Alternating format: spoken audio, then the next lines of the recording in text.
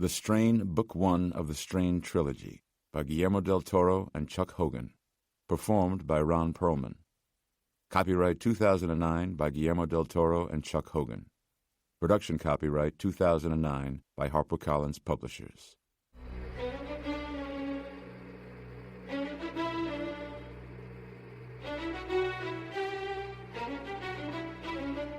The Legend of Yusef Sarju. Once upon a time, said Abraham Setrakian's grandmother, there was a giant. Young Abraham's eyes brightened, and immediately the cabbage borscht in the wooden bowl got tastier, or at least less garlicky.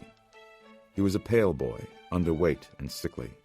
His grandmother, intent on fattening him, sat across from him while he ate his soup, entertaining him by spinning a yarn. A Bubamaisa, a grandmother's story, a fairy tale, a legend. He was the son of a Polish nobleman, and his name was Yusef Sarju.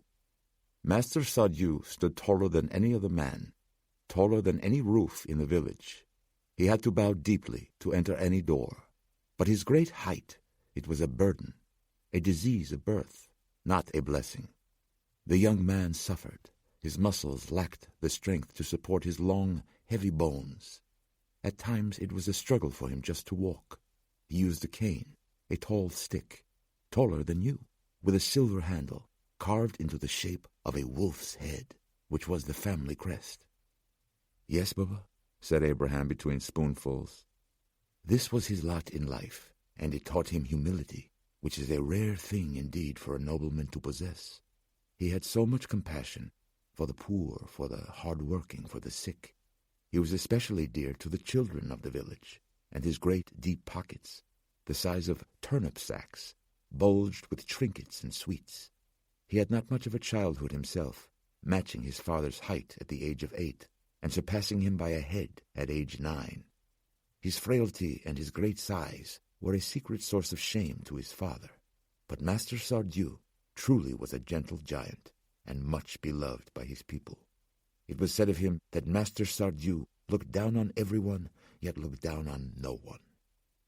She nodded at him, reminding him to take another spoonful. He chewed a boiled red beet, known as a baby heart because of its color, its shape, its capillary-like strings. Yes, Baba. He was also a lover of nature, and had no interest in the brutality of the hunt. But, as a nobleman and a man of rank, at the age of 15 his father and his uncles prevailed upon him to accompany them on a 6-week expedition to Romania. To here, Baba, said Abraham. The giant, he came here? To the north country, Kadishel, the dark forests. The Sarju men, they did not come to hunt wild pig or bear or elk. They came to hunt wolf, the family symbol, the arms of the house of Sarju. They were hunting a hunting animal.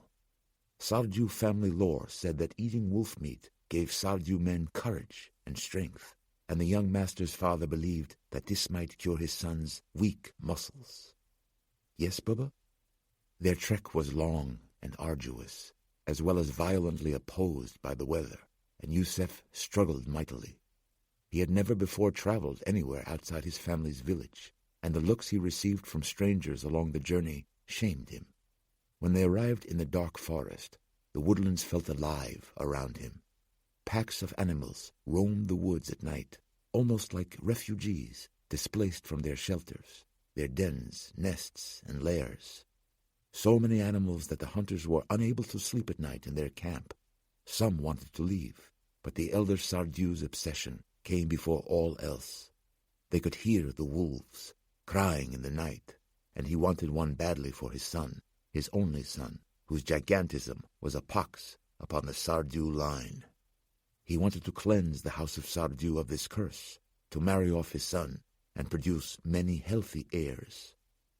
And so it was that his father, off tracking a wolf, was the first to become separated from the others, just before nightfall on the second evening. The rest waited for him all night, and spread out to search for him after sunrise. And so it was that one of Yusef's cousins failed to return that evening, and so on. You see? Yes, Baba? Until the only one left was Yusef, the boy giant. That next day he set out, and in an area previously searched, discovered the body of his father, and of all his cousins and uncles, laid out at the entrance to an underground cave. Their skulls had been crushed with great force, but their bodies remained uneaten, killed by a beast of tremendous strength, yet not out of hunger or fear. For what reason he could not guess, though he did feel himself being watched, perhaps even studied, by some being lurking within that dark cave. Master Sardieu carried each body away from the cave and buried them deep. Of course, this exertion severely weakened him, taking most of his strength. He was spent, he was famished, and yet, alone and scared and exhausted, he returned to the cave that night to face what evil revealed itself after dark, to avenge his forebears, or die trying. This is known from a diary he kept, discovered in the woods many years later. This was his last entry. Abraham's mouth hung empty and open. But what happened, Bube? No one truly knows. Back at home, when 6 weeks stretched to 8 and 10 with no word, the entire hunting party was feared lost. A search party was formed and found nothing. Then, in the 11th week, one night a carriage with curtained windows arrived at the Sardieu estate. It was the young master. He secluded himself inside the castle, inside a wing of empty bedrooms, and was rarely, if ever, seen again. At that time only rumors followed him back about what had happened in the Romanian forest. A few who did claim to see Sardieu, if indeed any of these accounts could be believed, insisted that he had been cured of his infirmities. Some even whispered that he had returned possessed of great strength, matching his superhuman size. Yet so deep was Sardieu's mourning for his father and his uncles and cousins that he was never again seen about during work hours, and discharged most of his servants. There was movement about the castle at night. Hearth fires could be seen glowing in windows, but over time the Sardieu estate fell into disrepair. But at night some claimed to hear the giant walking about the village. Children especially passed the tale of hearing the pick, pick, pick of his walking stick, which Sardieu no longer relied upon, but used to call them out of their night beds for trinkets and treats. Disbelievers were directed to holes in the soil, some outside bedroom windows, little poke marks as from his wolf-handled stick. His Buba's eyes darkened. She glanced at his bowl, seeing that most of the soup was gone. Then, Abraham, some peasant children began to disappear. Stories went around of children vanishing from surrounding villages as well, even from my own village. Yes, Abraham, as a girl your Buba grew up just a half-day's walk from Sardieu's castle. I remember 2 sisters. Their bodies were found in a clearing of the woods, as white as the snow surrounding them, their open eyes glazed with frost. I myself one night heard not too distantly the pick, pick, pick, such a powerful, rhythmic noise, and pulled my blanket fast over my head to block it out, and didn't sleep again for many days. Abraham gulped down the end of the story with the remains of his soup. Much of Sardieu's village was eventually abandoned and became an accursed place.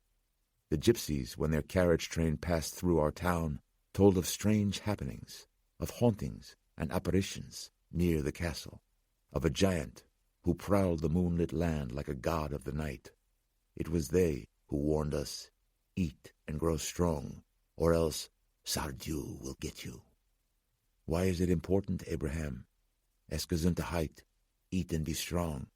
Scrape that bowl now, or else he will come. She had come back from those few moments of darkness, of remembering. Her eyes came back to their lively selves. Sardieu will come. Pick, pick, pick. And finish he did, every last remaining beech string. The bowl was empty, and the story was over, but his belly and his mind were full. His eating pleased his Buba, and her face was, for him, as clear an expression of love that existed. In these private moments at the rickety family table, they communed, the two of them, sharing food of the heart and the soul. A decade later, the Setrakian family would be driven from their woodwork shop and their village, though not by Sardieu. A German officer was billeted in their home and the man, softened by his host's utter humanity, having broken bread with them over that same wobbly table, one evening warned them not to follow the next day's order to assemble at the train station, but to leave their home and their village that very night. Which they did, the entire extended family together, all 8 of them, journeying into the countryside with as much as they could carry. Bubba slowed them down. Worse, she knew that she was slowing them down, knew that her presence placed the entire family at risk, and cursed herself and her old, tired legs. The rest of the family eventually went on ahead, all except for Abraham, now a strong young man and full of promise, a master carver at such a young age, a scholar of the Talmud, with a special interest in the Zohar, the secrets of Jewish mysticism, who stayed behind at her side. When word reached them that the others had been arrested at the next town and had to board a train for Poland, his Bubba, racked with guilt, insisted that, for Abraham's sake, she be allowed to turn herself in. "Run, Abraham. Run from the Nazi, as from Sardiu. Escape." But he would not have it. He would not be separated from her. In the morning he found her on the floor of the room they had shared, in the house of a sympathetic farmer, having fallen off in the night, her lips charcoal black and peeling, and her throat black through her neck, dead from the animal poison she had ingested. With his host family's gracious permission, Abraham Setrakian buried her beneath a flowering silver birch. Patiently he carved her a beautiful wooden marker, full of flowers and birds and all the things that had made her happiest, and he cried and cried for her, and then run he did. He ran hard from the Nazis, hearing a pick, pick, pick all the time at his back, and evil followed closely behind.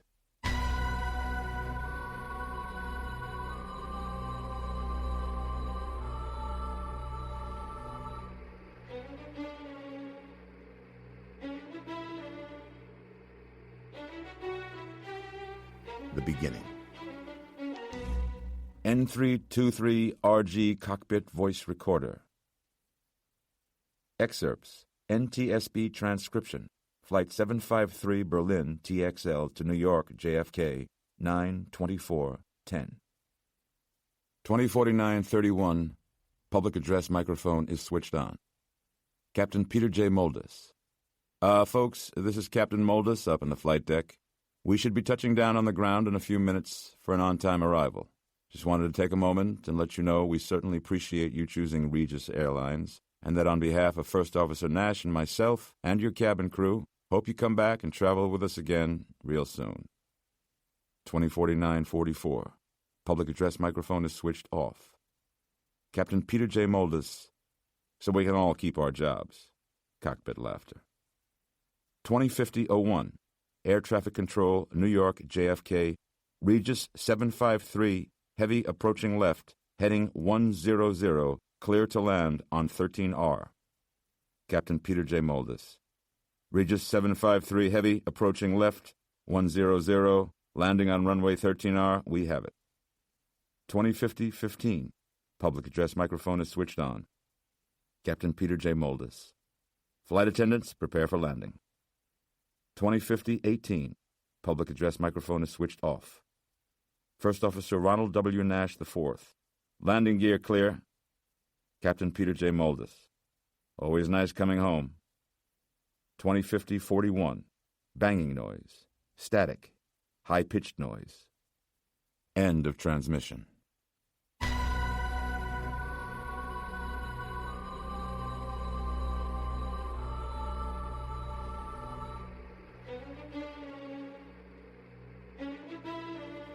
The landing.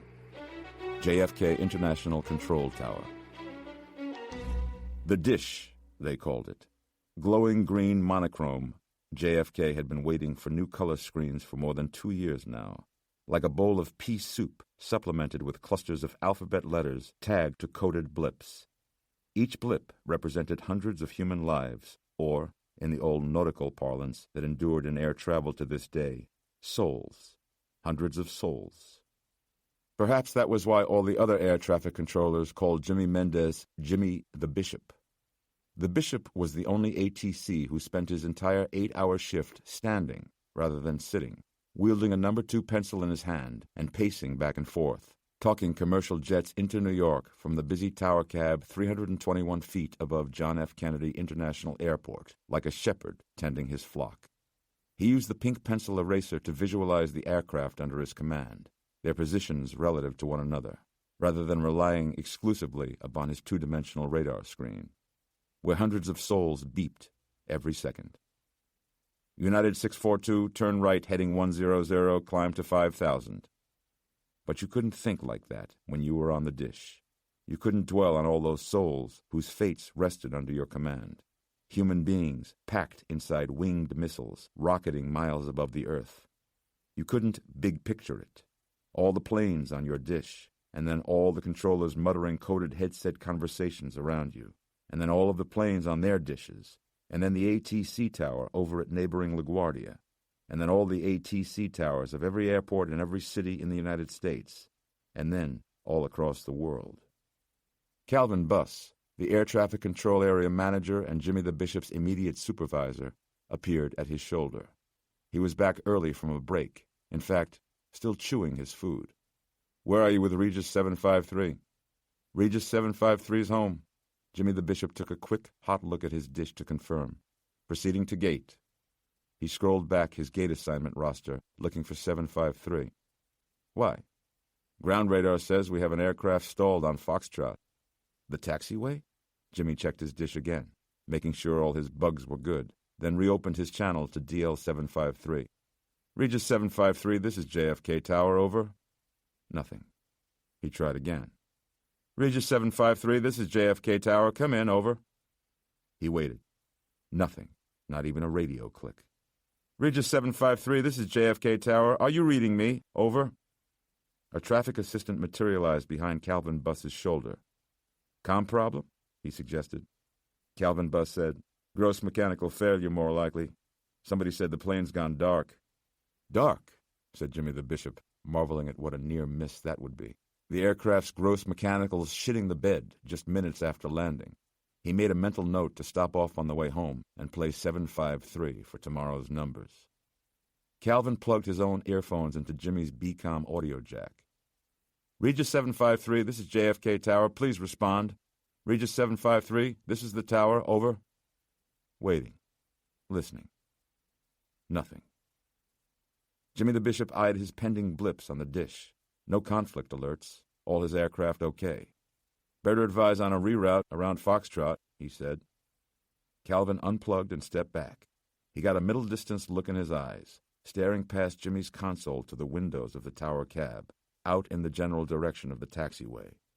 His look showed as much confusion as concern. "We need to get Foxtrot cleared." He turned to the traffic assistant. "Dispatch somebody for a visual." Jimmy the Bishop clutched his belly, wishing he could reach inside and somehow massage the sickness roiling at its pit. His profession, essentially, was midwifery. He assisted pilots in delivering planes full of souls safely out of the womb of the void and unto the earth. What he felt now were pangs of fear, like those of a young doctor having delivered his very first stillborn. Terminal 3 Tarmac.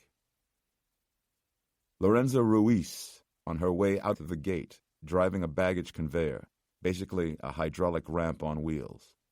When 753 didn't show around the corner as expected, Lo rolled out farther for a little peek, as she was due her break soon. She wore protective headphones, a Mets hoodie underneath her reflective vest, goggles. That runway grit was a bitch, with her orange marshalling batons lying next to her hip on the seat. What in the hell? She pulled off her goggles, as though needing to see it with her bare eyes. There it was, a Regis 777, a big boy, one of the new ones on the fleet, sitting out on Foxtrot in darkness. Total darkness. Even the nav lights on the wings. All she saw was the smooth, tubular surface of the fuselage and wings glowing faintly under the landing lights of approaching planes.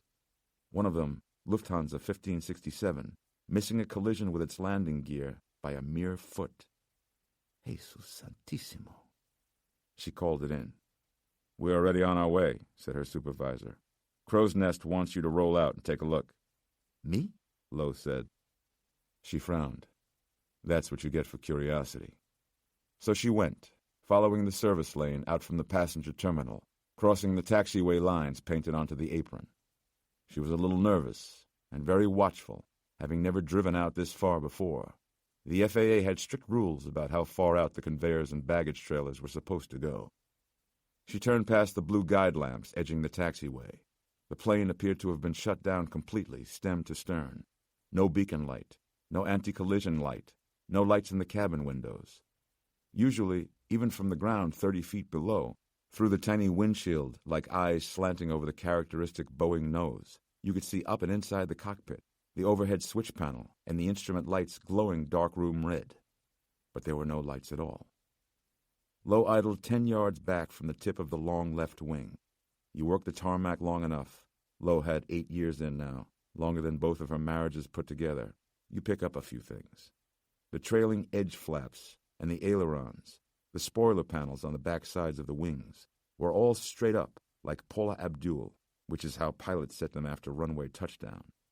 The turbojets were quiet and still, and they usually took a while to stop chewing air, even after switch-off, sucking in grit and bugs like great ravenous vacuums. So this big baby had come in clean and set down all nice and easy and gotten this far before lights out. Even more alarmingly, if it had been cleared for landing, whatever had gone wrong happened in the space of 2, maybe 3 minutes. What can go wrong that fast? Lowe pulled a little bit closer, rolling in behind the wing. If those turbofans were to start up all of a sudden, she didn't want to get sucked in and shredded like some Canadian goose. She drove near the freight hold, the area of the plane she was best acquainted with, down toward the tail, stopping beneath the rear exit door. She set the locking brake and worked the stick that raised her ramp, which at its height topped out at about a 30-degree incline. Not enough, but still. She got out, reached back in for her batons, and walked up the ramp toward the dead airplane. Dead? Why did she think that? The thing had never been alive. But for a moment, Lorenza thought of the image of a large, rotting corpse, a beached whale. That was what the plane looked like to her, a festering carcass, a dying leviathan. The wind stopped as she neared the top, and you have to understand one thing about the climate out on the apron at JFK. The wind never stops. As in, never ever. It is always windy out on the tarmac, with the planes coming in, and the salt marsh and the friggin' Atlantic Ocean just on the other side of Rockaway. But all of a sudden, it got real silent. So silent that Lowe pulled down her big muff headphones just to be certain. She thought she heard pounding coming from inside the plane, but realized it was just the beating of her own heart. She turned on her flashlight and trained it on the right flank of the plane. Following the circular splash of her beam, she could see that the fuselage was still slick and pearly from its descent, smelling like spring rain. She shined her light on the long row of windows. Every interior shade was pulled down. That was strange. She was spooked now, majorly spooked. Dwarfed by a massive $250 million, 150,000-ton flying machine, she had a fleeting yet palpable and cold sensation of standing in the presence of a dragon-like beast. A sleeping demon, only pretending to be asleep, yet capable at any moment of opening its eyes and its terrible mouth. An electrically psychic moment, a chill running through her with the force of a reverse orgasm, everything tightening, knotting up. Then she noticed that one of the shades was up now. The fine hairs went so prickly on the back of her neck, she put her hand there to console them, like soothing a jumpy pet. She had missed seeing that shade before. It had always been up. Always. Maybe. Inside the plane, the darkness stirred, and Lowe felt as if something were observing her from within it. She whimpered, just like a child, but couldn't help it. She was paralyzed.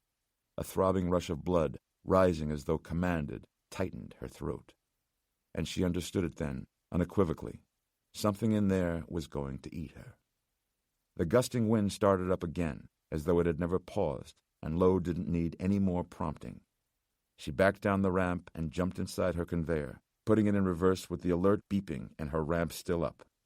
The crunching noise was one of the blue taxiway lights beneath her treads as she sped away, half on and half off the grass, toward the approaching lights of half a dozen emergency vehicles. JFK International Control Tower,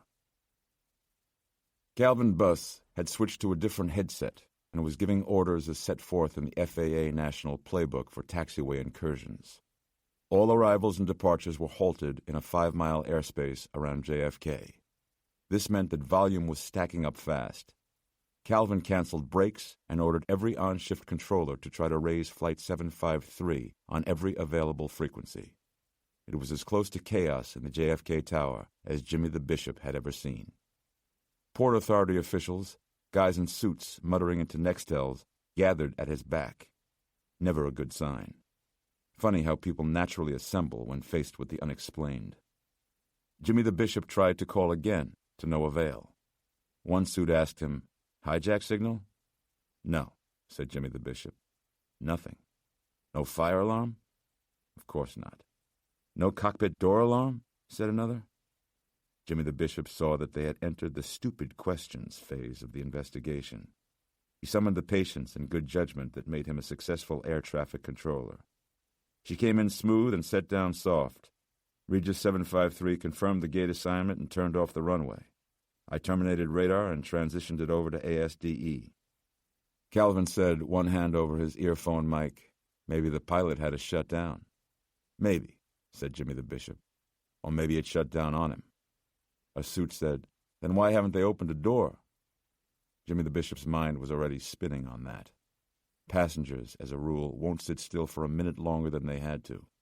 The previous week, a JetBlue arriving from Florida had very nearly undergone a mutiny, and that was over stale bagels. Here, these people had been sitting tight for, maybe 15 minutes, completely in the dark. Jimmy the Bishop said, "It's got to be starting to get hot in there. If the electrical is shut down, there's no air circulating inside, no ventilation. So what the hell are they waiting for?" said another suit. Jimmy the Bishop felt everyone's anxiety going up. That hole in your gut when you realize that something is about to happen, something really, really wrong. "What if they can't move?" he muttered before he could stop himself from speaking. "A hostage situation? Is that what you mean?" asked the suit. The bishop nodded quietly, but he wasn't thinking that. For whatever reason, all he could think was souls. Taxiway Foxtrot. The Port Authority's aircraft rescue firefighters went out on a standard airline of distress deployment. 6 vehicles, including the fuel spill foamer, pumper, and aerial ladder truck. They pulled up at the stuck baggage conveyor before the blue lamps edging Foxtrot. Captain Sean Navarro hopped off the back step of the ladder truck, standing there in his helmet and fire suit before the dead plane. The rescue vehicle's lights flashing against the fuselage imbued the aircraft with a fake red pulse. It looked like an empty plane set out for a nighttime training drill. Captain Navarro went up to the front of the truck and climbed in with the driver, Benny Chufer. "Call into maintenance and get those staging lights out there. Then pull up behind the wing." Benny said, "Our orders are to hang back." Captain Navarro said, "That's a plane full of people there. We're not paid to be glorified road flares. We're paid to save lives." Benny shrugged and did as the cap told him. Captain Navarro climbed back out of the rig and up onto the roof, and Benny raised the boom just enough to get him up on the wing. Captain Navarro switched on his flashlight and stepped over the trailing edge between the 2 raised flaps, his boot landing right where it said, in bold black lettering, "Don't step here." He walked along the broadening wing 20 feet above the tarmac. He went to the overwing exit, the only door on the aircraft installed with an exterior emergency release. There was a small, unshaded window set in the door, and he tried to peer through, past the beads of condensation inside the double-thick glass, seeing nothing inside except more darkness. It had to be as stifling as an iron lung in there. Why weren't they calling out for help? Why wasn't he hearing any movement inside? If still pressurized, then the plane was airtight.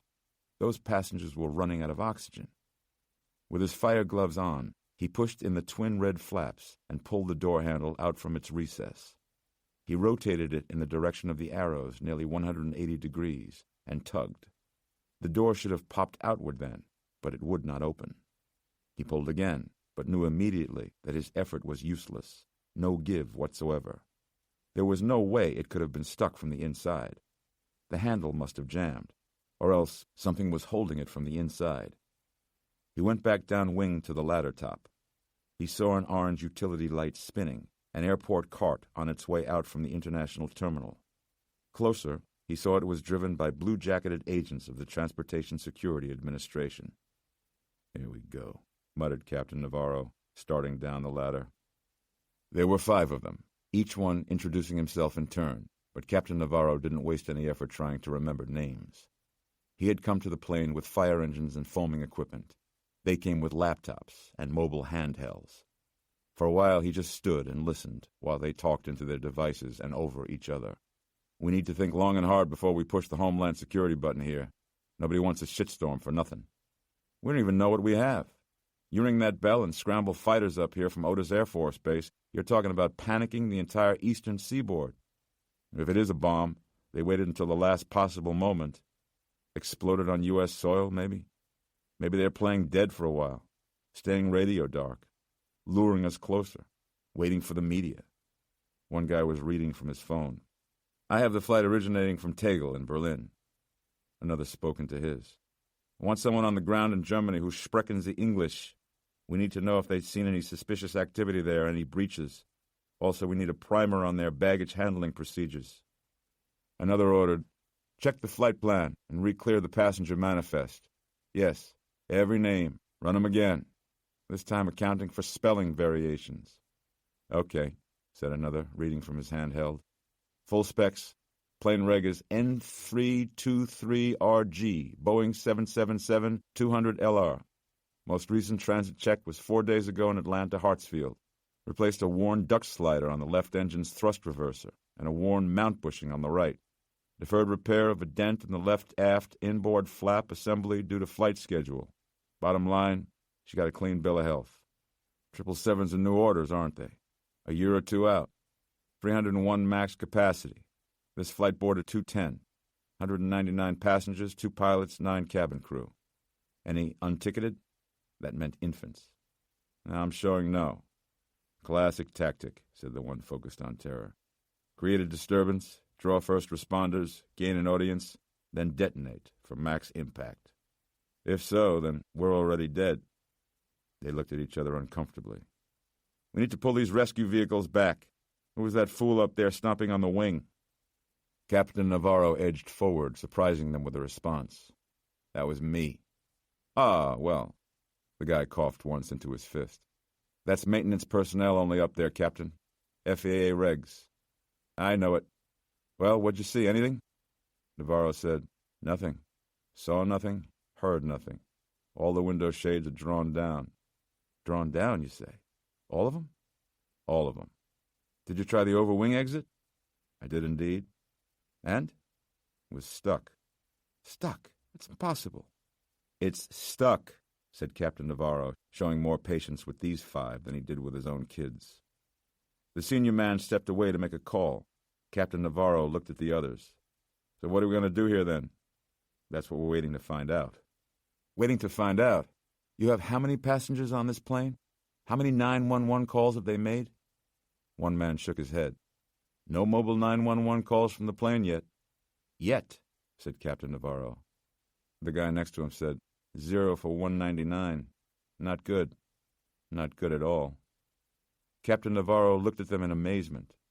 We have to do something, and now. I don't need permission to grab a fire axe and start smashing in windows when people are dead or dying in there. There is no air inside that plane. The senior man came back from his phone call. They're bringing out the torch now. We're cutting her open. Dark Harbor, Virginia. Chesapeake Bay, black and churning at that late hour. Inside the glassed-in patio of the main house, on a scenic bluff overlooking the bay, a man reclined in a specially made medical chair. The lights were dimmed for his comfort as well as for modesty. The industrial thermostats, of which there were 3 for this room alone, maintained a temperature of 62 degrees Fahrenheit. Stravinsky played quietly, The Rite of Spring, piped in through discreet speakers to obscure the relentless shushing pump of the dialysis machine. A faint plume of breath emerged from his mouth.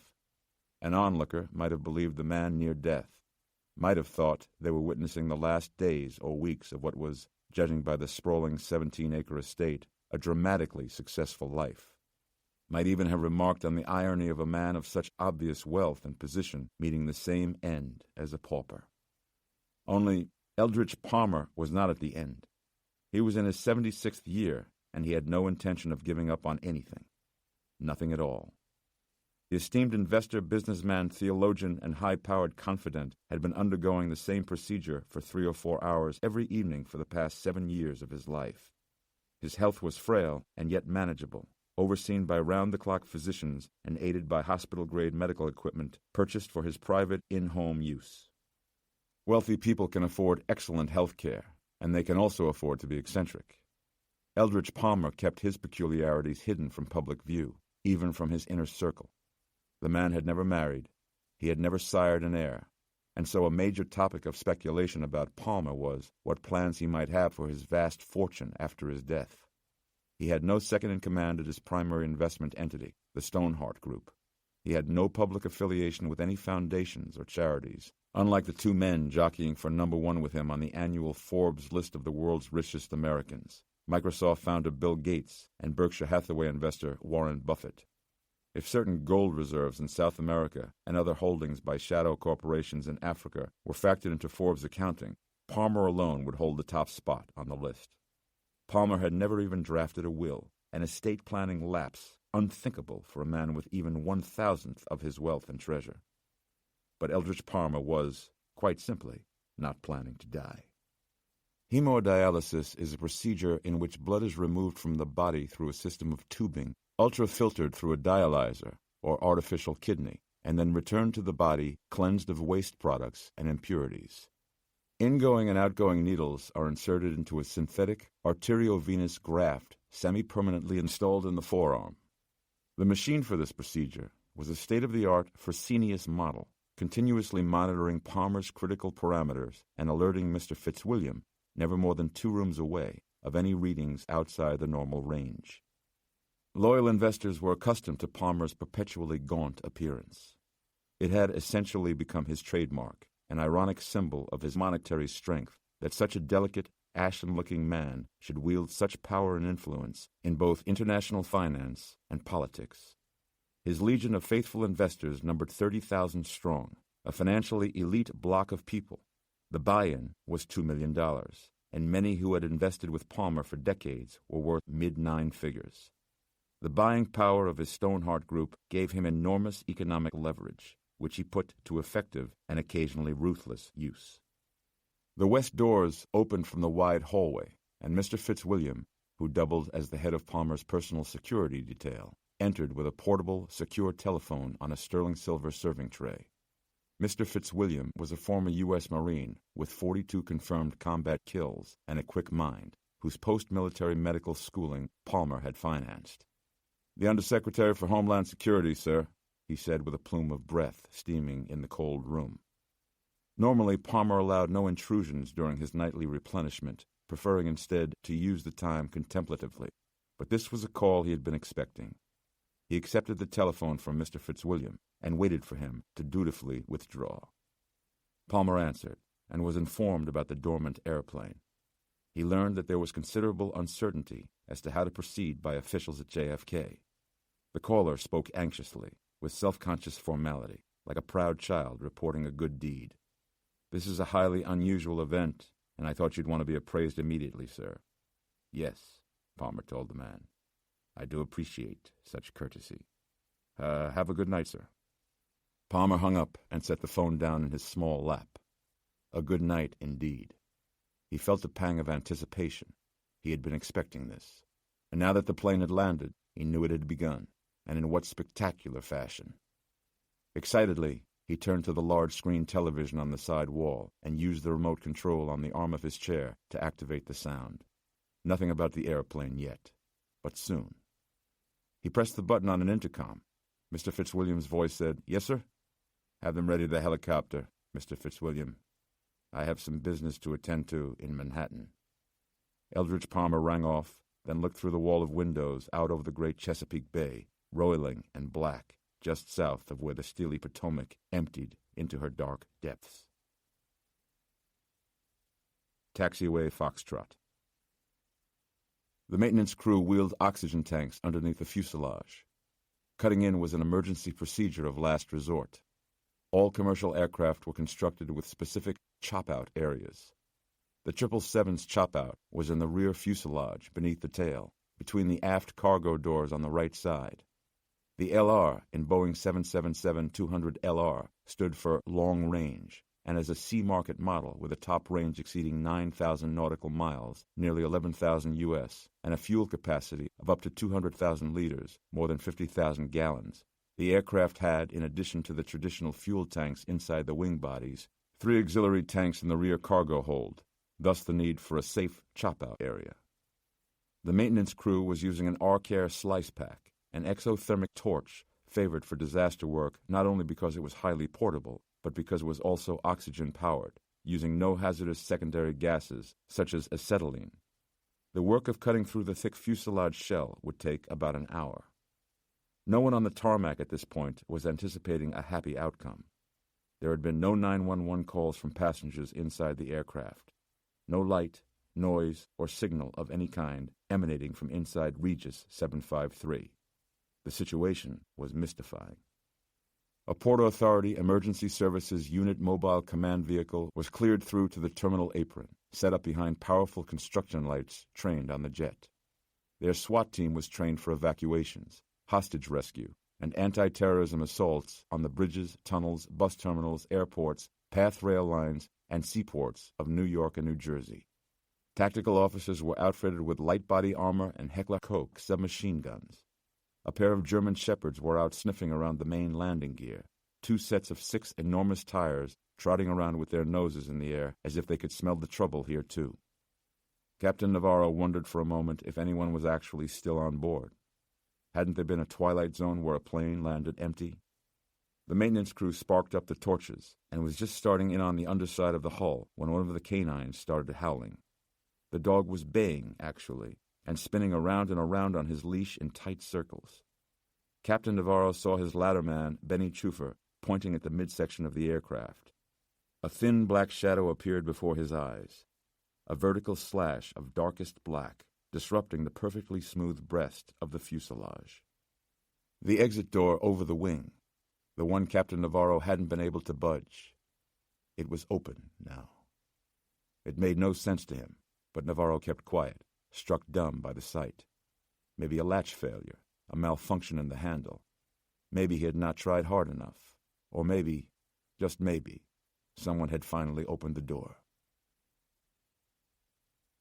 JFK International Control Tower. The Port Authority had pulled Jimmy the Bishop's audio. He was standing, as always, waiting to review it with the suits when their phones started ringing like crazy. "It's open," one guy reported. "Somebody opened up 3L. Everybody was standing now, trying to see. Jimmy the Bishop looked out from the tower cab at the lit-up plane.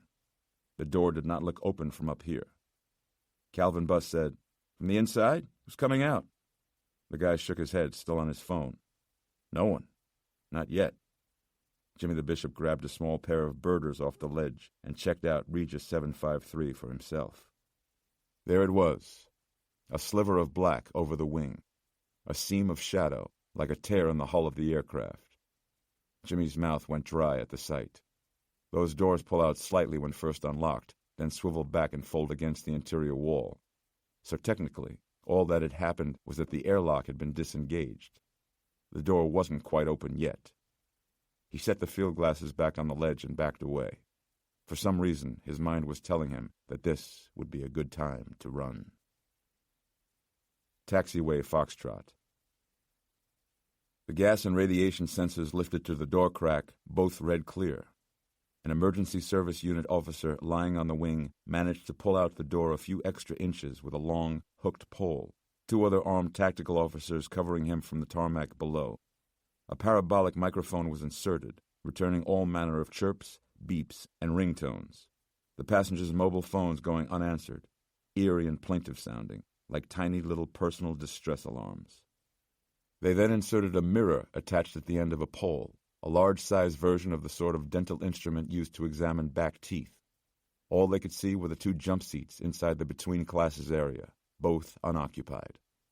Bullhorn commands got them nowhere. No response from inside the aircraft. No lights, No movement. No nothing. 2 ESU officers in light body armor stood back from the taxiway lights for a briefing. They viewed a cross-section schematic showing passengers seated 10 abreast inside the coach cabin they would be entering, 3 each on the row sides and 4 across the middle. Airplane interior was tight, and they traded their HK submachine guns for more manageable Glock 17s, preparing for close combat. They strapped on radio-enabled gas masks fitted with flip-down night vision specs and snapped mace, zip cuffs, and extra magazine pouches to their belts. Q-tip-sized cameras, also with passive infrared lenses, were mounted onto the tops of their ESU helmets. They went up the fire rescue ladder onto the wing and advanced to the door. They pulled up, flat against the fuselage on either side of it, one man folding the door back against the interior wall with his boot, then curling inside, low and straight, ahead to a near partition, staying down on his haunches.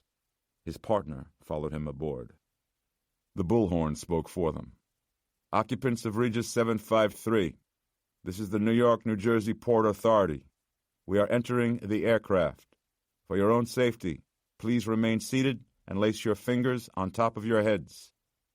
The lead man waited with his back to the partition, listening. His mask dulled the sound of a jar-like roar, but he could discern no movement inside. He flipped down his NVD, and the interior of the plane went pea soup green. He nodded to his partner, readied his Glock, and on a 3-count, swept into the wide cabin.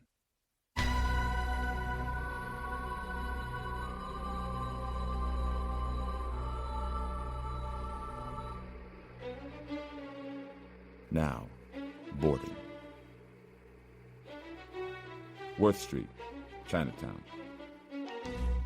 Ephraim Goodweather couldn't tell if the siren he heard was blaring out in the street, which is to say real, or part of the soundtrack of the video game he was playing with his son, Zach.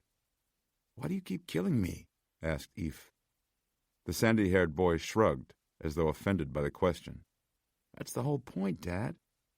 The television stood next to the broad, west-facing window, far and away the best feature of this tiny second-story walk-up on the southern edge of Chinatown. The coffee table before them was cluttered with open cartons of Chinese food, a bag of comics from Forbidden Planet, Eph's mobile phone, Zach's mobile phone, and Zach's smelly feet. The game system was new, another toy purchased with Zach in mind. Just as his grandmother used to juice the inside of an orange half, so did Eph try to squeeze every last bit of fun and goodness out of their limited time together. His only son was his life, was his air and water and food, and he had to load up on him when he could, because sometimes a week could pass with only a phone call or two, and it was like going a week without seeing the sun. "What the—" Eph thumbed his controller, this foreign-feeling wireless gadget in his hand, still hitting all the wrong buttons. His soldier was punching the ground. "At least let me get up." Too late. Dead again. For a lot of other guys, Eph knew men in a situation similar to his own. Their divorce seemed to have been as much from their children as from their wives. Sure, they would talk the talk, how they missed their kids and how their ex-wives kept subverting their relationship, blah, blah. But the effort never really seemed to be there. A weekend with their kids became a weekend out of their new life of freedom. For Eph, these weekends with Zach were his life. Eph had never wanted the divorce. Still didn't. He acknowledged that his married life with Kelly was over. She had made her position perfectly clear to him, but he refused to relinquish his claim on Zach. The boy's custody was the only unresolved issue, the sole reason they still remained wed in the eyes of the state. This was the last of Eph's trial weekends, as stipulated by the court-appointed family counselor. Zach would be interviewed sometime next week, and soon afterward a final determination would be made. Eph didn't care that it was a long shot, his getting custody. This was the fight of his life. Do the right thing for Zach formed the crux of Kelly's guilt trip, pushing Eph to settle for generous visitation rights. But the right thing for Eph was to hang on to Zach. Eph had twisted the arm of the U.S. government, his employer, in order to set up his team here in New York instead of Atlanta, where the CDC was located, just so that Zach's life would not be disrupted any more than it had been already. He could have fought harder, dirtier, as his lawyer had advised him to many times. That man knew the tricks of the divorce trade. One reason Eph could not bring himself to do so was his lingering melancholy over the failure of the marriage. The other was that Eph had too much mercy in him, that what indeed made him a terrific doctor was the very same thing that made him a pitiful divorce case client. He had conceded to Kelly almost every demand and financial claim her lawyer requested. All he wanted was time alone with his only son, who right now was lobbing grenades at him. Eve said, "How can I shoot back when you've blown off my arms?" "I don't know. Maybe try kicking." "Now I know why your mother doesn't let you on a game system. Because it makes me hyper and antisocial and—" "Oh, fragged ya!" Eve's life capacity bar diminished to 0. That was when his mobile phone started vibrating, skittering up against the takeout cartons like a hungry silver beetle. Probably Kelly, reminding him to make sure Zach used his asthma inhaler. Or just checking up on him, making sure he hadn't whisked Zach away to Morocco or something. Eve caught it, checked the screen. A 718 number, local. Caller ID read JFK Quarantine. The Centers for Disease Control and Prevention maintained a quarantine station inside the international terminal at JFK. Not a detainment or even a treatment facility, just a few small offices and an examining room, a way station, a fire break to identify and perhaps stall an outbreak from threatening the general population of the United States. Most of their work involved isolating and evaluating passengers taken ill in flight, occasionally turning up a diagnosis of meningococcal meningitis or severe acute respiratory syndrome, SARS. The office was closed evenings, and Eve was not to be on call tonight, or anywhere on the depth chart, through Monday morning. He had cleared his work schedule weeks ago, in advance of his weekend with Zach. He clicked off the vibrate button and set the mobile back down, next to the carton of scallion pancakes. Somebody else's problem. "It's the kid who sold me this thing," he told Zach, calling to heckle me. Zach was eating another steamed dumpling. "I can't believe you got Yankee Red Sox tickets for tomorrow." "I know. Good seats, too. Third base side. Tapped into your college fund to get 'em. But hey, don't worry. With your skills, you'll go far on just a high school degree." "Dad." "Anyway, you know how it pains me to put even $1 green in Steinbrenner's pocket. This is essentially treason." Zach said, "Boo, Red Sox, go, Yanks." "First you kill me, then you taunt me?" "I figured as a Red Sox fan you'd be used to it." "That's it." Eve wrapped up his son, working his hands in along his ticklish ribcage, the boy bucking as he convulsed with laughter. Zach was getting stronger. His squirming possessed a real force. This boy who he used to fly around the room on one shoulder. Zachary had his mother's hair, both in its sandy color, her original color, the way it was when he first met her in college, and fine texture. And yet, to Eve's amazement and joy, he recognized his own 11-year-old hands dangling uncannily from the boy's wrists. The very same broad-knuckled hands that used to want to do nothing more than rub up baseball cowhide, hands that hated piano lessons, that could not wait to get a grip on this world of adults. Uncanny, seeing those young hands again. It was true. Our children do come to replace us.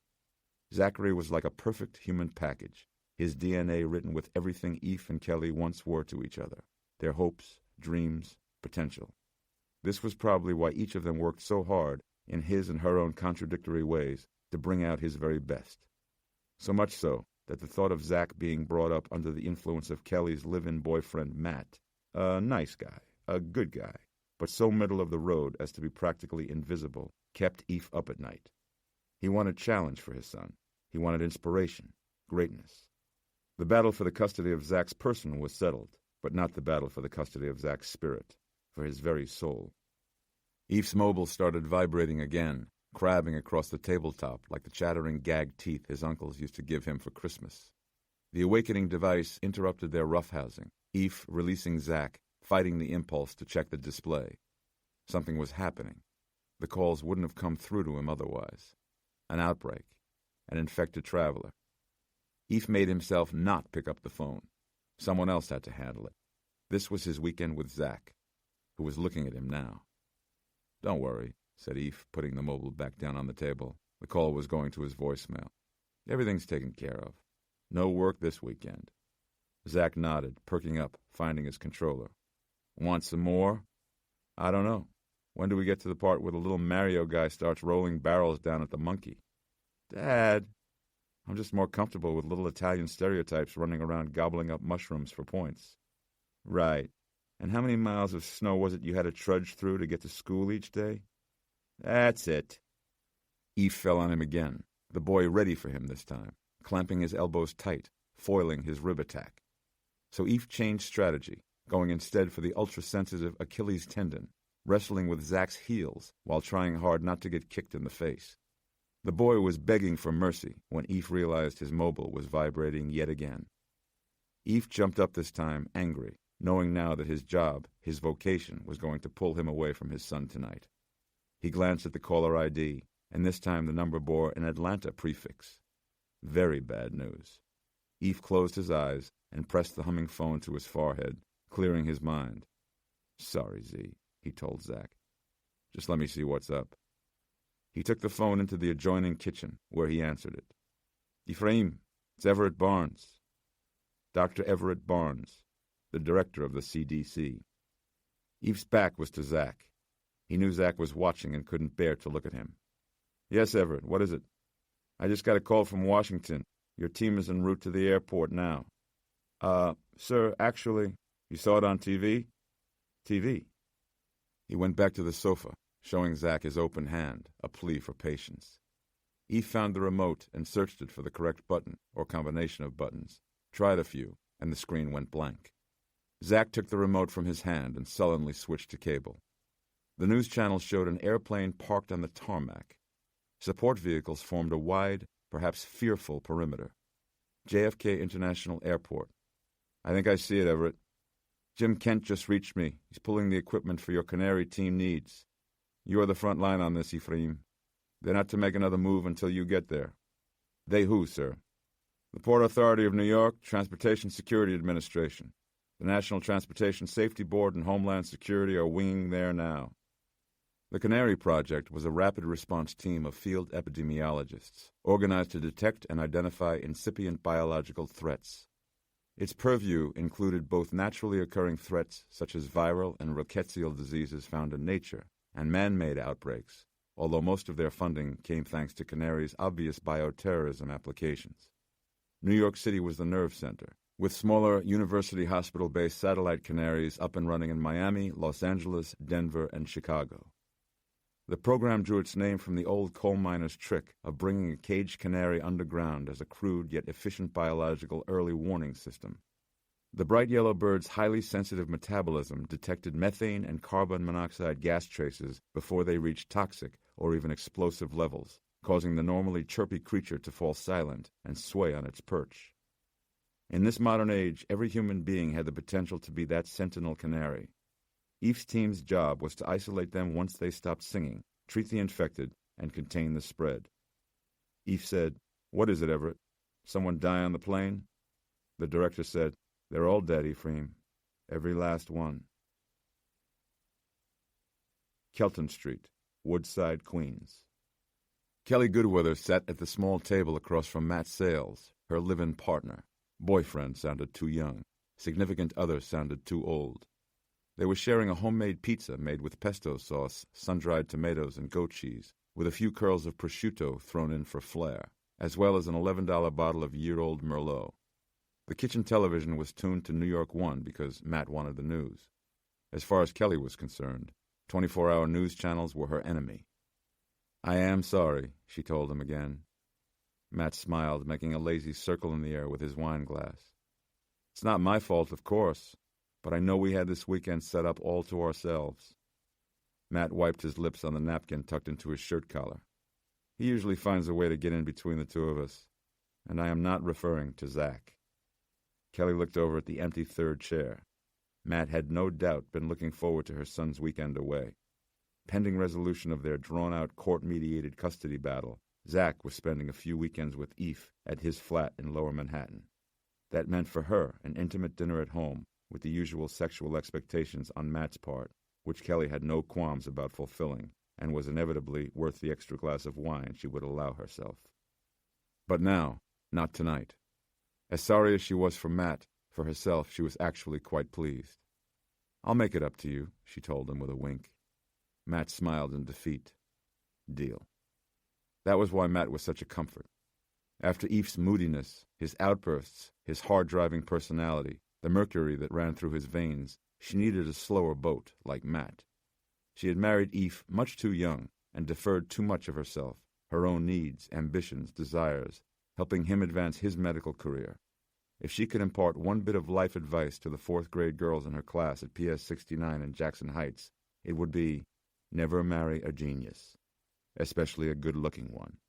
With Matt, Kelly felt at ease, and in fact, enjoyed the upper hand in the relationship. It was her turn to be tended to. On the small white kitchen television, they were hyping the next day's eclipse. The reporter was trying on various glasses, rating them for eye safety, while reporting from a T-shirt stand in Central Park. Kiss Me on the Eclipse was the big seller. The anchors promoted their live team coverage, coming tomorrow afternoon.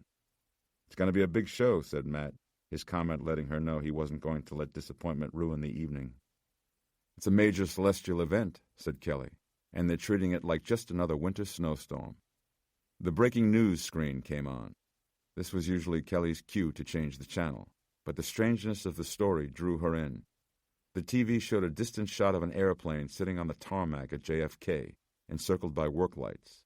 The plane was lit so dramatically and surrounded by so many vehicles and small men, you would have thought a UFO had touched down in Queens. Terrorists, said Matt. JFK Airport was only 10 miles away. The reporter said that the airplane in question had completely shut down after an otherwise unremarkable landing, and that there had as yet been no contact either from the flight crew or the passengers still aboard. All landings at JFK had been suspended as a precaution, and air traffic was being diverted to Newark and LaGuardia. She knew then that this airplane was the reason Eve was bringing Zach back home. All she wanted now was to get Zach back under her roof.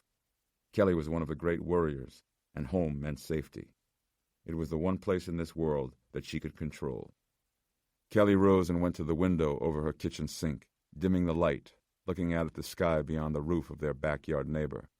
She saw airplane lights circling LaGuardia, swirling like bits of glittering debris, pulled into a storm funnel. She had never been out in the middle part of the country, where you could see tornadoes coming at you from miles away, but this felt like that, like there was something coming her way that she could do nothing about. Eve pulled up his CDC-issued Ford Explorer at the curb. Kelly owned a small house on a tidy square of land surrounded by neat, low hedges in a sloping block of two-story houses. She met him outside on the concrete walk, as though wary of admitting him into her domicile, generally treating him like a decade-long flu she had finally fought off. Blonder and slender and still very pretty, though she was a different person to him now. So much had changed. Somewhere, in a dusty shoebox probably, buried in the back of a closet, there were wedding photos of an untroubled young woman, with her veil thrown back, smiling winningly at her tuxedoed groom, two young people, very happily in love. I had the entire weekend cleared, he said, exiting the car ahead of Zach, pushing him through the low iron gate in order to get in the first word. It's an emergency. Matt Sales stepped out through the lighted doorway behind her, stopping on the front stoop. His napkin was tucked into his shirt, obscuring the Sears logo over the pocket from the store he managed at the mall in Rego Park. Eve didn't acknowledge his presence, keeping focus on Kelly and Zach as the boy entered the yard. Kelly had a smile for him, and Eve couldn't help but wonder if she preferred this, Eve striking out with Zach, to a weekend alone with Matt. Kelly took him protectively under her arm. You okay, Z? Zach nodded. Disappointed, I bet. He nodded again. She saw the box and wires in his hand. What is this? Eve said, Zach's new game system. He's borrowing it for the weekend. Eve looked at Zach, the boy's head against his mother's chest, staring into the middle distance. But if there's any way I can get free, maybe tomorrow, hopefully tomorrow. But if there's any way at all, I'll be back for you, and we'll salvage what we can out of this weekend, okay? I'll make it up to you. You know that, right? Zach nodded, his eyes still distant. Matt called down from the top step. Come on in, Zach. Let's see if we can get that thing hooked up. Dependable, reliable Matt. Kelly sure had him trained well. Eve watched his son go inside under Matt's arm, Zach glancing back one last time at Eve. Alone now, he and Kelly stood facing each other on the little patch of grass. Behind her, over the roof of her house, the lights of the waiting airplanes circled, an entire network of transportation, never mind various government and law enforcement agencies, was waiting for this man facing a woman who said she didn't love him anymore. It's that airplane, isn't it? Eve nodded. They're all dead. Everybody on board. All dead? Kelly's eyes flared with concern. How? What could it be? That's what I have to go find out. Eve felt the urgency of his job settling over him now. He had blown it with Zach, but that was done, and now he had to go. He reached into his pocket and handed her an envelope with the pinstriped logo. For tomorrow afternoon, he said, in case I don't make it back before then. Kelly peeked at the tickets, her eyebrows lifting at the price, then tucked them back inside the envelope.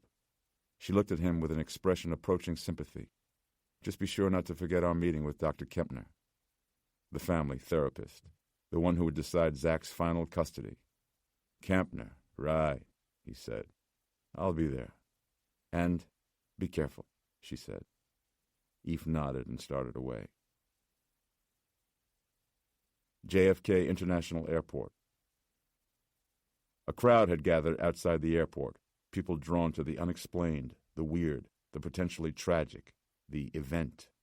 The radio on Eve's drive over treated the dormant airplane as a potential hijacking, speculating about a link to the conflicts overseas. Inside the terminal, 2 airport carts passed Eve, one carrying a teary-eyed mother, holding the hands of 2 frightened-looking children, another with an older black gentleman riding with a bouquet of red roses across his lap. He realized that somebody else's Zach was out there on that plane, somebody else's Kelly. He focused on that. Eve's team was waiting for him outside a locked door, just below Gate 6. Jim Kent was working the phone, as usual, speaking into the wire microphone dangling from his ear. Jim handled the bureaucratic and political side of disease control for Eve. He closed his hand around the mic part of the phone wire and said, by way of greeting, no other reports of planes down anywhere else in the country. Eve climbed in next to Nora Martinez in the back of the airline cart. Nora, a biochemist by training, was his number 2 in New York. Her hands were already gloved, the nylon barrier as pale and smooth and mournful as lilies. She shifted over a little for him as he sat down.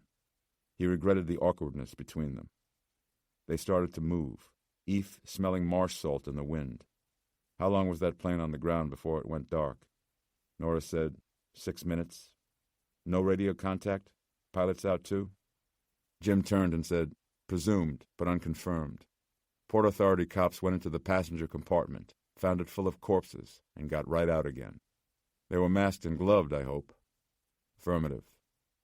The car turned a corner, revealing the airplane waiting in the distance.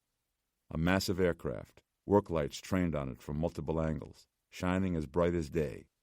Mist off the nearby bay created a glowing aura around the fuselage. Christ, said Eve.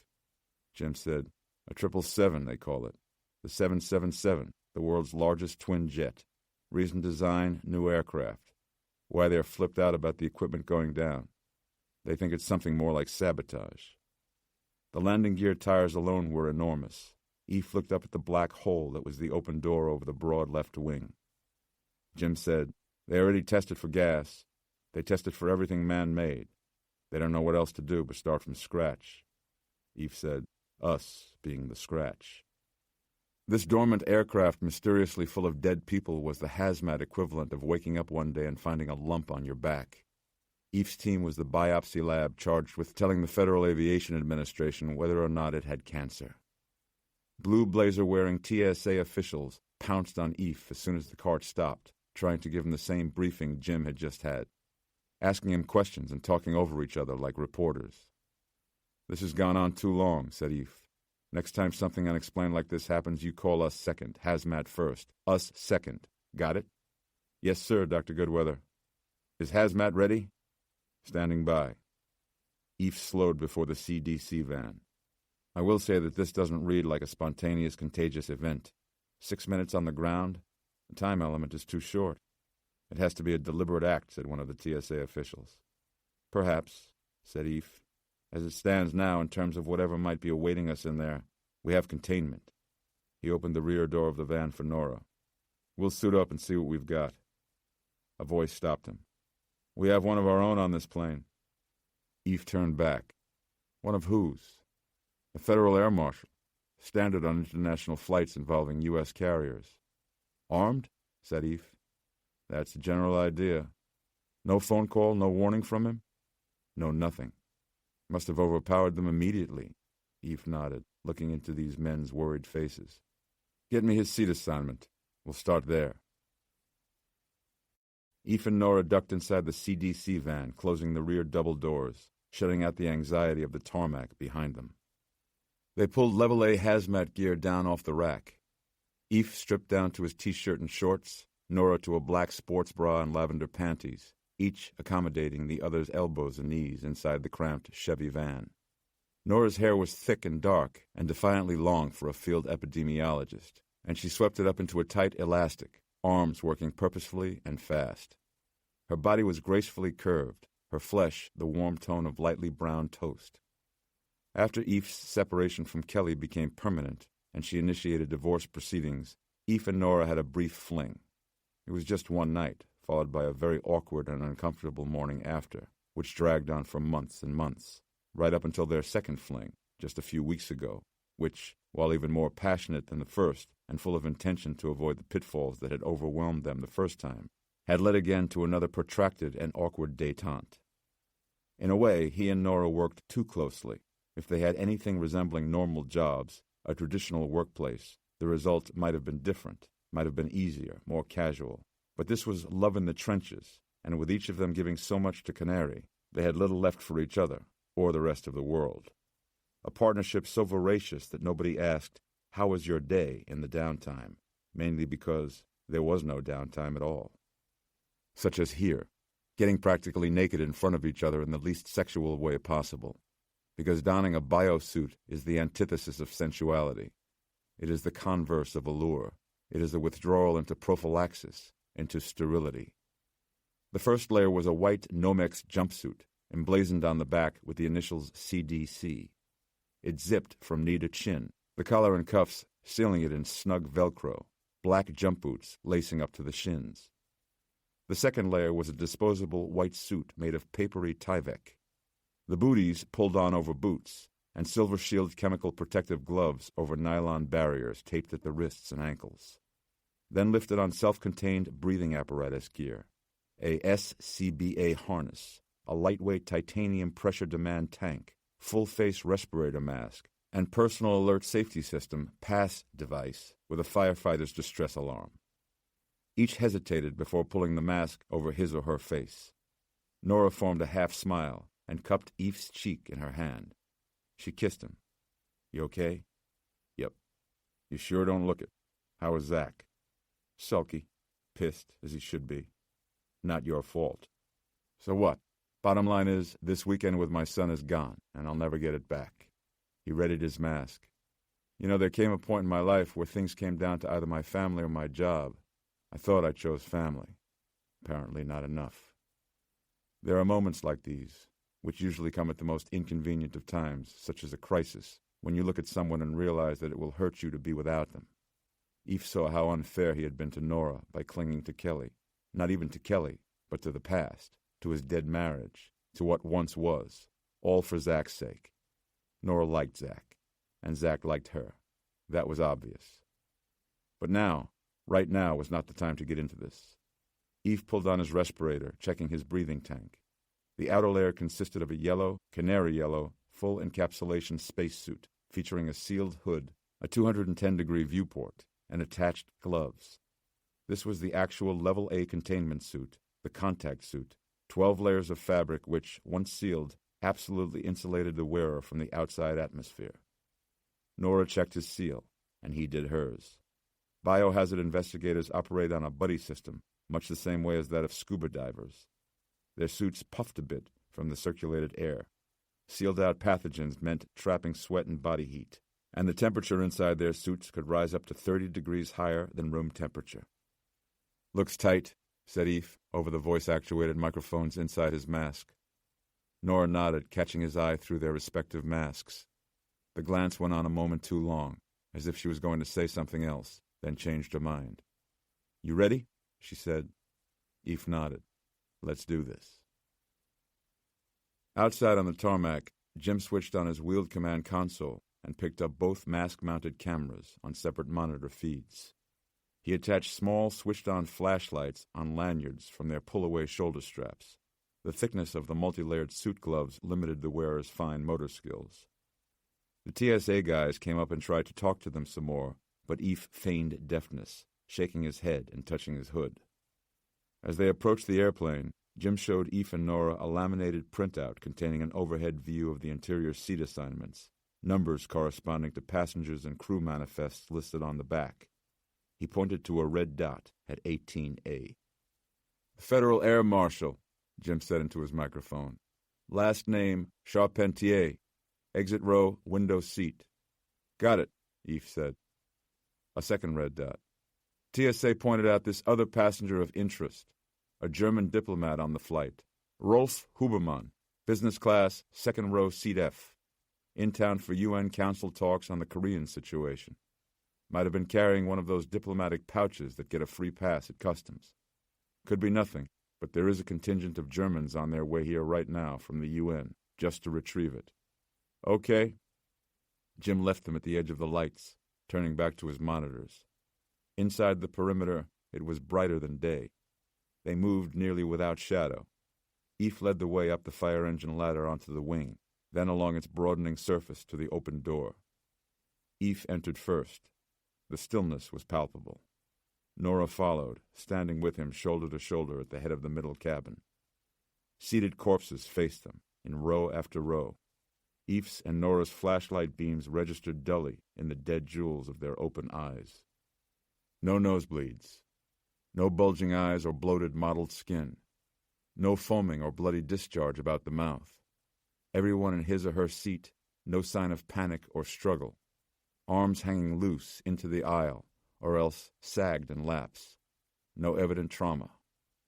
Mobile phones, in laps, pockets, and muffled inside carry-on bags emitted waiting message beeps, or else rang anew, the peppy tones overlapping. These were the only sounds. They located the air marshal in the window seat just inside the open door.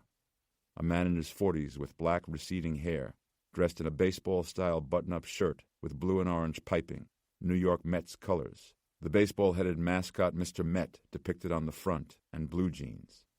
His chin rested on his chest, as though he were napping with his eyes open.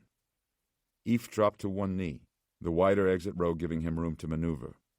He touched the air marshal's forehead, pushing back the man's head, which moved freely on his neck. Nora next to him teased her flashlight beam in and out of his eyes, Charpentier's pupils showing no response. Eph pulled down on his chin, opening his jaw and illuminating the inside of his mouth, his tongue, and the top of his throat, looking pink and unpoisoned. Eph needed more light. He reached over and slid open the window shade, and construction light blasted inside like a bright white scream. No vomit, as from gas inhalation. Victims of carbon monoxide poisoning evince distinct skin blistering and discoloration, leaving them with a bloated, leathered appearance. No discomfort in his posture, no sign of agonal struggle. Next to him sat a middle-aged woman in resort-style travel wear, half glasses perched on her nose before her unseeing eyes. They were seated as any normal passengers would be, chairs in the full and upright position, still waiting for the fasten seatbelt sign to be turned off at the airport gate. Front exit row passengers stow their personal belongings in mesh containers bolted to the facing cabin wall. Eph pulled a soft Virgin Atlantic bag out of the pocket before Charpentier, running the zipper back along the top. He pulled out a Notre Dame sweatshirt, a handful of well-thumbed puzzle books, an audiobook thriller, then a nylon pouch that was kidney-shaped and heavy. He unzipped it, just far enough to see the all-black, rubber-coated handgun inside. "You seeing this?" said Eph. "We see it," said Jim over the radio. Jim, TSA, and anyone else with enough rank to get near the monitors were watching this whole thing on Eph's shoulder-mounted camera. Eph said, "Whatever it was, took everyone completely unaware, including the air cop." Eph zipped the bag closed and left it on the floor, straightening, then proceeding down the aisle. Eph reached across the dead passengers in order to raise every second or third window shade, the harsh light casting weird shadows and throwing their faces into sharp relief, like travelers who had perished by flying too close to the sun.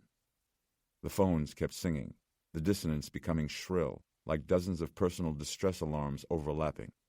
Eve tried not to think about the concerned callers on the other end. Nora moved close to a body. "No trauma at all," she noted.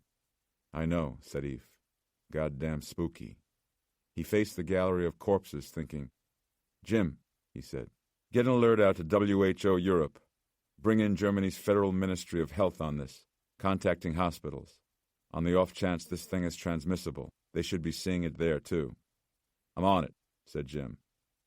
In the forward gallery between business and first, 4 flight attendants, 3 female, 1 male, sat buckled into their jump seats, bodies pitched forward against their shoulder belts. Moving past them, Eve had the sensation of floating through a shipwreck underwater. Nora's voice came through. "I'm at the rear of the plane, Eve. No surprises. Coming back now." "Okay," said Eve as he walked back through the window-lit cabin, opening the segregating curtain to the wide aisle seats of business class. There Eve located the German diplomat, Hubermann, sitting on the aisle near the front. His chubby hands were still folded in his lap, his head slumped, a forelock of sandy silver hair drooped over his open eyes. The diplomatic pouch Jim mentioned was in the briefcase beneath his seat. It was blue and vinyl with a zipper along the top. Nora approached him. "Eve, you're not authorized to open that." Eve unzipped it, removing a half-eaten Toblerone bar and a clear plastic bottle full of blue pills. "What is it?" Nora asked. "My guess is Viagra," said Eve, returning the contents to the pouch and the pouch to the briefcase. He paused next to a mother and a young daughter traveling together. The young girl's hand was still nestled inside her mother's. Both appeared relaxed. Eve said, "No panic. No nothing." Nora said, "Doesn't make sense." Viruses require transmission, and transmission takes time. Passengers becoming sick or falling unconscious would have caused uproar, no matter what the fasten seatbelt sign said. If this was a virus, it was unlike any pathogen Eve had ever encountered in his years as an epidemiologist with the CDC. All signs instead pointed to a lethal poisoning agent introduced into the sealed environment of the airplane cabin. Eve said, "Jim, I want to retest for gas." Jim's voice said, "They took air samples, measured in parts per million. There was nothing." "I know, but it's as if these people were overcome by something without any warning whatsoever.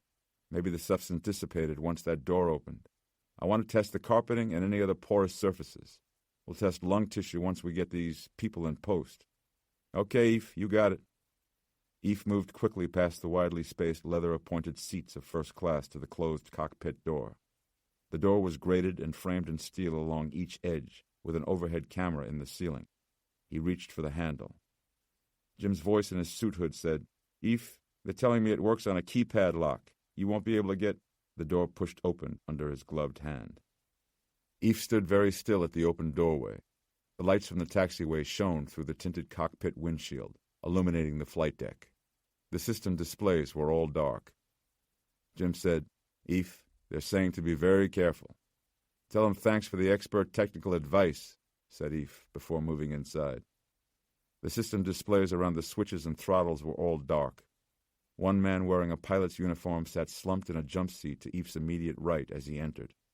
2 more, the captain and his first officer, were seated in the twin chairs before the controls. The first officer's hands lay curled and empty in his lap, his head drooped to the left with his hat still on. The captain's left hand remained on a control lever, his right arm hanging off the armrest, knuckles brushing the carpeted floor. His head was forward, his hat resting in his lap. Eve leaned over the control console between the 2 seats in order to push up the captain's head. He checked the captain's open eyes with his flashlight, the pupils fixed and dilated. He eased the man's head back down, gently onto his chest, and then stiffened. He felt something. He sensed something. A presence. He stepped back from the console and scanned the flight deck, turning in one complete circle. Jim said, "What is it, Eve?" Eve had spent enough time around corpses not to be jumpy, but there was something here, somewhere. Here or nearby. The strange sensation passed like a dizzy spell, leaving him blinking. He shook it off. "Nothing. Claustrophobia, probably." Eve turned to the third man inside the cockpit. His head hung low, his right shoulder propped up against the side wall. His jump seat harness straps hung down. Eve said aloud, Why isn't he belted in? Nora said, Eph, are you in the cockpit? I'm coming to you. Eph looked at the dead man's silver tie pin with the Regis Air logo. The nameplate over his pocket read, Redfern. Eph dropped to one knee before him, pressing his thickly gloved fingers against the man's temples to raise his face. His eyes were open and downturned. Eph checked his pupils and thought he saw something, a glimmer. He looked again, and suddenly Captain Redfern shuddered and emitted a groan. Eph jerked backward, falling between the two captains' chairs and against the control console with a clatter. The first officer slumped against him, and Eph pushed back at him, trapped for a moment by the man's limp, dead weight. Jim's voice called to him sharply, Eph? Nora's voice held a note of panic. Eph, what is it? With a surge of energy, Eph propelled the first officer's body back into its chair and got to his feet. Nora said, Eph, you all right? Eph looked at Captain Redfern, spilled onto the floor now, eyes open and staring. His throat, though, was working, bucking. His open mouth seemed to be gagging on the air. Eph said, wide-eyed, We have a survivor here. Nora said, What? We have a man alive here, Jim. We need a curt isolation pod for this man. Brought directly to the wing. Nora? Eph was talking fast, looking at the pilot twitching on the floor. We have to go through this entire airplane, passenger by passenger.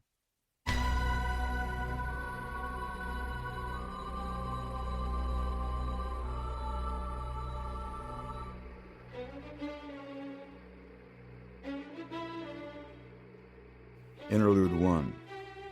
Abraham Setrakian. The old man stood alone on the cramped sales floor of his pawnshop on East 118th Street in Spanish Harlem. An hour after closing, and his stomach was rumbling, yet he was reluctant to go upstairs. The gates were all pulled down over the doors and windows, like steel eyelids, the night people having claimed the streets outside. At night, you don't go out. He went to the bank of dimmers behind the loan desk and darkened the store lamp by lamp. He was in an elegiac mood.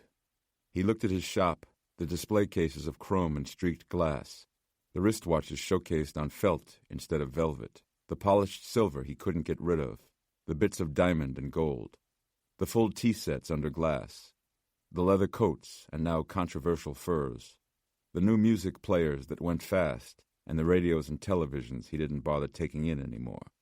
And there were here and there treasures, a pair of beautiful antique safes lined with asbestos, but just don't eat it. A suitcase-size wood-and-steel Quasar VCR from the 1970s, an antique 16mm film projector. But on balance, lots of low-turnover junk. A pawnshop is part bazaar, part museum, part neighborhood reliquary. The pawnbroker provides a service no one else can. He is the poor man's banker, someone people can come to and borrow $25 with no concern as to credit history, employment, references. And in the grip of an economic recession, $25 is real money to many people. $25 can mean the difference between shelter or homelessness. $25 can put life-prolonging medicine within reach. So long as a man or woman has collateral, something of value to borrow against, he or she can walk out of his door with cash in hand. Beautiful. He trudged on upstairs, turning out more lights as he went. He was fortunate to own his building, bought in the early 1970s for $7 and change. Okay, maybe not for so little, but not for so much either. They were burning down buildings for heat back then. Knickerbocker Loans and Curios, the name came with the shop, was never a means to wealth for Setrakian, but rather a conduit, a point of entry into the pre-internet underground marketplace of the crossroads city of the world, for a man interested in old-world tools, artifacts, curios, and other arcana.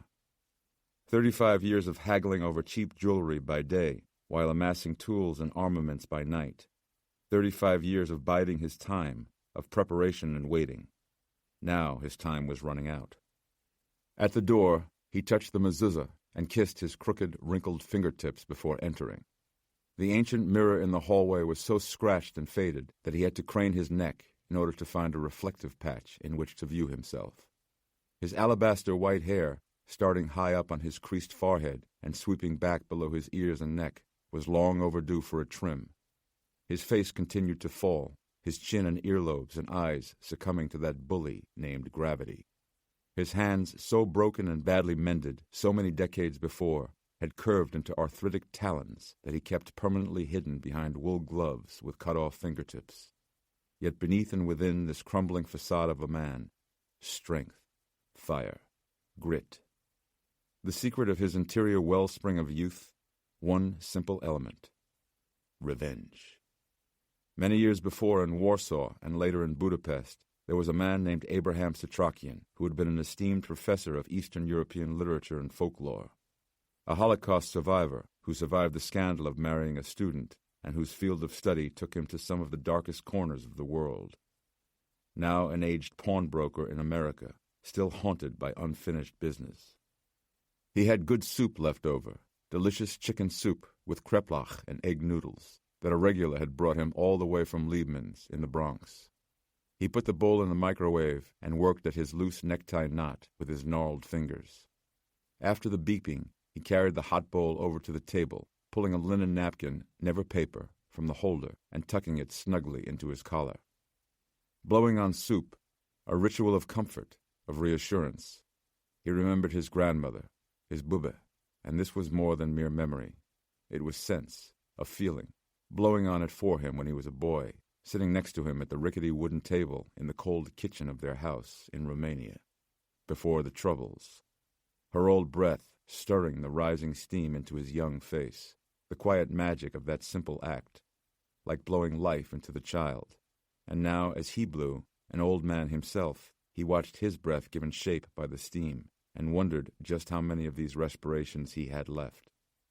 He took the spoon, one of a drawer full of fancy mismatched implements, into the crooked fingers of his left hand, blowing into the spoon now, rippling the tiny pool of broth there, before taking it into his mouth. Taste came and went, the buds on his tongue dying like old soldiers, the victims of many decades of pipe smoking, a professor's vice. He found the thin remote for the outdated Sony TV, a kitchen model finished in white, and the 13-inch screen warmed up, further illuminating the room.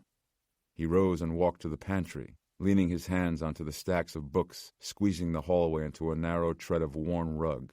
Books were everywhere, piled high against the walls, many of them red, all of them impossible to part with, and lifting the cover off the cake tin to retrieve the last of the good rye bread he had been saving.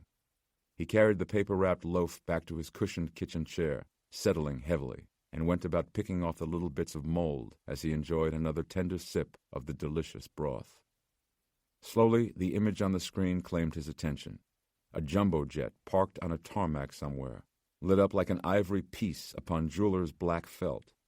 He pulled on the black-rimmed glasses that hung at his chest, squinting in order to make out the bottom graphic.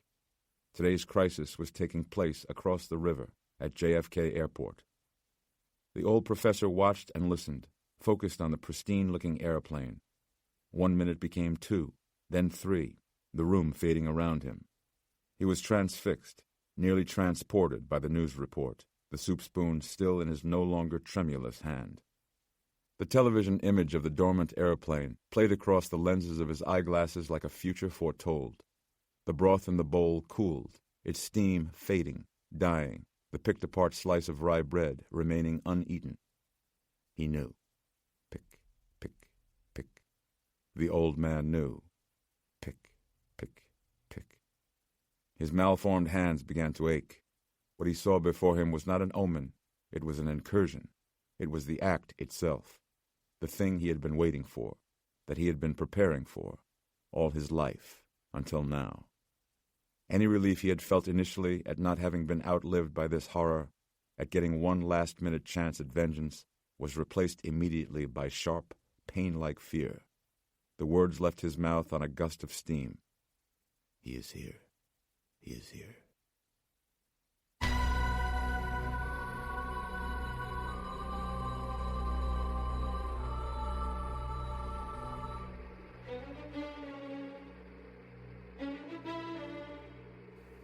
Arrival.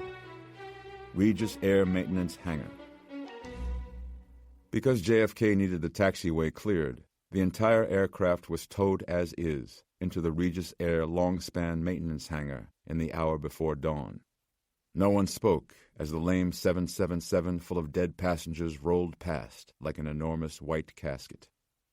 Once the wheel chocks were put down and the airplane was secured, black tarpaulins were laid out to cover the stained cement floor. Borrowed hospital screens were erected to curtain off a wide containment zone between the left wing and the nose. The plane was isolated in the hangar, like a corpse inside a massive morgue. At Eph's request, the Office of the Chief Medical Examiner of New York dispatched several senior medico-legal investigators from Manhattan and Queens, bringing with them several cartons of rubber crash bags. The OCME, the world's largest medical examiner's office, was experienced in multiple casualty disaster management and helped devise an orderly process of cadaver retrieval. Port Authority hazmat officers in full contact suits brought out the air marshal first, solemnly, officers saluting the bagged corpse as it appeared at the wing door, and then, laboriously, everyone else in the first row of coach. They then removed those empty seats, using the added space to bag the corpses before evacuating them. Each body, one at a time, was strapped to a stretcher and lowered from the wing to the tarp-covered floor. The process was deliberate and at times gruesome. At one point, about 30 bodies in, one of the Port Authority officers suddenly stumbled away from the retrieval line, moaning and gripping his hood. Two fellow hazmat officers converged on him, and he lashed out, shoving them into the hospital screens, in effect breaching the containment border.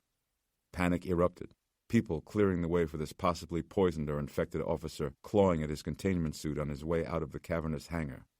Eve caught up with him out on the apron, where in the light of the morning sun, the officer succeeded in throwing off his hood and peeling off his suit like a constricting skin. Eve grabbed the man, who then sank down onto the tarmac, sitting there with sweaty tears in his eyes. "This city," sobbed the officer. "This damn city." Later, word went out that this Port Authority officer had worked those hellish first few weeks on the pile at Ground Zero, first as part of the rescue mission and then the recovery effort. The specter of 9/11 still hung over many of these Port Authority officers, and the current bewildering mass casualty situation had brought it crashing down again. A GO team of analysts and investigators from the National Transportation Safety Board in Washington, D.C., arrived aboard an FAA Gulfstream. They were there to interview all involved with the incident aboard Regis Air Flight 753, to document the aircraft's final moments of navigability, and to retrieve the flight data recorder and the cockpit voice recorder. Investigators from the New York City Department of Health, having been leapfrogged by the CDC in the crisis response, were briefed on the matter, though Eve rejected their jurisdiction claim. He knew he had to keep control of the containment response if he wanted it done right. Boeing representatives en route from Washington State had already disclaimed the 777's complete shutdown as mechanically impossible. A Regis Air vice president, roused from his bed in Scarsdale, was insisting that a team of Regis's own mechanics be the first to board the aircraft for inspection, once the medical quarantine was lifted. Corruption of the air circulation system was the current prevailing cause of death theory. The German ambassador to the United States and his staff were still awaiting their diplomat's pouch, Eve leaving them cooling their heels in Lufthansa's Senator Lounge inside Terminal 1. The mayor's press secretary made plans for an afternoon news conference, and the police commissioner arrived with the head of his counterterrorism bureau inside the rolling headquarters of NYPD's critical response vehicle. By mid-morning, all but 80 corpses had been unloaded. The identification process was proceeding speedily, thanks to passport scans and the detailed passenger manifest.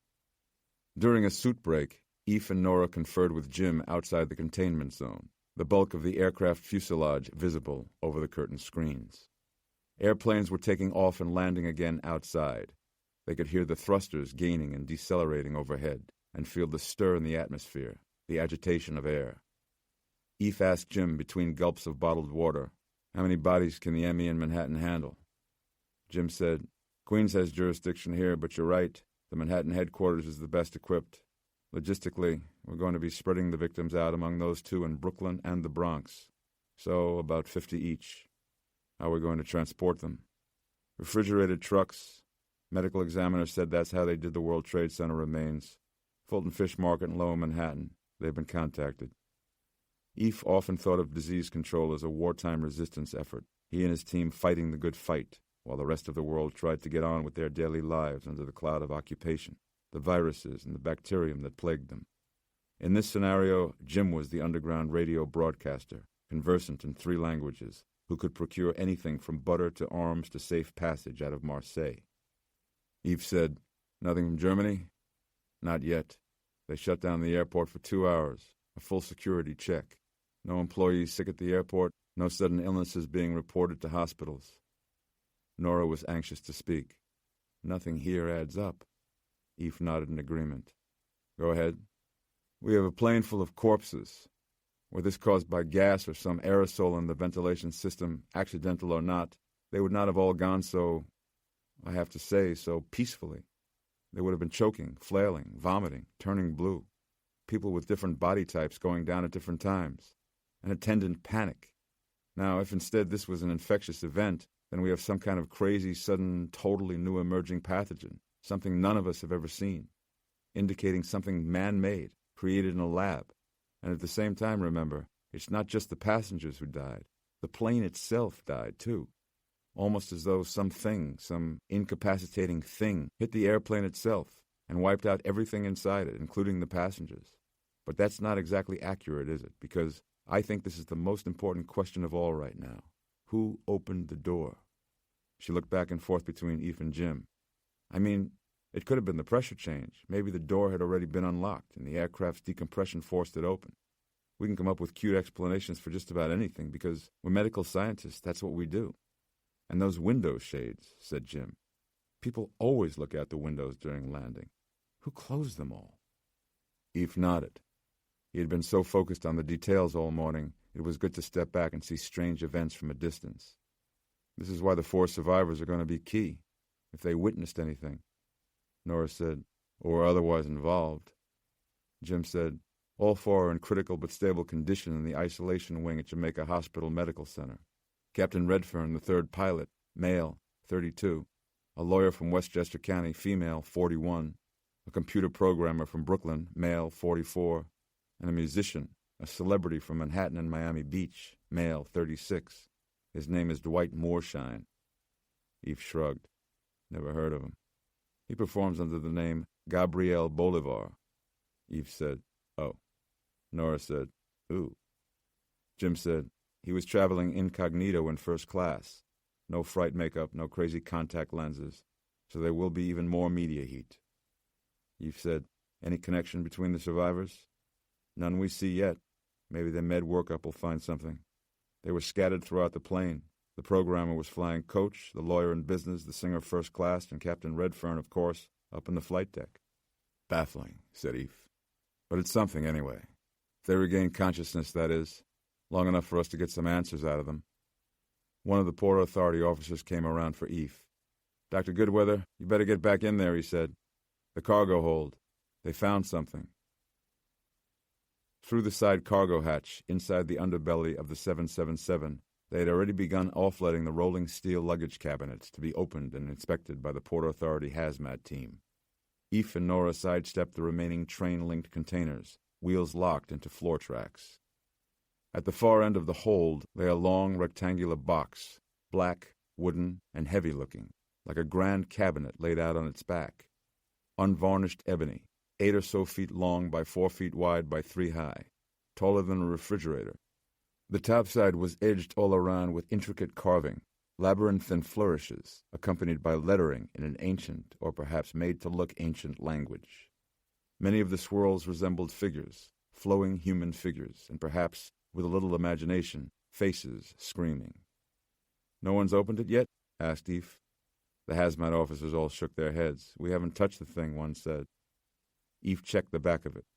3 orange restraining straps, their steel hooks still in the floor eyelets, lay on the floor next to the cabinet. "These straps?" "Undone when we came in," said another. Eve looked around the hold. "That's impossible," he said. "If this thing was left unrestrained during transit, it would have done major damage to the luggage containers, if not the interior walls of the cargo hold itself." He looked it over again. "Where's its tag? What does the cargo manifest say?" One of the officers had a sheaf of laminated pages in his gloved hand, bound by a single ring clasp. "It's not here." Eve went over to see for himself. That can't be. The only irregular cargo listed here other than 3 sets of golf clubs is a kayak.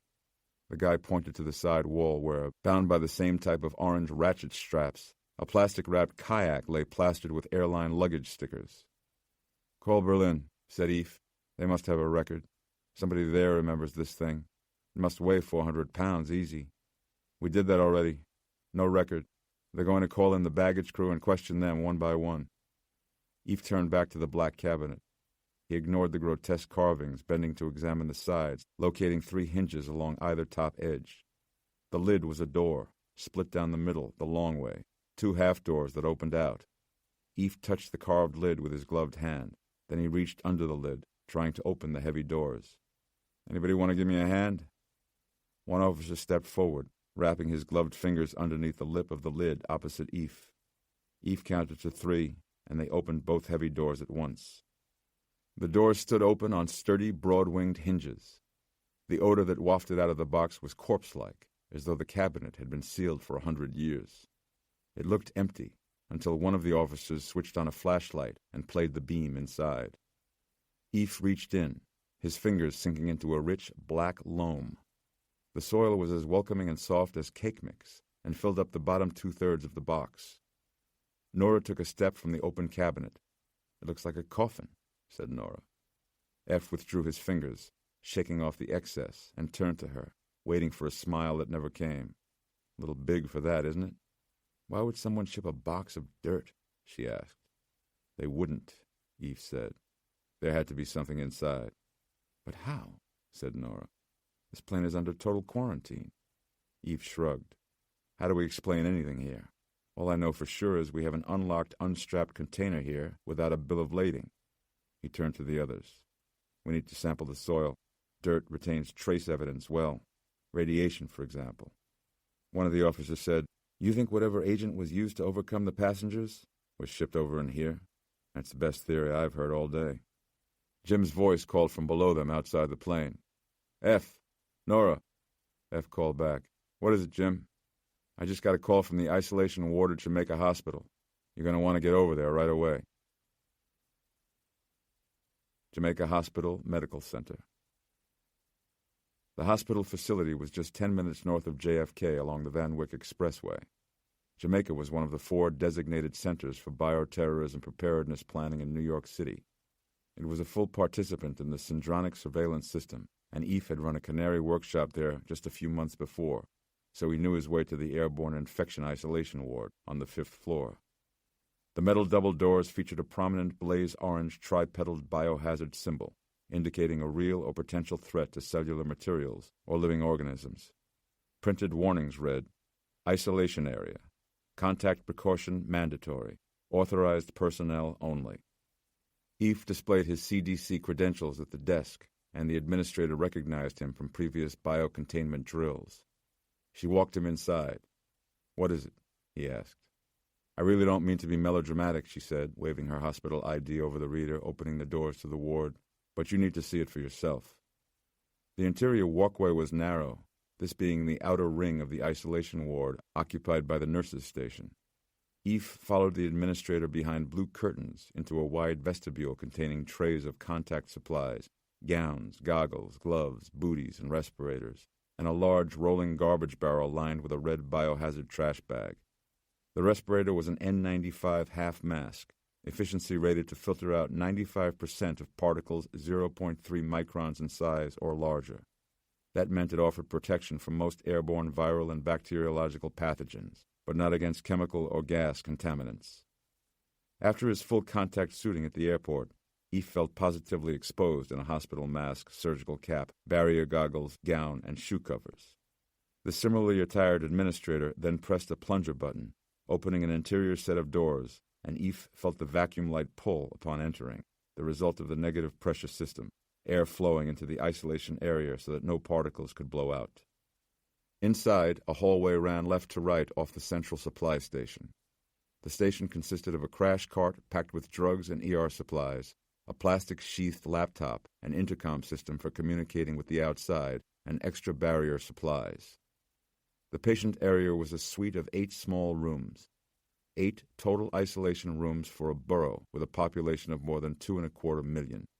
Surge capacity is the disaster preparedness term for a healthcare system's ability to rapidly expand beyond normal operating services to satisfy public health demands in the event of a large-scale public health emergency. The number of hospital beds in New York State was about 60,000 and falling. The population of New York City alone was 8.1 million and rising. Canary was funded in the hopes of mending the statistical shortfall as a sort of disaster preparedness stopgap. The CDC termed that political expedience optimistic. Eph preferred the term magical thinking. He followed the administrator into the first room. This was not a full biological isolation tank. There were no airlocks or steel doors. This was routine hospital care in a segregated setting. The room was tile-floored and fluorescently lit. The first thing Eph saw was the discarded Kurt pod against the side wall. A Kurt pod is a disposable, plastic-boxed stretcher, like a transparent box coffin, with a pair of round glove ports on each long side, and fitted with removable exterior oxygen tanks. A jacket, shirt, and pants were piled next to it, cut away from the patient with surgical scissors, the Regis Air-winged crown logo visible on the overturned pilot's hat. The hospital bed in the center of the room was tented with transparent plastic curtains, outside which stood monitoring equipment and an electronic IV drip tree laden with bags. The railed bed bore green sheets and large white pillows, and was set in the upright position. Captain Doyle Redfern sat in the middle of the bed, his hands in his lap.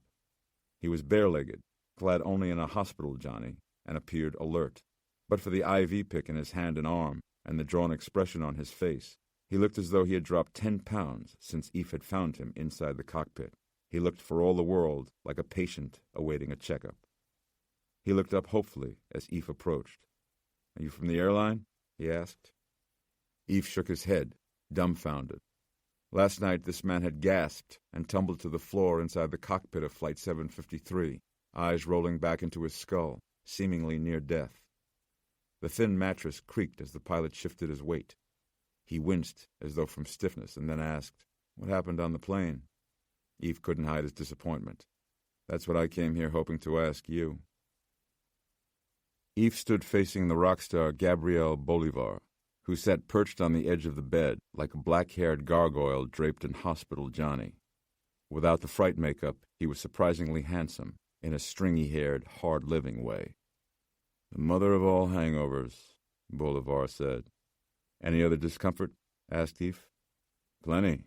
Man." He ran his hand through his long black hair. "Never fly commercial. That's the moral of this story. Mr. Bolivar, can you tell me what is the last thing you remember about the landing?" "What landing? I'm serious. I was hitting the vodka tonics pretty hard most of the flight. I'm sure I slept right through it." He looked up, squinting into the light. "How about some Demerol, huh? Maybe when the refreshment cart swings by?" Eph saw the scars crisscrossing Bolivar's bare arms and remembered that one of his signature concert moves was cutting himself on stage. "We're trying to match passengers with their possessions." "That's easy. I had nothing. No luggage. Just my phone. Charter plane broke down. I boarded this flight with about 1 minute to spare. Didn't my manager tell you?" "I haven't spoken to him yet. I'm asking specifically about a large cabinet." Bolivar stared at him. "This some kind of mental test?" "In the cargo area. An old box, partially filled with soil." "No idea what you're talking about." "You weren't transporting it back from Germany? Seems like the kind of thing someone like you might collect." Bolivar frowned. "It's an act, dude. A fucking show. A spectacle. Goth grease paint and hardcore lyrics. Google me up. My father was a Methodist preacher, and the only thing I collect is pussy. Speaking of which, when the hell am I getting out of here?" Eph said, "We have a few more tests to run. We want to give you a clean bill of health before we let you go. When do I get my phone back?" "Soon," said Eph, making his way out. The administrator was having trouble with 3 men outside the entrance to the isolation ward. 2 of the men towered over Eph and had to be Bolivar's bodyguards. The third was smaller and carried a briefcase and smelled distinctly of lawyer. Eph said, "Gentlemen, this is a restricted area." The lawyer said, "I'm here to discharge my client, Gabriel Bolivar." Mr. Bolivar is undergoing tests and will be released at the earliest possible convenience. And when will that be? Eve shrugged. 2, maybe 3 days, if all goes well. Mr. Bolivar has petitioned for his release into the care of his personal physician. I have not only power of attorney, but I can function as his health care proxy if he is in any way disabled. No one gets in to see him but me, said Eve. To the administrator, he said, let's post a guard here immediately. The attorney stepped up. Listen, doctor, I don't know much about quarantine law, but I'm pretty sure it takes an executive order from the president to hold someone in medical isolation. May I, in fact, see said order? Eve smiled. Mr. Bolivar is now a patient of mine, as well as the survivor of a mass casualty. If you leave your number at the nurse's desk, I will do my best to keep you abreast of his recovery, with Mr. Bolivar's consent, of course. Look, Doc, the attorney put his hand on Eve's shoulder in a manner Eve did not like. I can get quicker results than a court injunction simply by mobilizing my client's rabid fan base. He included the administrator in his threat. You want a mob of goth chicks and assorted freaks protesting outside this hospital, running wild through these halls, trying to get in to see him? Eve looked at the attorney's hand until the attorney removed it from his shoulder. He had 2 more survivors to see. Look, I really don't have time for this.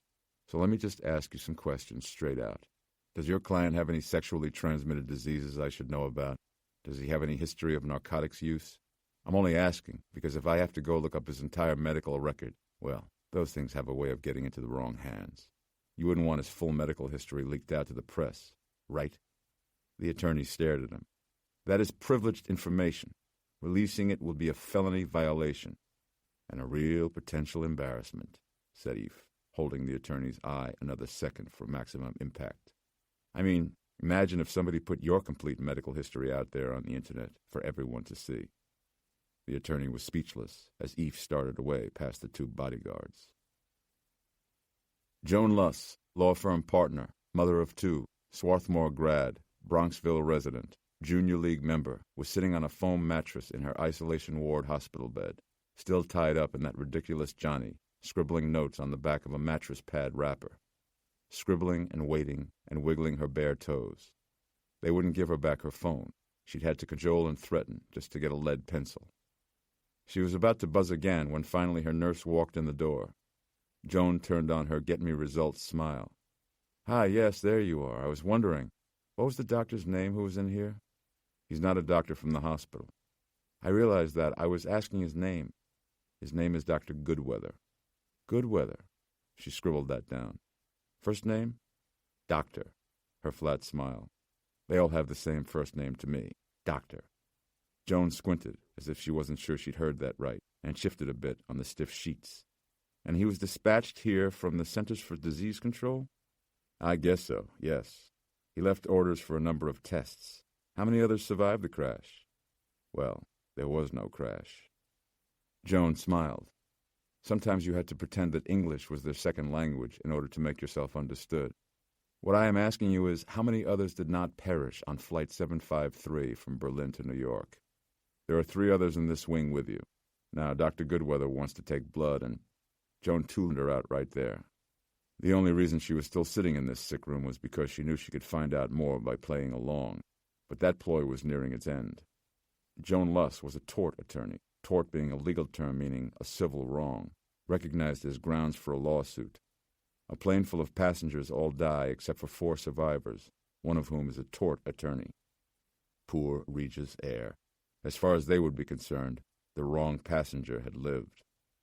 Joan said, talking right over the nurse's instructions, I would like a copy of my medical report to date, along with a complete list of lab tests already performed and their results. Mrs. Luss, are you certain you feel all right? Joan had swooned for a moment, but it was just a remnant of whatever had overcome them at the end of that horrible flight. She smiled and shook her head fiercely, asserting herself anew. This anger she was feeling would power her through the next 1,000 or so billable hours spent sorting through this catastrophe and bringing this dangerously negligent airline to trial. She said, Soon I will feel very well indeed. Regis Air Maintenance Hangar.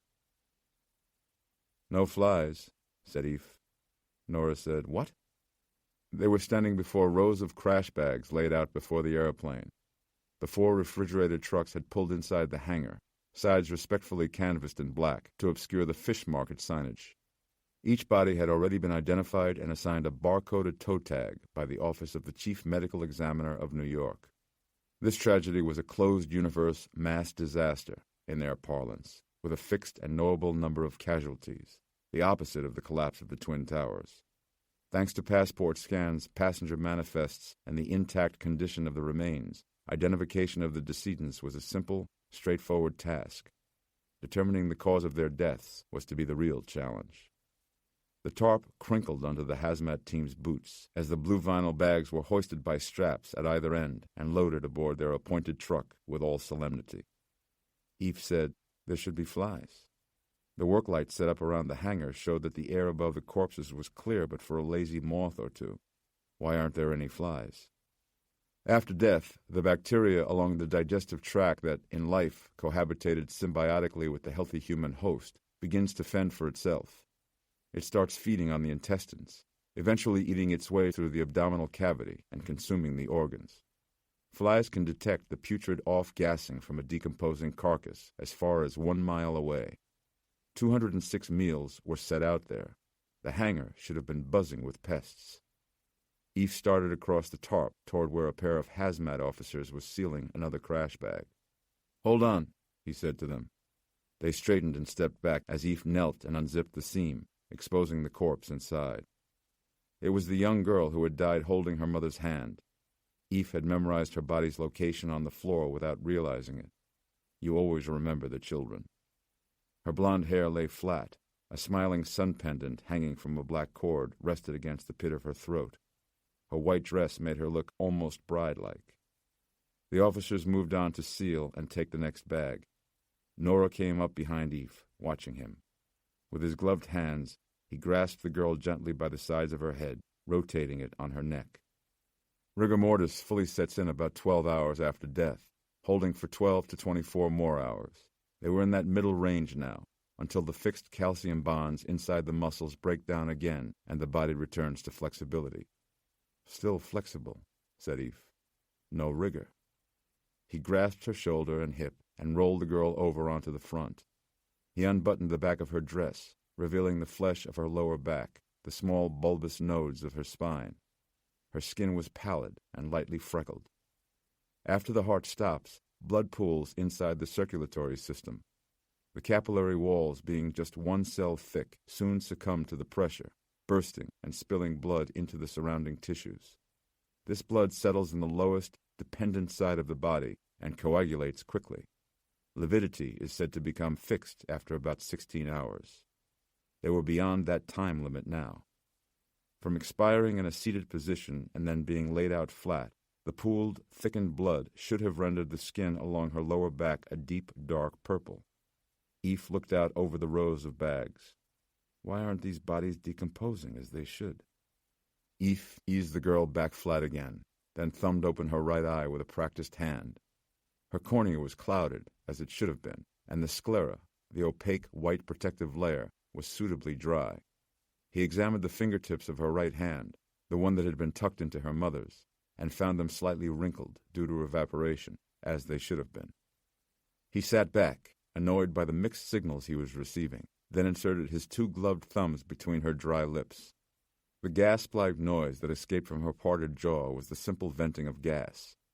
The immediate interior of the mouth was unremarkable, but he wriggled 1 gloved finger inside to depress her tongue, checking for more dryness. The soft palate and tongue were completely white, as though carved in ivory, like anatomical netsuki.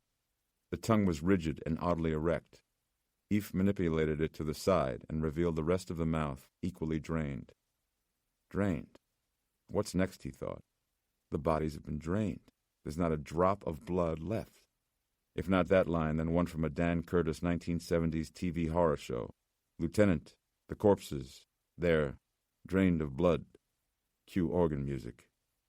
Fatigue was starting to set in. Eve held the firm tongue between his thumb and index finger, using a small flashlight to peer down her white throat. It looked vaguely gynecological to him. Porn, netsuki? Then the tongue moved. He jerked back, pulling out his finger. Jesus Christ. The girl's face remained a placid mask of death, lips still slightly parted. Nora, next to him, stared. What was it? Eve was wiping his gloved finger on his trousers.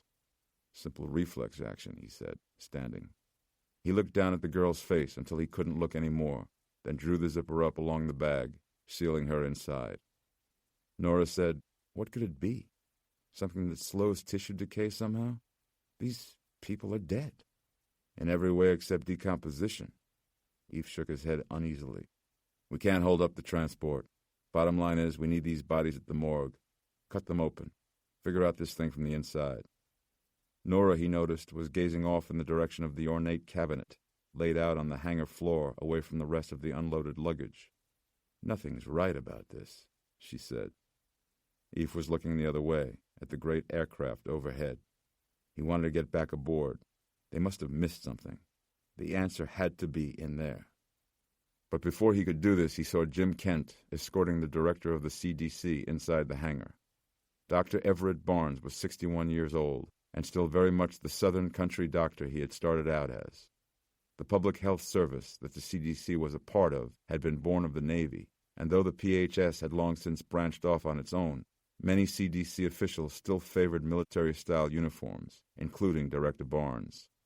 So you had the contradiction of a folksy, down-home, white-goateed gentleman dressing like a retired admiral in a trim khaki field uniform complete with chest candy, looking very much like a combat-decorated Colonel Sanders. After the preliminaries and a cursory examination of one of the airplane dead, Director Barnes asked about the survivors. Eve told him, "None of them has any memory of what happened. They are no help at all. Symptoms? Headaches, some severe, muscle pain, ringing in the ears, disorientation, dry mouth, problems with balance." Director Barnes said, "Generally not much worse than anyone else getting off a transatlantic flight." "It's uncanny, Everett," said F. "Nora and I were the first ones on the plane. These passengers, all of them, were flatlined, not breathing. 4 minutes without oxygen is the threshold for permanent brain damage. These people, they might have been out for more than an hour." "Evidently not," said the director. "And they couldn't tell you anything?" "They had more questions for me than I had for them." "Any commonality among the four?" "I'm pursuing that now. I was going to ask your help in confining them until our work is done." "Help?" "We need these 4 patients to cooperate." "We have their cooperation. For now, we can't take any chances." The director smoothed down his trim white beard as he spoke. "I'm sure that with a little tactical use of bedside manner we can leverage their appreciation for having been spared this tragic fate and keep them compliant." His smile revealed an upper row of heavily enameled dentures. "What about enforcing the Health Powers Act? Ephraim, you know there is a world of difference between isolating a few passengers for voluntary preventive treatment and confining them in quarantine. There are larger issues, media issues to be frank, to consider. Everett, I'm going to have to respectfully disagree." The director's small hand came down gently on Eve's shoulder. He exaggerated his drawl a bit, maybe in order to soften the blow. "Let me save us both some time here, Ephraim. Looking at this objectively now, this tragic incident is, thankfully one might say, blessedly contained. We've had no other deaths or illnesses on any other airplanes or in any other airports around the globe in what is approaching 18 hours since that plane landed. These are positives, and we must stress them. Send a message to the public at large, reinforcing their confidence in our system of air travel. I am certain, Ephraim, that engaging these fortunate survivors, appealing to their sense of honor and duty, will be enough to compel them to cooperate." The director removed his hand, smiling at Eve like a military man humoring his pacifist son. "Besides," continued Barnes, "this is all the hallmarks of a goddamn gas leak, doesn't it? So many victims so suddenly incapacitated, the closed environment, and the survivors rallying after being removed from the plane." Nora said, "Except that the air circulation quit when the electrical did, right after landing." Director Barnes nodded, folding his hands in consideration of this. "Well, it's a lot to process, no question. But, look here, this was a very good drill for your team. You've handled it well, and now that things appear to be settling down, let's see you get right to the bottom of it. Just as soon as this damn press briefing is done with." Eve said, "Hang on. What?" "The mayor and the governor are holding a press conference along with airline representatives, port authority officials, and so on. You and I will represent the federal health response." "Oh, no, sir, I don't have the time. Jim can do that." "Jim can do it, but today it'll be you, Ephraim. As I said, it is time for you to be the point man on this. You are the head of the Canary Project, and I want someone up there who has been dealing with victims firsthand. We need to put a face on our efforts." That was why all this bluster about no detention or quarantine. Barnes was laying down the party line. "But I really don't know anything yet," said Eve. "Why so soon?" Director Barnes smiled, showing his enamel again. "The doctor's code is, first, do no harm. The politician's code is, first, go on television. Plus, I understand there is a time element involved. Something about wanting to get the broadcast out before this damn solar event. Sunspots affecting radio waves or something." "Solar—" Eve had forgotten all about it. The rare total solar eclipse that was to occur around 3:30 that very afternoon. The first such solar event in the New York City region in more than 400 years, since the advent of America. Christ, I forgot. Our message to the people of this country will be simple. A profound loss of life has occurred here and is being investigated fully by the CDC. It is a human catastrophe, but the incident has been contained and is apparently unique, and there is absolutely no further cause for alarm. Eve hid his scowl from the director. He was being made to stand up in front of cameras and say that everything was just dandy. He walked out of the containment area and through the narrow space between the great doors of the hangar into the doomed light of the day. He was still trying to figure a way out of this when the mobile inside his pants pocket buzzed against the top of his thigh. He pulled it out, an envelope icon slowly revolving on the LCD screen. A text message from Matt's mobile. F opened it. "Yanks 4, sucks 2. Great seats. Wish you were here. Z." Eve stood staring at this electronic dispatch from his son until his eyes lost focus. He was left staring at his own shadow on the airport tarmac, which, unless he was imagining things, had already begun to vanish.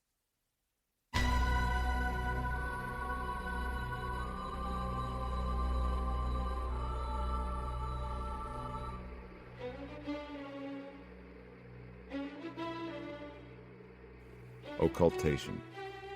Approaching totality. Anticipation grew on the ground as the slender nick in the western side of the sun, the lunar first contact, became a creeping blackness, a rounded bite gradually consuming the afternoon sun. At first, there was no obvious difference in the quality or quantity of light on the ground, only the black gouge high in the sky, making a crescent of the normally reliable sun, marked this day as being different from any other. The term solar eclipse is in fact a misnomer. An eclipse occurs when one object passes into the shadow cast by another. In a solar eclipse, the moon does not pass into the sun's shadow, but instead passes between the sun and the earth, obscuring the sun, causing the shadow. The proper term is occultation. The moon occults the sun, casting a small shadow onto the surface of the earth. It is not a solar eclipse, but in fact an eclipse of the earth. The earth's distance from the sun is approximately 400 times the moon's distance from the earth. In a remarkable coincidence, the diameter of the sun happens to be approximately 400 times the diameter of the moon. This is why the area of the moon and the sun's photosphere, its bright disk, appears roughly the same size from the perspective of Earth. A total occultation is possible only when the moon is in its new phase and near its perigee, its closest distance to the Earth. The duration of the totality depends upon the orbit of the moon, never to exceed 7 minutes and 40 seconds. This occultation was due to last exactly 4 minutes and 57 seconds, just under 5 minutes of uncanny nighttime in the middle of the beautiful early fall afternoon. Half covered now by the new and otherwise invisible moon, the still bright sky began to take on a dusky cast, like a sunset, only without any warming of the light. At ground level, the sunlight appeared pale, as though filtered or diffused. Shadows lost their certainty. The world, it seemed, had been put on a dimmer. As the crescent continued to thin, being consumed by the lunar disk, its smothering brightness blazed as though in a panic. The occultation appeared to gain momentum and a kind of desperate speed as the ground landscape went gray, colors bleeding off the normal spectrum. The western sky darkened faster than the east as the shadow of the moon approached. The eclipse was to be partial in much of the United States and Canada, achieving totality only along a lengthy, narrow trail measuring 10,000 miles long by 100 miles wide, describing the moon's dark umbral shadow upon the earth. The west-to-east course, known as the Path of Totality, began at the Horn of Africa and curved up the Atlantic Ocean, ending just west of Lake Michigan, moving at more than 1,000 miles per hour. As the crescent sun continued to narrow, the complexion of the sky became a strangled violet. The darkness in the west gathered strength like a silent, windless storm system, spreading throughout the sky and closing in around the weakened sun, like a great organism succumbing to a corrupting force spreading from within. The sun grew perilously thin, the view through safety glasses like that of a manhole lid being slid shut high above, squeezing out the daylight. The crescent blazed white, then turned to silver in its agonal last moments. Strange roving bands of shadows began moving over the ground, oscillations formed by the refraction of light in the Earth's atmosphere, similar to the effect of light moving on the floor of a swimming pool. They writhed like shadowy snakes at the corner of one's vision. These ghostly tricks of light made the hair stand on the back of every viewer's neck. The end came quickly. The last throes were chilling, intense, the crescent shrinking to a curved line, a slicing scar in the sky, then fragmenting into individual pearls of fiery white, representing the last of the sun's rays, seeping through the deepest valleys along the lunar surface. These beads winked and vanished in rapid succession, snuffed out like a dying candle flame, drowned in its own black wax. The crimson-colored band that was the chromosphere, the thin upper atmosphere of the sun, flared for a precious final few seconds, and then the sun was gone. Totality. Kelton Street, Woodside, Queens. Kelly Goodweather could not believe how quickly the day went dark. She stood out on the sidewalk, as did the rest of her Kelton Street neighbors, on what was normally, at that time of day, the sunny side of the street, staring up at the darkened sky through the cardboard-framed glasses that had come free with 2 2-liter bottles of Diet Eclipse soda. Kelly was an educated woman. She understood on an intellectual level what was occurring, and still she felt an almost giddy surge of panic. An impulse to run, to hide. This lining up of celestial bodies, the passing into the shadow of the moon, it reached something deep inside her, touched the night-frightened animal within. Others surely felt it. The street had grown quiet at the moment of total eclipse. This weird light they were all standing in, and those wormy shadows that had wriggled on the lawn just out of their vision, against the sides of the house, like swirling spirits. It was as though a cold wind had blown down the street and not ruffled any hair, but had only chilled their insides. That thing people say to you after you shiver, someone just walked over your grave. That was what this whole occultation seemed like. Someone or something walking over everyone's grave at once. The dead moon crossing over the living earth.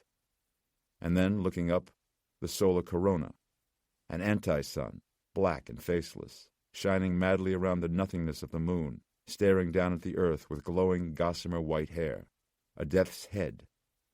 Her neighbors, Bonnie and Donna, the couple renting next door, stood together with their arms around each other. Bonnie with her hand in the back pocket of Donna's saggy jeans. "Isn't it amazing?" Bonnie called smilingly over her shoulder. Kelly could not respond. Didn't they get it?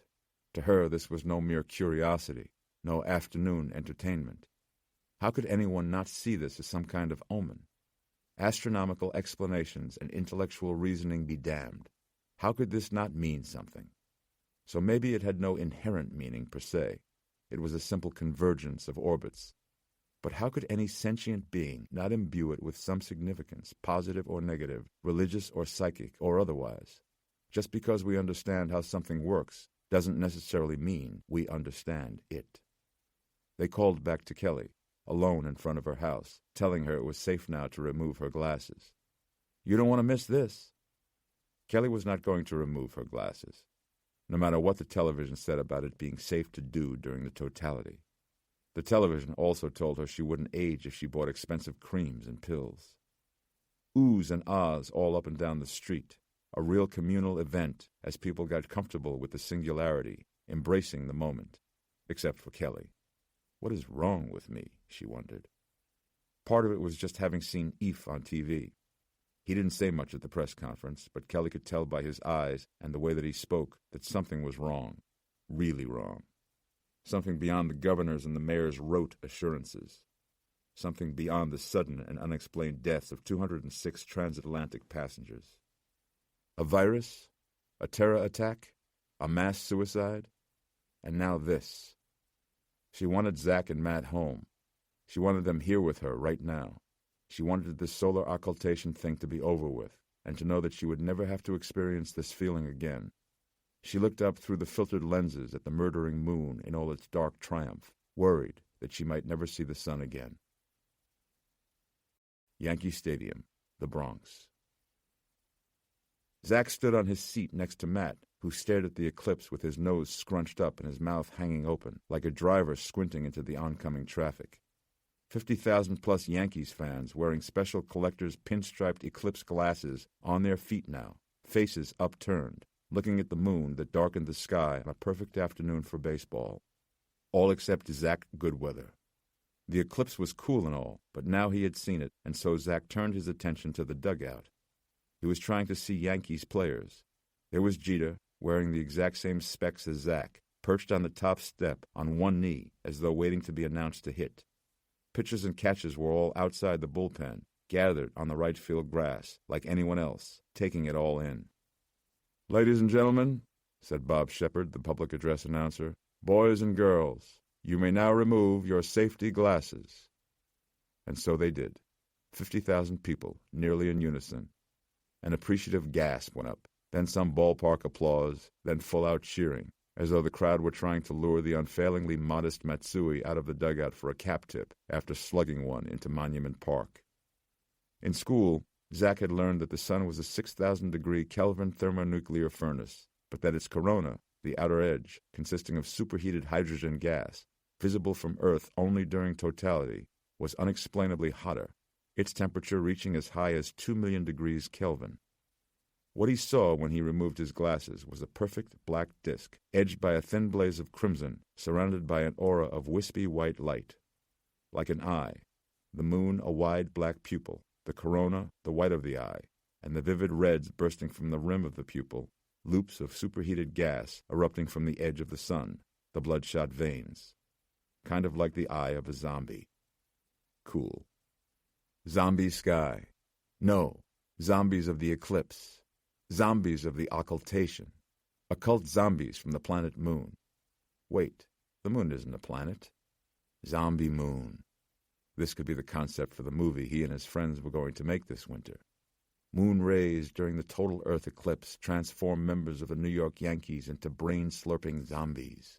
Yes. And his buddy Ron looked almost just like a young Jorge Posada. "Hey, Jorge Posada, can I have your autograph?" "Wait, what are you... Hey, that's my... What's wrong with your eyes?" "Yeah, no."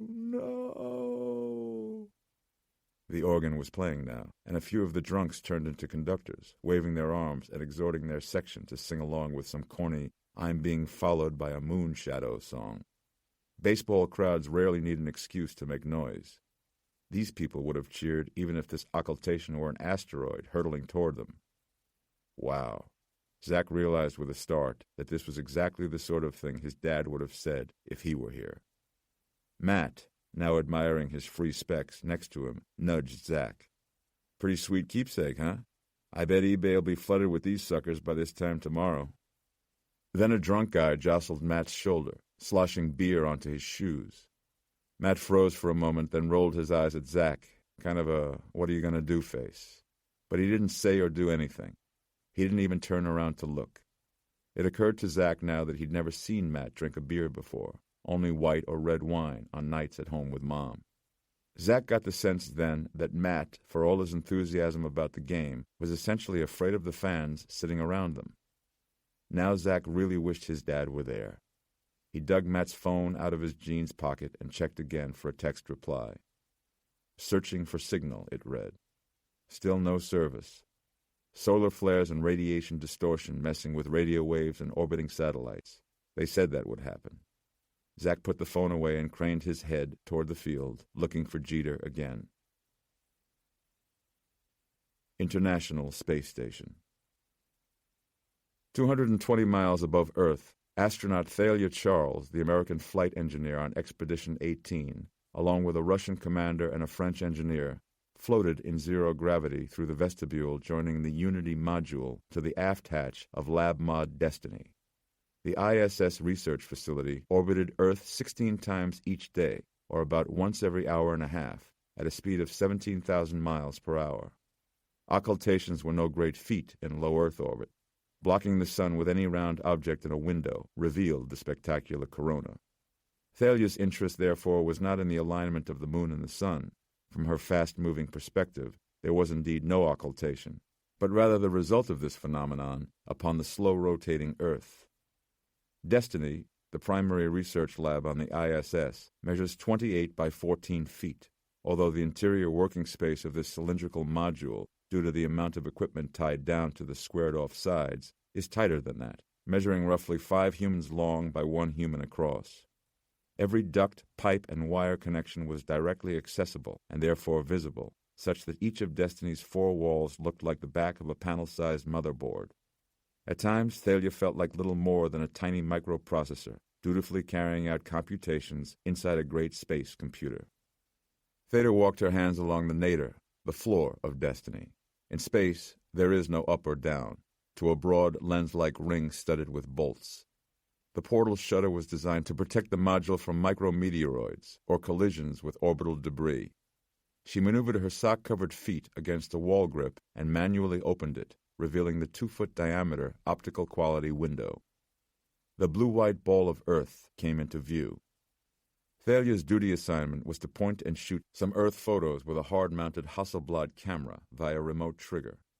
But when she first looked out on the planet from her unusual vantage point, what she saw made her shudder. The great black blot that was the shadow of the moon looked like a dead spot on the Earth, a dark and threatening flaw in the otherwise healthy blue orb that was home. Most unnerving was that she could see nothing at all within the umbra, the central, darkest part of the moon's shadow, that entire region disappearing into a black void. It was something like viewing a post-disaster satellite map showing devastation caused by a mighty fire that had consumed New York City and was now spreading out over a broad patch of the eastern seaboard. Manhattan. New Yorkers congregated in Central Park, the 55-acre Great Lawn, filling up as though for a summertime concert. Those who had set out blankets and lawn chairs earlier in the morning now stood on their feet with the rest, children perched on their father's shoulders, babies cradled in their mother's arms. Belvedere Castle loomed purple-gray over the park, an eerie touch of the Gothic in this pastoral open space, dwarfed by the east and west side high-rises. The great island metropolis ground to a halt, the stillness of the city at that hour felt by all. It was a blackout vibe, anxious, yet communal.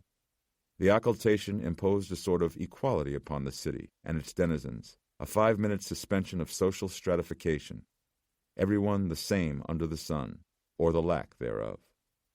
Radios played up and down the lawn, people singing along with Z100's spinning of the 7-minute Bonnie Tyler karaoke favorite, Total Eclipse of the Heart. Along the east side bridges connecting Manhattan to the rest of the world, people stood next to their stopped vehicles, or sat on the hoods, a few photographers with specially filtered cameras clicking from the walkways. Many rooftops hosted early cocktail hours, a New Year's Eve-type celebration dampened, for the moment, by the fearsome spectacle in the sky. The giant Panasonic Astrovision screen in night-dimmed Times Square simulcast the occultation to the terrestrial masses, the sun's ghostly corona shimmering over the crossroads of the world, like a warning from the distant sector of the galaxy, the broadcast interrupted by flickers of distortion. Emergency 911 and non-emergency 311 systems took a torrent of calls, including a handful of preterm pregnant women reporting early eclipse-induced labor. EMTs were dutifully dispatched, even though traffic all over the island was at a virtual standstill. The twin psychiatric centers on Randall's Island in the northern East River confined violent patients to their rooms and ordered all blinds drawn. Nonviolent patients were invited to assemble in the blacked-out cafeterias, where they were being shown movies, broad comedies, although, during minutes of the totality, a noticeable few grew restless, anxious to leave the room, but unable to articulate why. At Bellevue, the psych ward had already seen an uptick in admittances that morning, in advance of the occultation. Between Bellevue and the New York University Medical Center, two of the largest hospitals in the world, stood perhaps the ugliest building in all of Manhattan. The headquarters of the chief medical examiner of New York was a misshapen rectangle of sickly turquoise. As the fish truck offloaded bagged corpses, wheeled on stretchers into the autopsy rooms and walk-in refrigerators in the basement, Gossett Bennett, one of the office's 14 medical examiners, stepped outside for a quick break. He could not see the moon sun from the small park behind the hospital. The building itself was in his way, so he instead watched the watchers. All along FDR Drive, which the park overlooked, people stood between parked cars on the never-idle thruway. The East River beyond was dark, a river of tar reflecting the dead sky. Across the river, a gloom overhung all of Queens, broken only by the glow of the sun's corona, reflected in a few of the highest, west-facing windows, like the white-hot flame of some spectacular chemical plant blaze. This is what the beginning of the end of the world will look like, he thought to himself, before returning to the ME's office to assist in the cataloging of the dead. JFK International Airport. The families of the deceased passengers and the crew of Regis Air Flight 753 were encouraged to take a break from paperwork and Red Cross coffee, decaf only for the aggrieved, and walk outside onto the tarmac in the restricted area behind Terminal 3. There, with nothing in common but their grief, the hollow-eyed mourners huddled together and faced the eclipse arm in arm, some leaning on others in solidarity, others in need of actual physical support, their faces turned to the dark western sky. They did not know yet that they would be split up soon into 4 groups and shuttled in school buses to their respective medical examiners' offices where, one family at a time, they would be invited into a viewing room and shown a post-mortem photograph and asked to formally identify their loved one. Only families who demanded to view the actual physical remains would be allowed to do so. Then they would be issued hotel room vouchers to the airport Sheraton, where a complimentary dinner buffet would be offered and grief counselors placed at their disposal all night and into the next day. For now they stared up at the black disk, glowing like a spotlight in reverse, sucking light away from this world and back up to the heavens. This obliterating phenomenon was to them a perfect symbol of their loss at that very moment. To them, the eclipse was the opposite of remarkable. It seemed merely appropriate that the sky and their God would see fit to mark their despair. Outside the Regis Air Maintenance hangar, Nora stood apart from the other investigators, waiting for Eve and Jim to return from the press conference. Her eyes were turned toward the ominous black hole in the sky, but her vision was unfocused. She felt caught up in something she did not understand, as though a strange new foe had arisen. The dead moon eclipsing the living sun, night occulting day. A shadow flowed past her then. She detected it as a shimmer from out of the corner of her eye, something like the slithering worm shadows that had undulated over the tarmac just before totality. Something just outside her field of vision, at the very edge of perception. Fleeing the maintenance hangar like a dark spirit. A shadow, she felt. In the split second it took her pupil to move to it, the shadow was gone. Lorenza Ruiz, the airport baggage conveyor operator who had been the first to drive out to the dead airplane, found herself haunted by the experience. Standing in the aircraft's shadow that previous night, Lo couldn't get it out of her mind. She hadn't slept at all, tossing and turning, finally rising to pace. A late-night glass of white wine failed to do the trick. It weighed on her like something she could not let go of.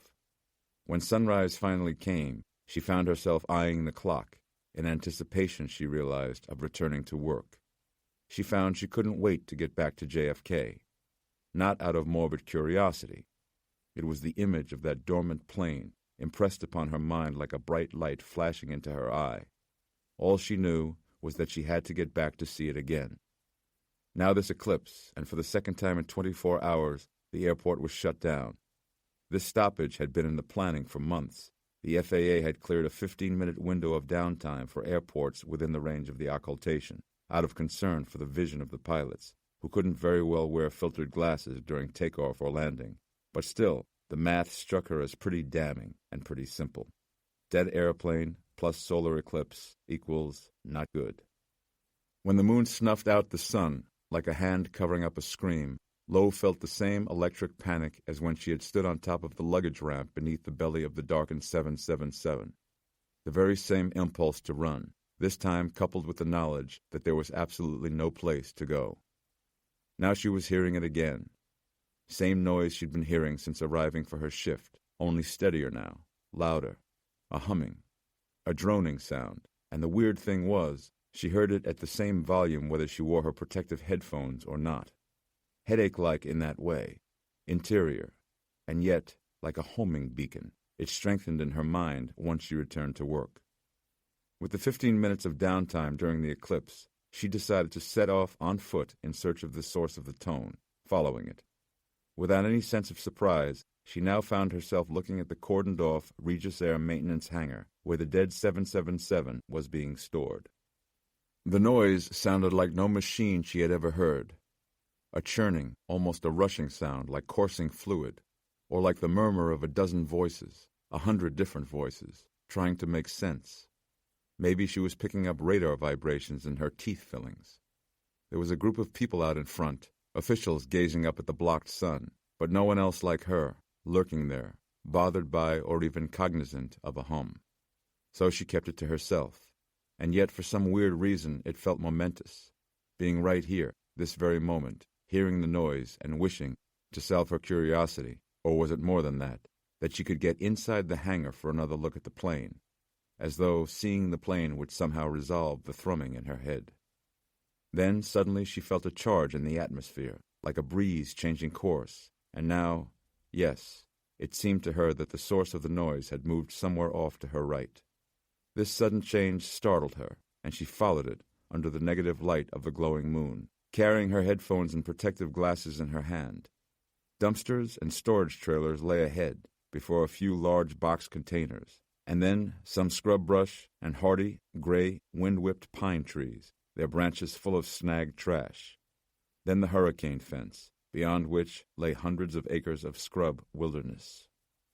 Voices.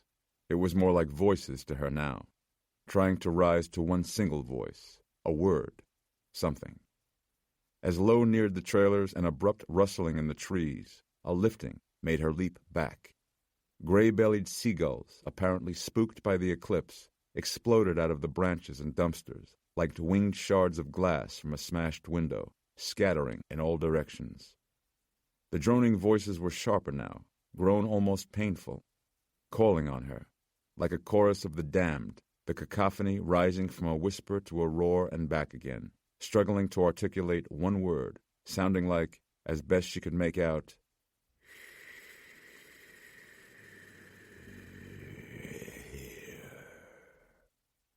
She set down her earphones on the edge of the tarmac, hanging on to her filtered glasses for when the eclipse ended.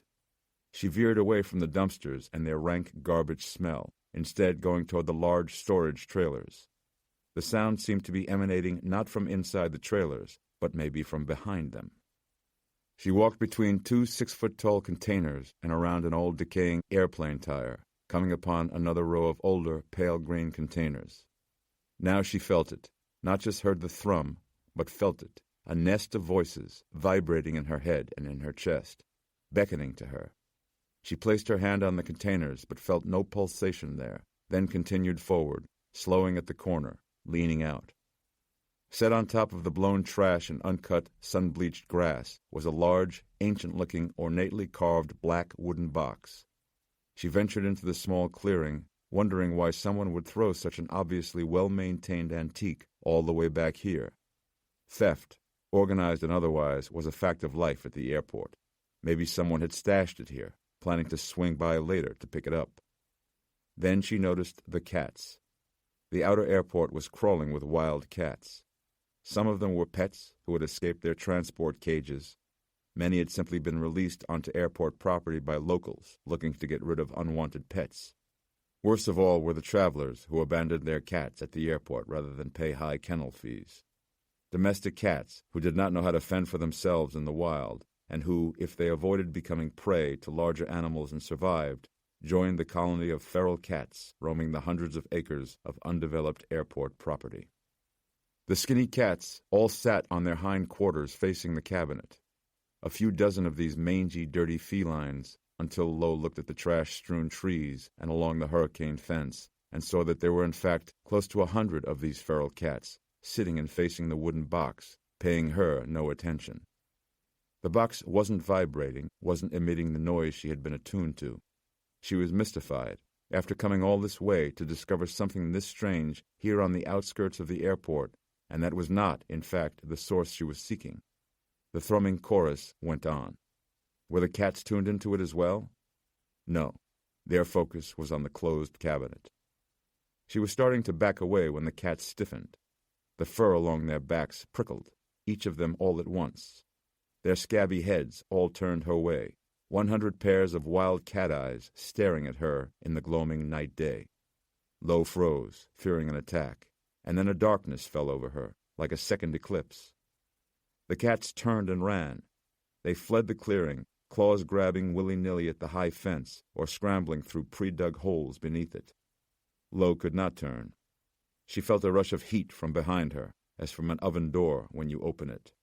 A presence. As she tried to move, the sounds in her head coalesced into one single horrible voice. Here.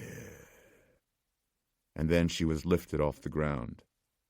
When the legion of cats returned, they discovered her body with its head crushed, cast deep into their side of the hurricane fence, like so much litter. The gulls had found her first, but the cats quickly scared them off and got right to work, hungrily shredding her clothes to get to the feast within. Knickerbocker Loans and Curios, 118th Street, Spanish Harlem. The old man sat before the 3 adjacent windows at the western end of his dimmed apartment, gazing up at the occluded sun. 5 minutes of night in the middle of the day, the greatest naturally occurring celestial event in 4 centuries. The timing could not be ignored. But to what purpose? Urgency seized him like a fevered hand. He had not opened the shop that day, instead spending the hours since daybreak hauling things up from his basement workshop. Items and curiosities he had acquired over the years. Tools of forgotten function, rare implements of obscure origin, weapons of lost provenance. Why he sat here tired now, his gnarled hands aching. No one else but he could foresee what was coming, what was, by every indication, already here. No one else who would believe him. Goodfellow, or Goodwilling, whatever was the last name of that man who had spoken at the otherwise ridiculous news conference on the television, standing next to the doctor in the Navy uniform. How cautiously optimistic all the others had seemed, exulting over the 4 survivors, while claiming not to know the final tally of all the dead. We want to assure the public that this threat is contained. Only an elected official would dare to declare a thing safe and finished when he or she didn't even know yet what it was. This man was the only one behind the microphones who seemed to think there might be more to this than a malfunctioning aircraft full of dead passengers. Goodwater? From the Disease Control Center, the one in Atlanta? Setrakian didn't know, but he thought his best chance might be with this man. Maybe his only chance. 4 survivors, if they only knew. He looked out again at the glowing black disk in the sky, like staring at an eye blinded by a cataract, like staring into the future. Stoneheart Group, Manhattan. The helicopter touched down on the helipad at the Stoneheart Group's Manhattan headquarters, a building of black steel and glass in the heart of Wall Street. Its top 3 floors were occupied by Eldridge Palmer's private New York residence, a regal penthouse constructed with onyx floors, its tables laden with Brancusis, its walls papered with bacons. Palmer sat alone in the media room with the shades all drawn, the glowing black eyeball rimmed in fierce crimson and ringed with flaming white, staring out at him from a 72-inch viewing screen. This room, like his home in Dark Harbor and the cabin of his medical helicopter, was kept regulated at exactly 62 degrees. He could have gone outside. It was, after all, cold enough for him. He could have been taken up to the roof to witness the occultation, but technology brought him closer to the event itself. Not the resulting shadow, but the image of the sun subordinated to the moon. That was the prelude to the devastation. His Manhattan sojourn would be brief. New York City would not be a very pleasant place to visit, not for much longer. He placed a few phone calls, a few discreet consultations over his secure line. His cargo had indeed arrived as expected. Smiling, he rose from his chair, walking slowly but straight at the giant viewing screen, as though it were not a screen at all, but a portal he was about to step through. He reached out and touched the LCD screen over the image of the angry black disk, liquid pixels squirming bacteria-like beneath the wrinkled pads of his fingers, as though he were reaching through it to touch the eye of death itself. This occultation was a celestial perversion, a violation of the natural order, a cold, dead stone deposing a burning, living star. For Eldridge Palmer, it was proof that anything, even the grossest betrayal of natural law, was indeed possible. Of all the human beings watching the occultation that day, in person or via broadcast around the globe, he was perhaps the only one rooting for the moon. JFK International Control Tower. Those in the viewing cab of the Air Traffic Control Tower 321 feet above the ground glimpsed the eerie, sunset-like twilight way off to the west, out beyond the reach of the great moon shadow, past the edge of the umbra. The brighter penumbra, illuminated by the sun's blazing photosphere, had turned the distant sky yellow and orange, not unlike the healing edge of a wound. This wall of light was advancing on New York City, which had now been dark for exactly 4 minutes and 30 seconds. "Glasses on," came the order, and Jim Kent put his on, anxious for sunlight's return. He glanced around looking for Eph. Everyone from the press conference, including the governor and the mayor, had been invited up into the tower cab for the viewing, and not seeing him, assumed that Eph had slipped back to the maintenance hangar. In fact, Eph had used this enforced time out in the best way he knew, by grabbing a chair as soon as the sun had disappeared and going through a packet of construction diagrams showing cutaway views and schematics of the Boeing 777, ignoring the occultation altogether. The end of totality. The end was marked by an extraordinary phenomenon. Dazzling prominences of light appeared along the western edge of the moon, combining to form a single bead of dazzling sunlight, like a rip in the darkness, giving the effect of a blindingly radiant diamond set upon the moon's silver ring.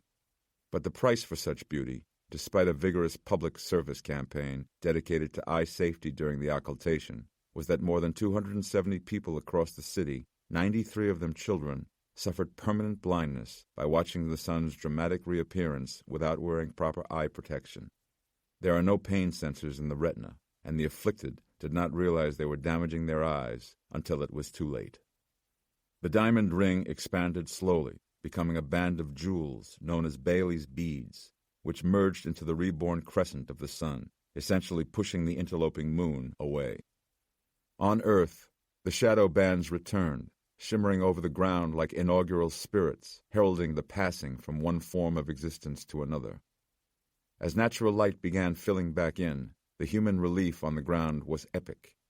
Cheers and hugs and spontaneous applause. Automobile horns sounded all across the city, and Kate Smith's recorded voice sang over the loudspeakers at Yankee Stadium. 90 minutes later, the moon had completely departed from the path of the sun, and the occultation was over. In one very real sense, nothing at all had happened. Nothing in the sky had been altered or otherwise affected. Nothing had changed on Earth except for a few minutes of late-afternoon shade across the northeastern United States. Even in New York itself, people packed up afterward as though the fireworks show was over, and those who had traveled away from home transferred the focus of their dread from the occluded afternoon sun to the traffic awaiting them. A compelling astronomic phenomenon had cast a shadow of awe and anxiety across all 5 boroughs. But this was New York, and when it was over, it was over.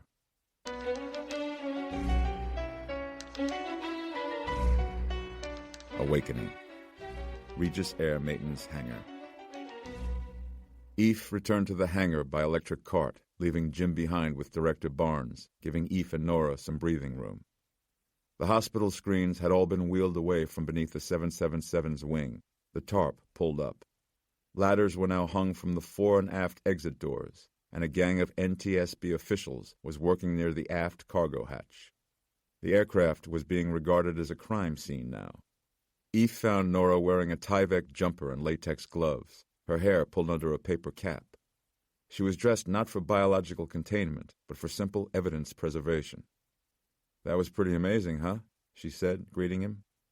"Yeah," said Eve, his sheaf of airplane schematics under his arm. "Once in a lifetime."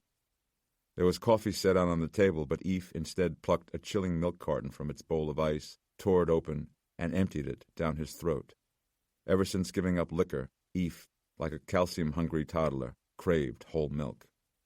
Nora said, "Still nothing here. The NTSB is pulling out the cockpit voice recorder and the flight data recorder. I'm not sure why they think the black boxes will work when everything else on the airplane failed catastrophically, but I guess I admire their optimism. So far, technology has gotten us exactly nowhere. We're 20 hours in now, and this thing is still wide open." Nora was perhaps the only person he had ever known who worked better and smarter through emotion rather than the other way around. Anyone been through the inside of the plane since the bodies came out?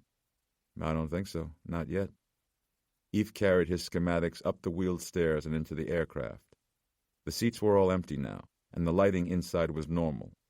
The only other difference from Eve's and Nora's perspective was that they were no longer sealed inside contact suits. All 5 senses were available to them now. Eve said, "You smell that?" Nora did. "What is it?"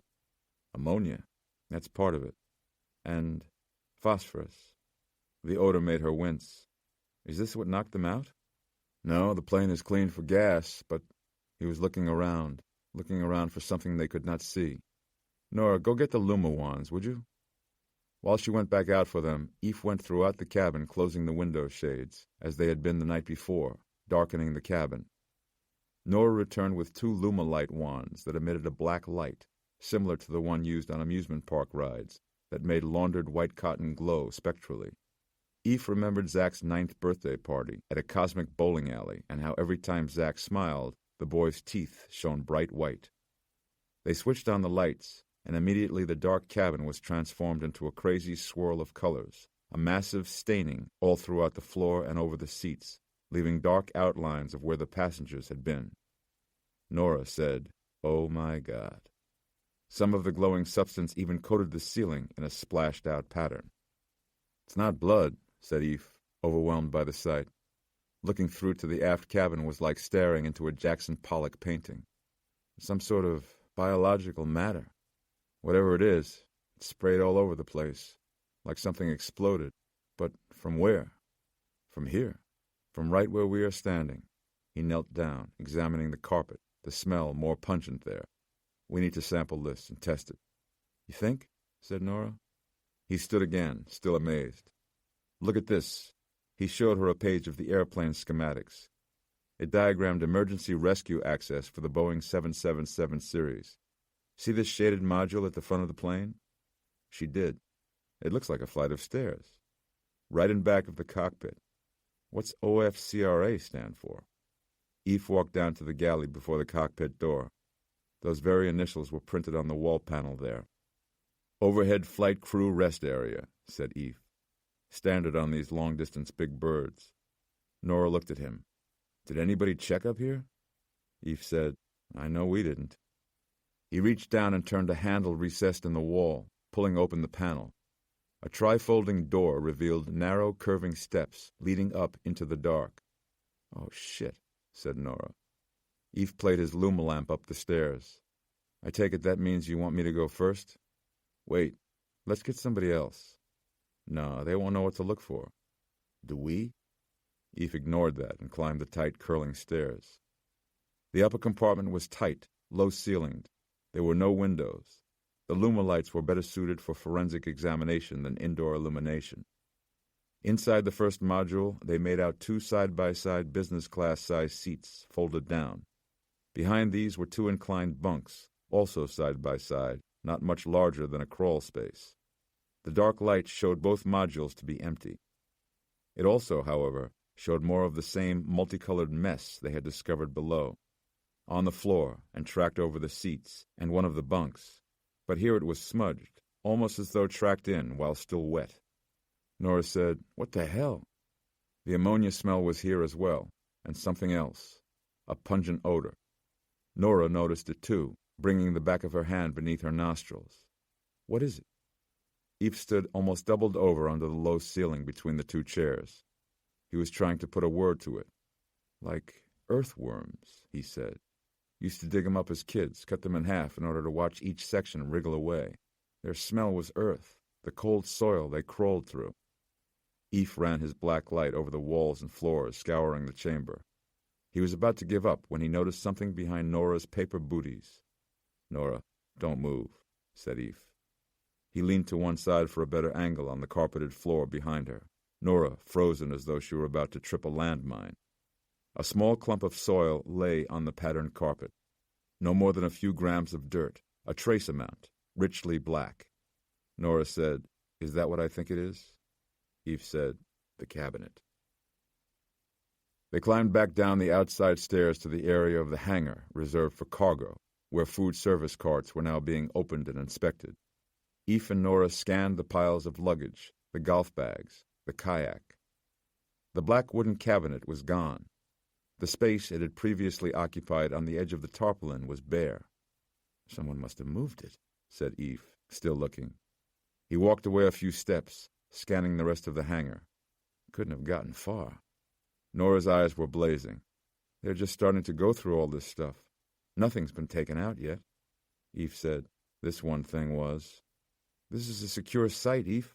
That thing was what, about 8 by 4 by 3? It weighed a few hundred pounds? Would have taken 4 men to carry it." "Exactly. So someone knows where it is." They went to the duty officer manning the hangar door, the keeper of the site log. The young man consulted his master list, a time log of everyone's and everything's entrances and exits. "Nothing here," he said. Eve sensed Nora's objection rising and spoke before she could. "How long have you been here, standing right here?" "Since about 12, sir." "No break?" said Eve. "What about during the eclipse?" "I stood right out here." He pointed to a spot a few yards away from the door. "No one went by me." Eve looked back at Nora. Nora said, "What in the hell is going on?" She looked at the duty officer. "Who else might have seen a great big coffin?"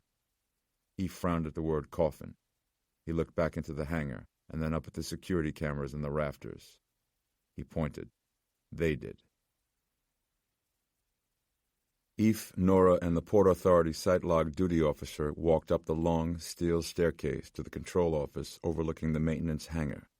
Below, mechanics were removing the aircraft's nose for a look at the internals. 4 drone cameras ran constantly inside the hangar, one at the door leading to the office stairs, one trained on the hangar doors, one up in the rafters, the one Eve had pointed to, and one in the room they were standing in now, all displayed on a 4-square screen. Eve asked the maintenance foreman, "Why the camera in this room?" The foreman shrugged. "Probably because this is where the petty cash is." He took his seat, a battered office chair whose armrests were striped with duct tape, and worked the keyboard beneath the monitor, expanding the rafter view to full screen. He scanned back through the security recording. The unit was digital, but a few years old, and too distorted to make out anything clearly during the rewind. He stopped it. On the screen, the cabinet lay exactly where it had, on the edge of the offloaded cargo. "There it is," said Eve. The duty officer nodded. "Okay, so let's see where it went." The foreman punched it forward. It ran more slowly than the rewind, but was still pretty fast. The light in the hangar darkened with the occultation, and when it brightened again, the cabinet was gone. Stop, said Eve. "Back it up." The foreman backed up a little, pressed play again. The time code on the bottom showed the image playing more slowly than before. The hangar dimmed, and at once the cabinet was again gone. "What the?" said the foreman, hitting pause. Eve said, "Go back, just a bit." The foreman did, then let it play through in real time. The hangar dimmed, still lit by the interior work lights. The cabinet was there, and then it vanished. Wow, said the duty officer. The foreman paused the video. He was confounded too. Eve said, "There is a gap, a cut." The foreman said, "No cut, you saw the time code." "Go back a bit then, a bit more, right there. Now again." The foreman played it again, and again the cabinet disappeared. "Houdini," grumbled the foreman. Eve looked at Nora. "It didn't just disappear," said the duty officer. He pointed out the other luggage nearby. "Everything else stays the same. Not a flicker." Eve said, "Back it up again, please."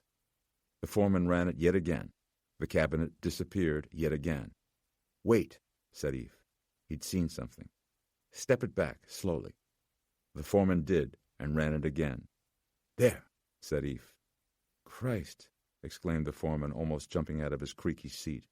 "I saw it." "So what?" said Nora, together with the duty officer. The foreman was into it now, rewinding the image just a few steps. "Coming," said Eve, readying him. "Coming." The foreman held his hand over the keyboard like a game show contestant waiting to press a buzzer. "There." The cabinet was gone again. Nora leaned close. "What?" Eve pointed to the side of the monitor. "Right there." Just evident on the wide right edge of the image was a black blur. Eve said, "Something bursting past the camera." "Up in the rafters?" Nora said. "What, a bird?" "Too damn big," Eve said. The duty officer, leaning close, said, "It's a glitch, a shadow." "Okay," Eve said, standing back. "A shadow of what?" The duty officer straightened. "Can you go frame by frame?" The foreman tried. The cabinet disappeared from the floor almost simultaneously with the appearance of the blur in the rafters. "Best I can do on this machine." The duty officer studied the screen again. "Coincidence," he declared. "How could anything move at that speed?" Eve asked, "Can you zoom in?" The foreman rolled his eyes. "This here ain't CSI. It's Radio fucking Shack." "So it's gone," Nora said, turning to Eve, the other men unable to help. "But why? And how?" Eve cupped his hand over the back of his neck. "The soil from the cabinet. It must be the same as the soil we just found. Which means," Nora said, "are we formulating a theory that someone got up into the overhead flight crew rest area from the cargo hold?" Eve recalled the feeling he had gotten standing in the cockpit with the dead pilots, just before discovering that Redfern was still alive. That of a presence, something nearby. He moved Nora away from the other two and tracked some of that whatever swirl of biological matter in the passenger cabin. Nora looked back to the image of the black blur in the rafters. Eve said, "I think someone was hiding up in that compartment when we first entered the plane." "Okay," she said, grappling with that. "But then, where is it now?" Eve said, "Wherever that cabinet is." Gus sauntered down the lane of cars in the low-ceilinged long-term parking garage at JFK. The echoing screech of bolting tires turning down the exit ramps made the place sound like a madhouse. He pulled out the folded index card from his shirt pocket and double-checked the section number, written in someone else's hand. Then he double-checked that no one else was near. He found the van, a dinged-up, road-dirtied white Econoline with no back windows, at the very end of the lane, parked astride a coned-off corner work area of fluttering tarp and crumbled stone where part of the overhead support had cracked. He pulled out a hand rag and used it to try the driver's door, which was unlocked, as advertised. He backed off from the van and looked around the isolated corner of the garage, quiet but for those monkey squeals in the distance, thinking, trap. They could have a camera in any one of these cars, watching him. Like on Cops, he'd seen that one. PD'd hooked up little cameras inside trucks and pulled them over on a city street, Cleveland or somewhere, and watched as kids and other yo-yos jumped in and took off on a joyride or a trip down to the local chop shop. Being caught was bad, but being tricked like that, getting hosed on primetime TV, was much worse. Gus would rather be shot dead in his underwear than be branded a fool. But he had taken the $50 the dude offered him to do this. Easy money, which Gus still had on him, tucked inside the band of his pinch-front hat, holding onto it for evidence in case things went south. Dude was in the market when Gus went in for a Sprite. Behind him in line when he paid. Outside, a half block away, Gus heard someone coming up on him and turned fast. It was the dude, hands out, showing them empty, wanting to know if Gus wanted to make some quick money. White guy, neat suit, way out of place. He didn't look cop, but he didn't look queer neither. Looked like some sort of missionary. A van in the airport parking garage. You pick it up, drive it into Manhattan, park it, and walk away. A van, said Gus. A van. What's in it? Dude just shook his head. Handed over an index card folded over 5 new 10s. Just a taste. Gus pulled out the bills, like lifting the meat out of a sandwich. If you PD, this entrapment. The pickup time is written on there. Don't be early, and don't be late. Gus thumbed the folded 10s in his hand like sampling a fine fabric. Dude saw this. Dude also saw, Gus realized, the 3 small circles tattooed onto the webbing of Gus's hand. Mex gang symbol for thief. But how would this dude know that? Was that why he made him back in the store? Why the dude had picked him? Keys and further instructions will be in the glove compartment. The dude started walking away. Yo, said Gus after him. I didn't say yes yet. Gus pulled open the door, waited. No alarm, and climbed inside. Didn't see no cameras, but he wouldn't anyway, would he? Behind the front seats was a metal partition without a window. Bolted in there, aftermarket. Maybe truck full of PD he's driving around. Van felt still, though. He opened the glove compartment, again using the rag. Gently, as if a gag snake might jump out at him, and then the little light came on.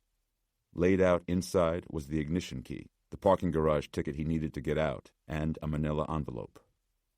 He looked inside the envelope, and the first thing he saw was his pay. 5 new $100 bills, which pleased and pissed him off at the same time. Pleased him because it was more than he'd expected, and pissed him off because no one would break a century from him without a hassle, especially nowhere in the hood. Even a bank would scan the hell out of those bills, coming out of the pocket of an 18-year-old tatted-up Mexican. Folded around the bills was another index card listing the destination address and a garage access code, good for one use only. He compared the cards side by side. Same handwriting. Anxiety faded as excitement rose. Sucker. Trusting him with this vehicle. Gus knew right off the top of his head 3 different spots in the South Bronx to take this baby for reconditioning, and to quickly satisfy his curiosity as to what sort of contraband goodness he was carrying in back. The last item in the larger envelope was a smaller, letter-sized envelope. He withdrew a few sheets of paper, unfolded them, and a warm flame rose out of the center of his back and into his shoulders and neck. Augustine Elizalde headed the first one. It was Gus's rap sheet, his juvenile jacket leading up to the manslaughter conviction and his being kicked free with a clean slate on his 18th birthday, just 3 short weeks ago. The second page showed a copy of his driver's license, and below that, his mother's driver's license with the same East 115th Street address at the Taft houses. He stared at that paper for 2 straight minutes. His mind raced back and forth between that missionary-looking dude and how much he knew, and his madre here, and what kind of bad shit Gus had gotten himself into this time. Gus didn't take well to threats, especially involving his madre. He had already put her through enough. The third page was printed in the same handwriting as the index cards. It read, "No stops." Gus sat at the window of the Insurgentes, eating his fried eggs doused with Tabasco sauce, looking at the white van double-parked out on Queens Boulevard. Gus loved breakfast, and since getting out, had eaten breakfast at nearly every meal. He ordered specific now because he could. Bacon, extra crispy, burn the toast. Fuck them, no stops. Gus didn't like this game, not once they included his madre. He watched the van, thinking over his options, waiting for something to happen. Was he being watched? If so, how close? And if they could watch him, why weren't they just driving the van themselves? What kind of shit had he gotten himself into here? What was inside that van? A couple of cabrones came sniffing around the front of the van. They ducked their heads and scattered when Gus emerged from the diner, his top-buttoned flannel shirt flaring out behind him in the late-day breeze, tats sleeving his bare forearms and bright accents of red around jailhouse black. The Latin Sultan's cred carried out of Spanish Harlem north and east to the Bronx, and as far south into Queens. Their numbers were small, their shadow long. You didn't mess with one unless you wanted war with all. He pulled out into the boulevard, continuing west toward Manhattan, one eye out for tails. The van bounced over some roadwork, and he listened closely but heard nothing shift and back. Yet something was weighing down the suspension. He got thirsty and pulled over again outside a corner market, picking up 2 24-ounce cans of Tecate. He jammed one of the red and gold cans into the cup holder and pulled out again, the city buildings coming up across the river now, the sun falling behind them. Night was coming. He thought about his brother at home, Crispin, that shitbag addict, showing up just as Gus was trying his best to be good to his mother, sweating out chemicals on the living room sofa, and all Gus wanted to do was slide a rusty blade between his ribs. Bringing his disease into their crib. His older brother was a ghoul, a straight-up zombie, but she wouldn't put him out. She let him lay around and pretended he wasn't shooting smack in her bathroom, biding time until he would vanish again, along with some of her things. Gus needed to put some of this dinero sucio aside for his madre. Give it to her after Crispin was gone. Stick some more in his hat and leave it there for her. Make her happy. Do something right. Gus pulled out his phone before the tunnel. "Felix, man, come get me." "Where you at, bro?" "I'll be down Battery Park." "Battery Park? All the way down there, Gusto?" "So roll over to 9th and drop straight down, bitch. We're going out. Have ourselves a party, man. That money I owe you, I made me some flash today. Bring me out a jacket or something to wear, clean shoes. Get me into a club. Fucking anything else? Just pull your fingers out of your sister's concha and come get me, comprende?" He came out of the tunnel into Manhattan and drove across town before turning south. He maneuvered onto Church Street, south of Canal, and started checking street signs. The address was a loft building, fronted with scaffolding, its windows plastered with building permits, but without any construction trucks around. The street was quiet, residential. The garage worked as advertised, the access code raising a steel door under which the van just fit, rolling down a ramp beneath the building. Gus parked and sat still a moment, listening. The garage was dingy and underlit, looking to him like a good trap, the kicked-up dust swirling in the fading light through the open doorway. His impulse was to beat a hasty retreat, but he needed to be sure he was out clean. He waited as the garage door rolled shut. Gus folded the pages and envelope from the glove compartment and stuffed them inside his pockets, draining the last of the first beer and crushing the can to an aluminum pick, then stepping out of the van. After a moment's deliberation, he went back in with his hand rag and wiped down the steering wheel, the radio knobs, the glove compartment, the door handles inside and out, and anything else he thought he might have touched. He looked around the garage, the only light now coming in between the blades of an exhaust fan, dust drifting like a mist in its faint rays. Gus wiped off the ignition key, then went around to the side and back doors of the van. He tried the handles just to see. They were locked. He thought about it a moment, then curiosity got the better of him. He tried the key. The locks were different from the ignition. Part of him was relieved. Terrorists, he thought. Could be I'm a fucking terrorist now, driving a van full of explosives. What he could do was drive the van back out of here, park it outside the nearest police precinct, leave a note on the windshield, have them see if it's anything or nothing. But these fuckers had his address, his madre's address. Who were they? He got angry, a heat flare of shame shooting up his back. He pounded the meat of his fist once against the side of the white van, demonstrating his dissatisfaction with the arrangement. A satisfying sound resounded within, breaking the silence. He gave up then, tossing the key into the front seat and slamming the driver's door with his elbow, another satisfying bang. But then, instead of getting quiet quickly again, he heard something, or thought he did, something inside. With the last of the light eking in through the fan grate, Gus got right up to the locked back doors to listen, his ear almost touching the van. Something, almost like a stomach rumbling. That same kind of empty, roiling hunger. A stirring. What the fuck, he decided, stepping back. The deed is done. So long as the bomb goes off below 110th Street, what do I care? A dull but distinct bang from inside the van rocked Gus back a step. The paper bag containing the second cerveza slipped from underneath his arm, and the can burst and sprayed beer over the gritty floor. The spraying faded to a dull foaming, and Gus bent to gather up the mess, then stopped, crouching, his hand on the soaked bag. The van listed ever so slightly. Its undercarriage springs pinged once. Something had moved or shifted inside. Gus straightened, leaving the burst beer on the ground and moving backward, shoes scraping the grit. A few steps away, he reset himself, willing himself to relax. His trick was to think that someone was watching him lose his cool. He turned and walked calmly to the closed garage door. The spring creaked again, putting a hitch in his step, but not halting him. He reached the black panel with a red plunger switch next to the door. He hit it with the heel of his hand, and nothing happened. He hit it 2 more times, first slow and easy, then hard and fast, the spring action on the plunger sticking, as though from disuse. The van creaked again, and Gus did not allow himself to look back.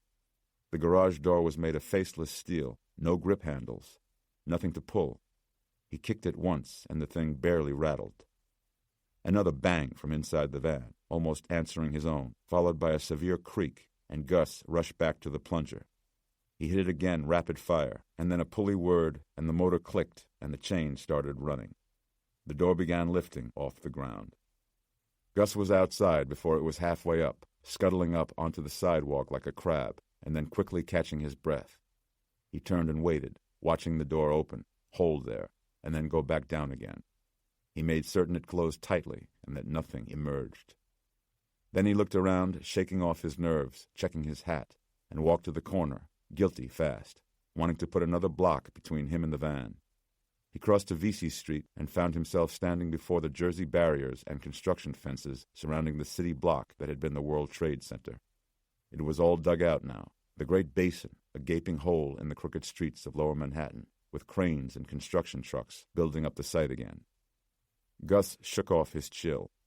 He unfolded his phone at his ear. "Felix, where you at, amigo?"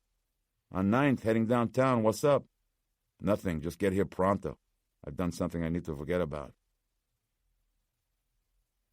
Isolation Ward, Jamaica Hospital Medical Center. Eve arrived at the Jamaica Hospital Medical Center fuming. "What do you mean they're gone?" "Dr. Goodweather," said the administrator, "there was nothing we could do to compel them to remain here. I told you to post a guard to keep that Bolivar character slimy lawyer out." "We did post a guard, an actual police officer. He looked at the legal order and told us there was nothing he could do. And it wasn't the rock star's lawyer, it was Mrs. Lust's lawyer. Her firm. They went right over my head, right to the hospital board." "Then why wasn't I told this?" "We tried to get in touch with you. We called your contact." Eve whipped around.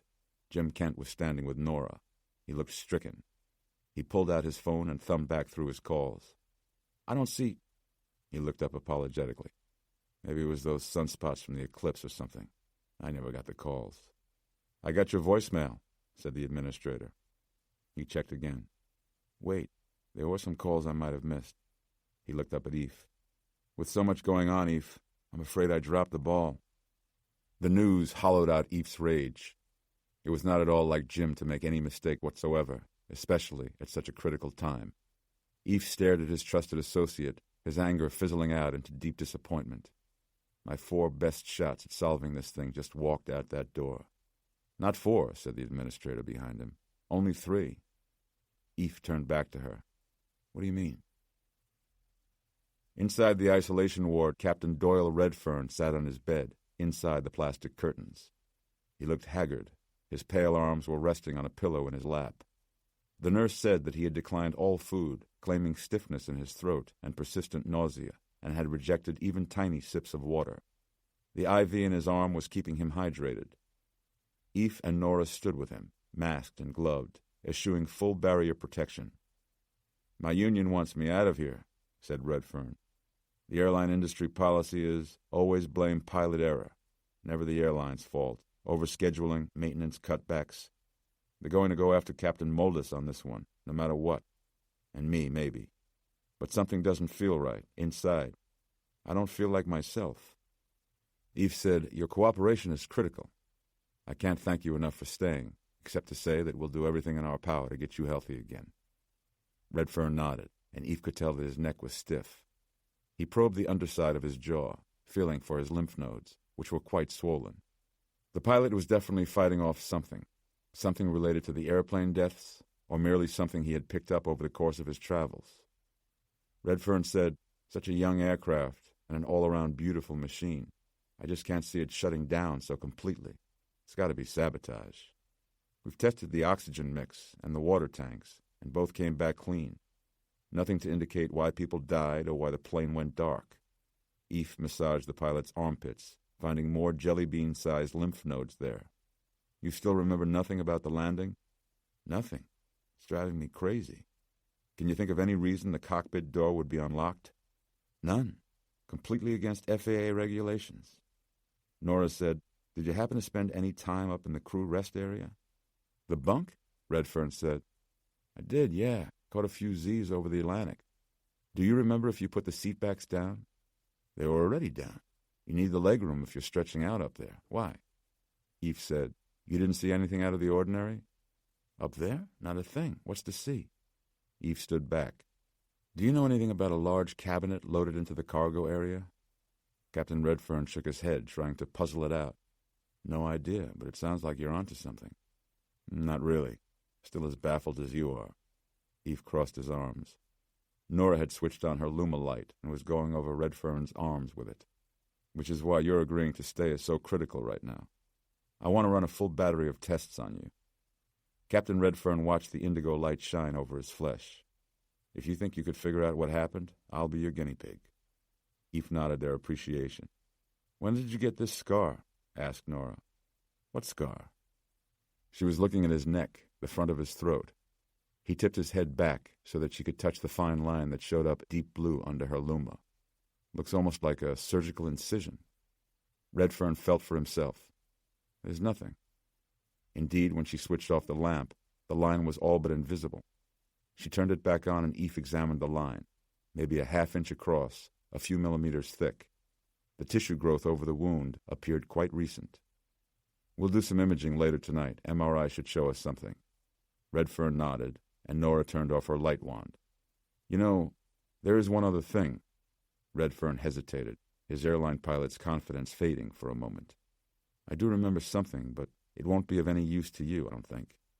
Eve shrugged almost imperceptibly. "We'll take anything you can give us."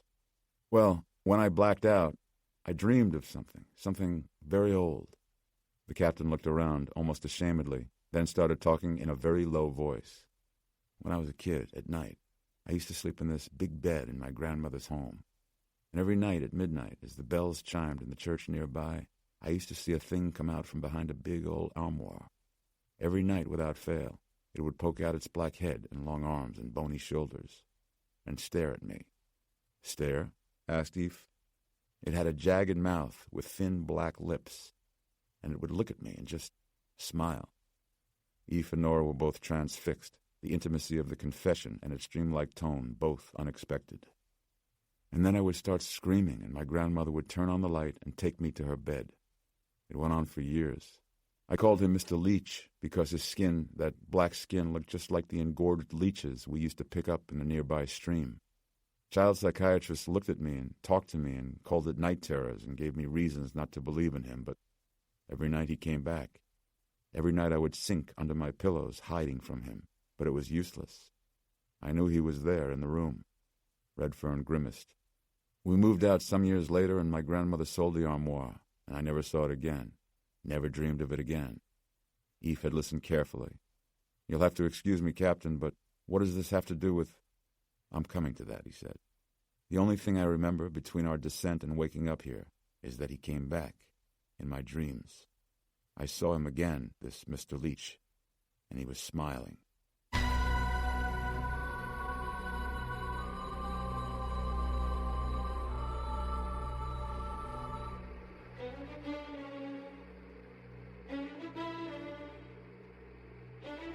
Interlude 2.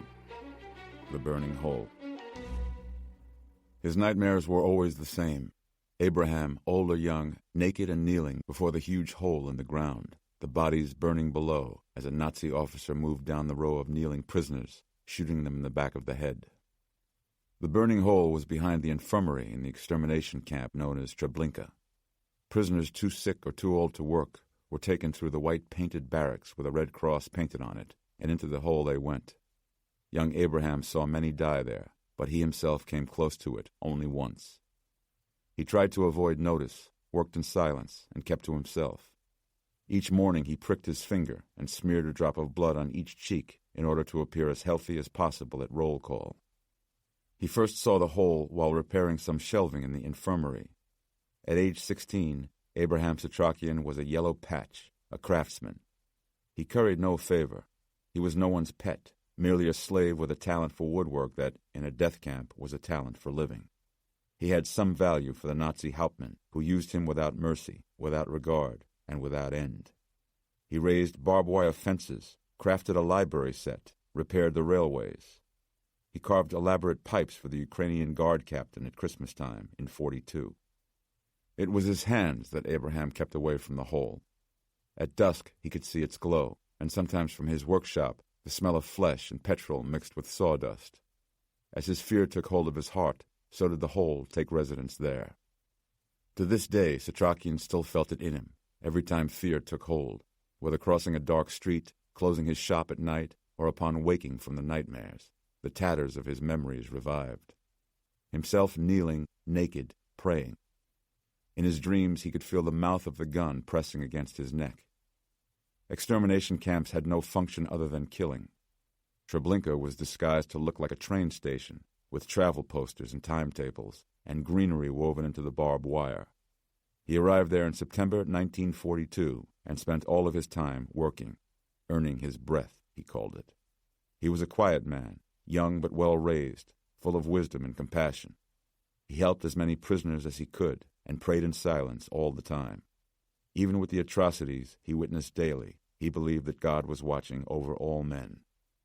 But one winter night, in the eyes of a dead thing, Abraham saw the devil and understood the ways of the world to be different from what he'd thought.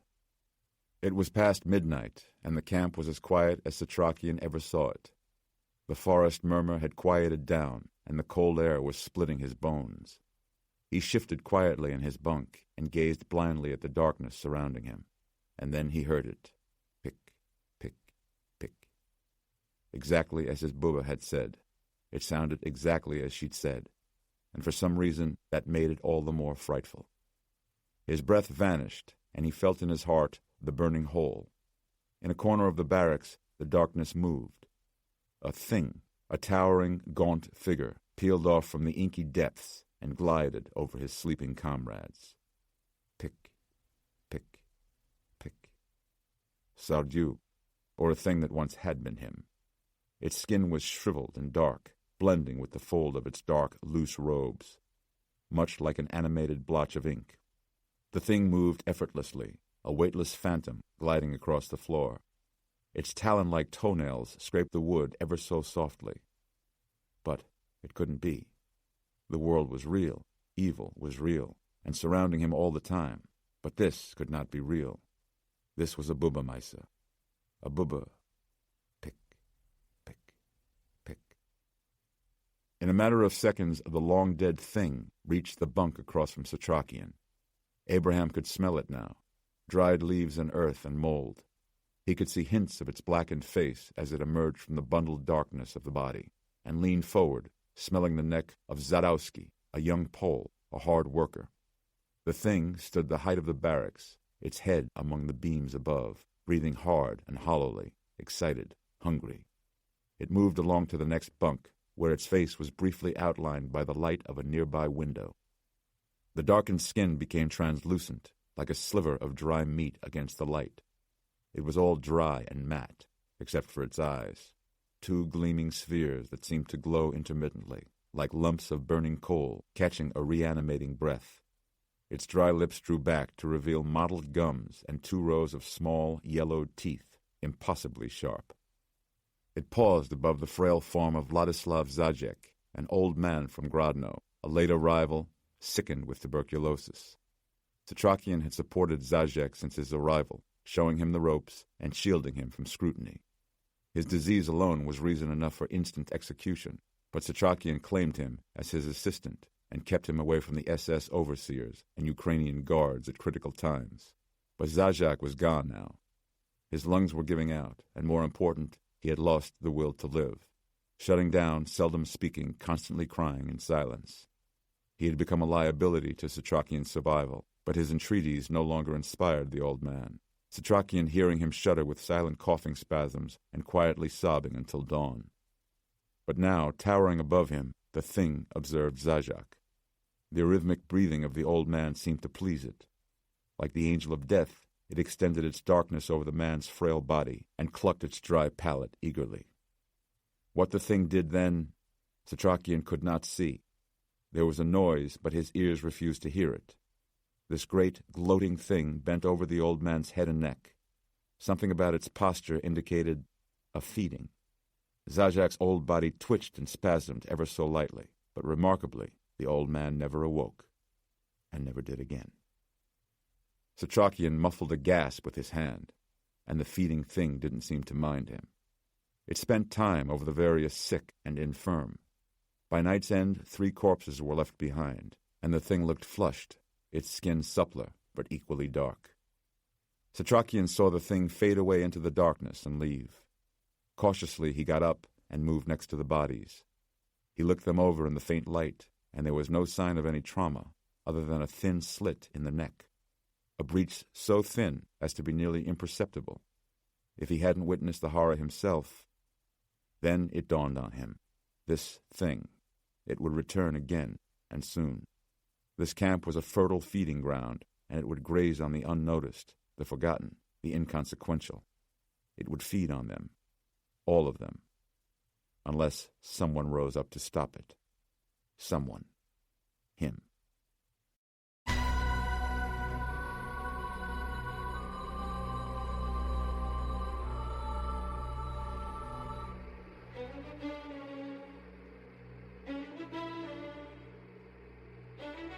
Movement.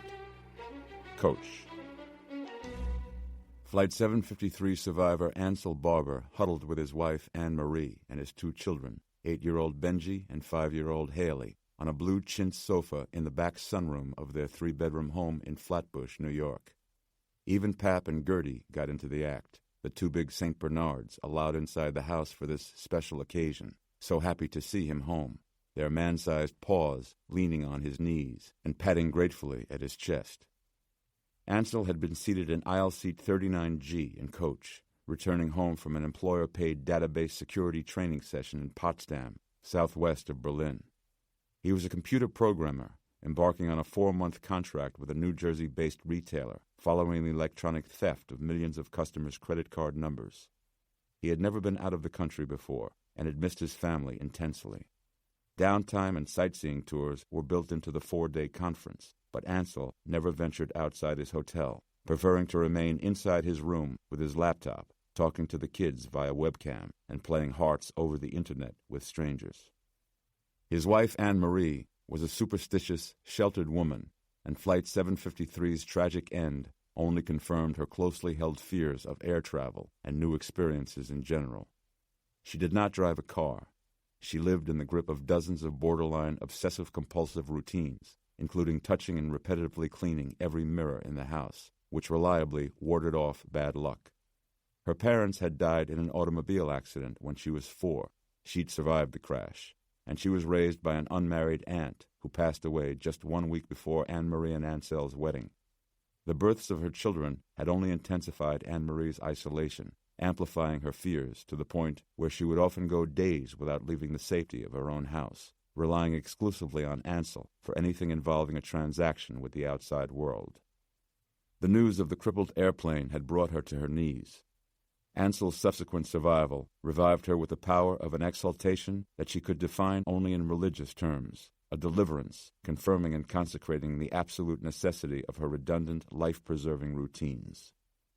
Ansel, for his part, was intensely relieved to be back home.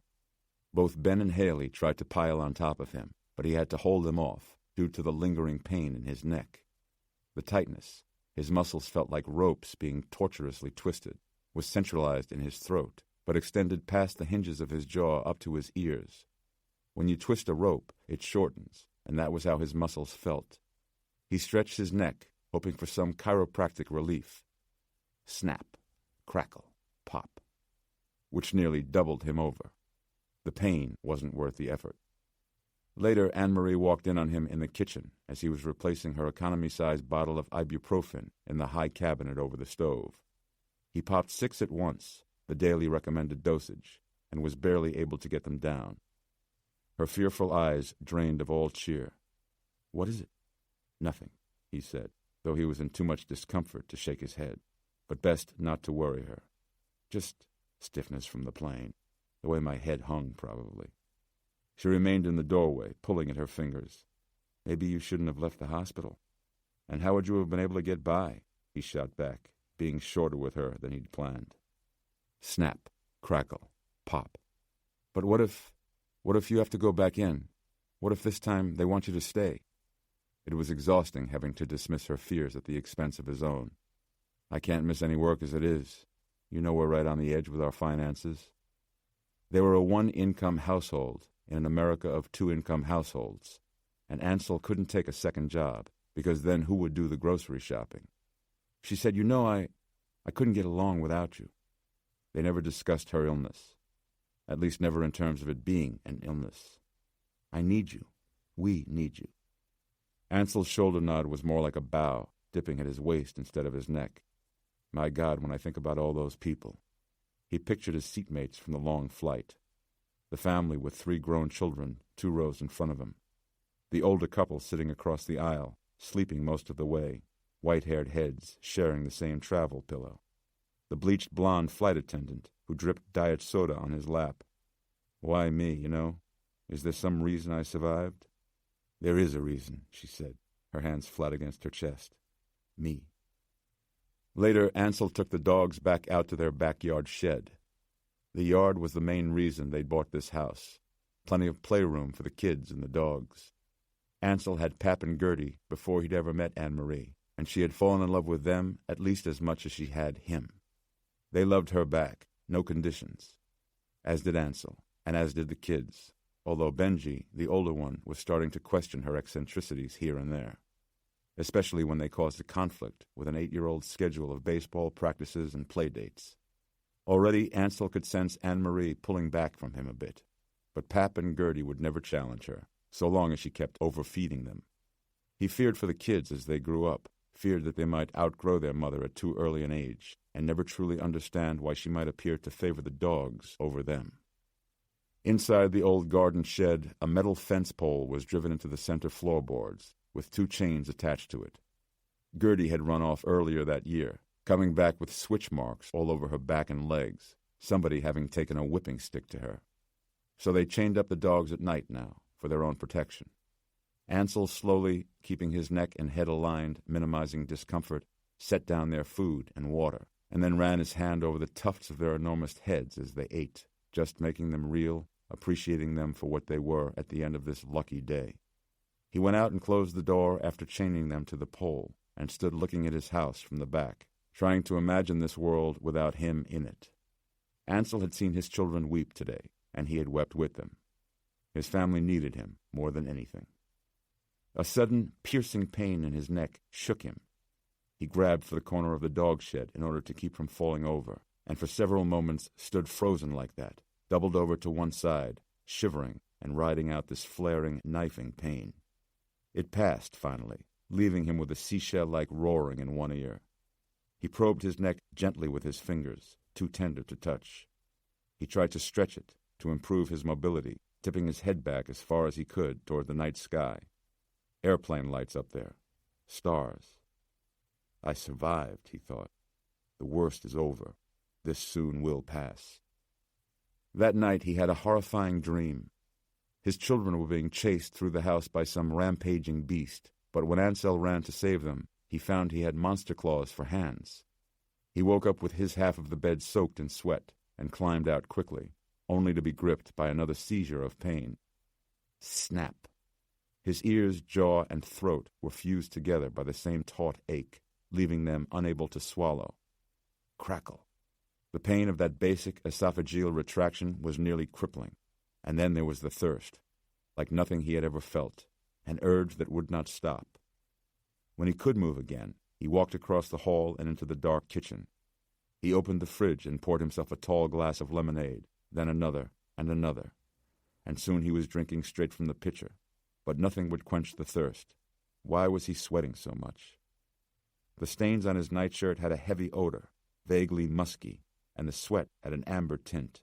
So hot in here. As he placed the pitcher back in the fridge, he spotted a plate with marinating meat.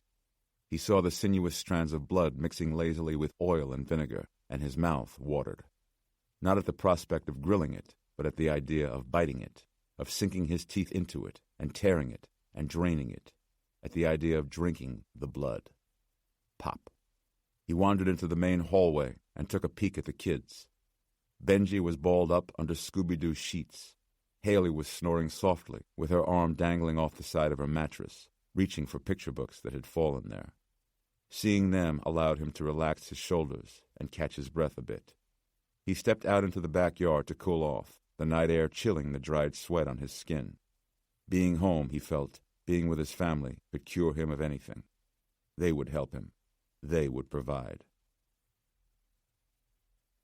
Office of the Chief Medical Examiner, Manhattan. There was no blood on the medical examiner who met Eve and Nora. That alone was a strange sight. Normally it ran down their waterproof gowns and stained their plastic sleeves up to the elbows. But not today. The Emmy might as well have been a Beverly Hills gynecologist. He introduced himself as Gossett Bennett, a brown-skinned man with browner eyes, a purposeful face behind a plastic shield. "We're just getting underway here," he said, waving at the tables. The autopsy room was a noisy place. Whereas an operating room is sterile and silent, the morgue is its direct opposite. A bustling space, hectic with whining saws, running water, and dictating doctors. "We've got 8 going from your airplane." Bodies lay upon 8 guttered tables of cold stainless steel.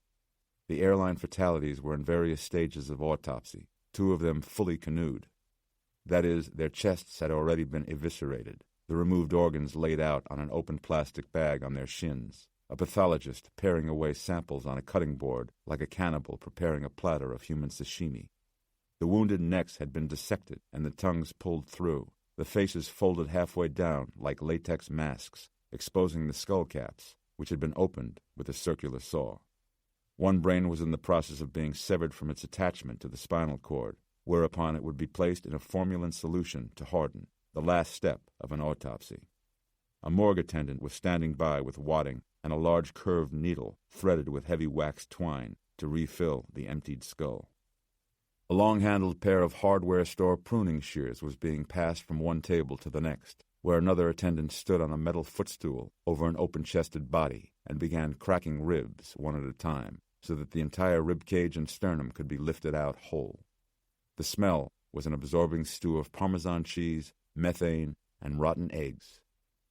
"After you called, I began checking their necks," said Bennett. "All the bodies so far present the same laceration you spoke of, but no scar.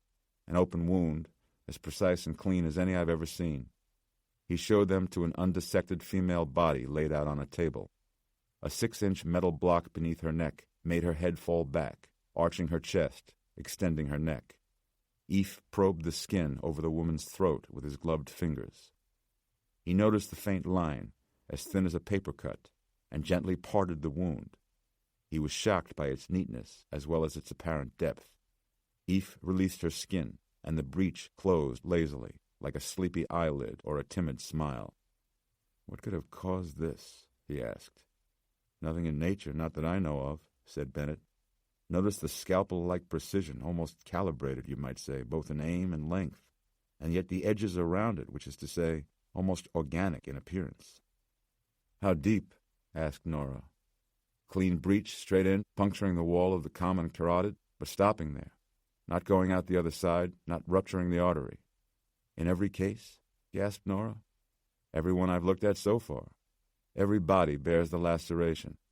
Though if you hadn't alerted me, I have to admit, I might not have noticed it, especially with everything else going on with these bodies." "What else?" "We'll get there in a moment. Each laceration is on the neck, either front or side, excluding one female who had hers on the chest, high above her heart. and one male we had to search and eventually found the breach on the upper inside thigh, over the femoral artery. Each wound perforated skin and muscle, ending exactly inside a major artery. A needle? Ventured Eve. But finer than that. I need to do more research into it. We're just at the beginning here, and there's plenty of other freaky shit going down. You're aware of this, I assume. Bennett led them to the door of the walk-in refrigerator. Inside, it was wider than a two-car garage. There were 50 or so gurneys, most containing a crash bag unzipped down to the corpse's chest. A handful were fully unzipped, those bodies nude, having already been weighed, measured, and photographed, and ready for the autopsy table. There were also 8 or so corpses unrelated to Flight 753, lying on bare gurneys without crash bags, bearing standard yellow toe tags. Refrigeration slows decomposition in the same way it preserves fruits and vegetables and delays cold cuts from spoiling. But the airplane bodies hadn't spoiled at all. 36 hours out, and they looked nearly as fresh as when Eve had first boarded the plane. As opposed to the yellow-tagged corpses, which were bloating, effluvium oozing from every orifice like a black purge, flesh going dark green and leather-like from evaporation. "These are some pretty good-looking dead people," said Bennett. Eve felt a chill that had nothing to do with the temperature in the cooler. He and Nora both waded in, 3 rows deep. The bodies looked not healthy, for they were shrunken and bloodlessly wan, but not long dead. They bore the characteristic mask of the deceased, but it was as though they had just passed over, not 30 minutes ago. They followed Bennett back out into the autopsy room, to the same female corpse, a woman in her early 40s with no distinguishing marks other than a decade-old cesarean scar below the bikini line, being prepped for incision. But instead of a scalpel, Bennett reached for a tool never used inside a morgue, a stethoscope. "I noticed this earlier," he said, offering the scope to Eve. Eve put in the earplugs, and Bennett called for everyone else in the room to stop for silence. A pathology assistant rushed around, turning off the running water. Bennett laid the acoustic end of the stethoscope against the corpse's chest, just below her sternum. Eve listened with trepidation, afraid of what he was to hear, but he heard nothing. He looked at Bennett again, who showed no expression, waiting. Eve closed his eyes and focused. Faint, very faint. A squirming sound, almost like that of something wriggling in mud. A slow sound, so maddeningly slight he couldn't be altogether certain he wasn't imagining it. He gave the scope to Nora to have a listen. "Maggots?" she said, straightening. Bennett shook his head. "In fact, there is no infestation at all, accounting in part for the lack of decay. But there are some other intriguing abnormalities." Bennett waved everyone else to return to their work, selecting from a side tray a big No. 6 blade scalpel. But instead of starting in on the chest with the usual Y-shaped incision, he took a large-mouthed stock jar from the enameled counter and placed it beneath the corpse's left hand. He drew the scalpel blade abruptly across the underside of the wrist, slicing it open like the rind of an orange. A pale, opalescent liquid sprayed at first, some of it spurting out onto his gloves and his hip on the initial cut, then sluicing steadily out of the arm, singing into the bottom of the jar. Flowing fast, but then lacking any circulatory pressure from its stilled heart, losing force after about 3 ounces or so. Bennett lowered the arm to draw out more. Eve's shock at the callousness of the cut was quickly overcome by his amazement at the sight of the flow. This couldn't be blood. Blood settles and congeals after death. It doesn't drain out like engine oil. Nor does it turn white. Bennett returned the arm to the corpse's side and held up the jar for F to see. "Lieutenant, the corpses, they're... At first I thought maybe the proteins were separating the way oil sits on top of water," Bennett said. "But it's not quite that either. The issue was pasty white, almost as though sour milk had been introduced into the bloodstream." "Lieutenant, oh, Jesus." Eve could not believe what he was seeing. Nora said, "They're all like this?" Bennett nodded. "Exsanguinated. They have no blood." Eve eyed the white matter in the jar, and his taste for whole milk turned his stomach. Bennett said, "I've got some other things. Core temperature is elevated. Somehow these bodies are still generating heat. Additionally, we found dark spots on some organs. Not necrosis, but almost more like..." like bruising. Bennett set the jar of opalescent fluid back down on the counter and called over a pathology assistant. She brought with her an opaque plastic tube of the same sort the takeout soup comes in. She peeled off the top, and Bennett reached inside, removing an organ, setting it on a cutting board like a small, fresh-from-the-butcher roast. It was an undissected human heart. He pointed a glove finger at where it would have joined the arteries. See the valves? Almost as if they have grown open. Now, they couldn't have operated like this in life, not closing and opening and pumping blood. So this can't have been congenital. Eve was aghast. This abnormality was a fatal defect. As every anatomist knows, people look just as different on the inside as they do on the outside, but no human being could conceivably have survived to adulthood with this heart. Nora asked, "Do you have any medical records for the patient? Anything we can check this against?" "Nothing yet. Probably not until morning, but it's made me slow this process down, way down. I'm stopping in a little while, shutting down for the night so I can get some more support in here tomorrow. I want to check every little thing, such as this." Bennett walked them down to a fully anatomized body, that of a mid-weight adult male. His neck had been dissected back to the throat, exposing the larynx and the trachea, so that the vocal folds or vocal cords were visible just above the larynx. Bennett said, "See the vestibular folds?" They were also known as false vocal cords, thick mucous membranes whose only function is to sit above and protect the true vocal folds. They are a true anatomical oddity in that they can regenerate themselves completely, even after surgical removal. Eve and Nora leaned in closer. Both saw the outgrowth from the vestibular folds, a pinkish, fleshy protuberance, not disruptive or malformed like a tumorous mass, but branching from and within the inner throat, below the tongue. A novel, seemingly spontaneous augmentation of the soft lower mandible. They scrubbed up outside more diligently than usual. Both were deeply shaken by what they had seen inside the morgue. Eve spoke first. "I'm wondering when things are going to start making sense again." He dried his hands completely, feeling the open air against his gloveless hands. Then he felt his own neck, over the throat, approximately where the incisions were all located. A straight, deep puncture wound in the neck, and a virus that slows ante-mortem decomposition on the one hand, yet apparently causes spontaneous ante-mortem tissue growth on the other. Nora said, "This is something new, or something very, very old." They started out the delivery door to Eve's illegally parked Explorer, his emergency blood delivery pass on the dash. The last streaks of daytime warmth were leaving the sky. Nora said, "We need to check out the other morgues, see if they are finding the same deviations." The alarm went off on Eve's cell phone. A text message from Zach. "Where are you? Z." "Shit," said Eve. "I forgot. Custody hearing." "Now?" Nora said before catching herself. "Okay, you go. I'll meet you after."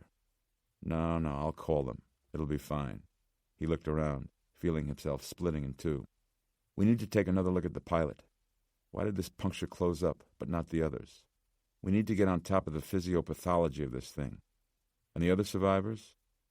Eve frowned, reminded that they were gone. It's not like Jim to screw up like that. Nora wanted to defend Jim. If they're getting sick, they'll come back. Only it might be too late, for them and for us. "What do you mean for us?" "To get to the bottom of this thing? There's got to be an answer somewhere, an explanation, a rationale. Something impossible is happening, and we need to find out why and stop it." Up on the sidewalk at the main entrance on First Street, news crews were set up for live remotes from the medical examiner's office. That attracted a sizable crowd of onlookers, whose nervousness was palpable from around the corner. Lots of uncertainty in the air.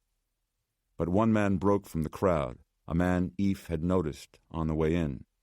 An old man with birch white hair, holding a walking stick that was too tall for him, gripping it like a staff, below its high silver handle.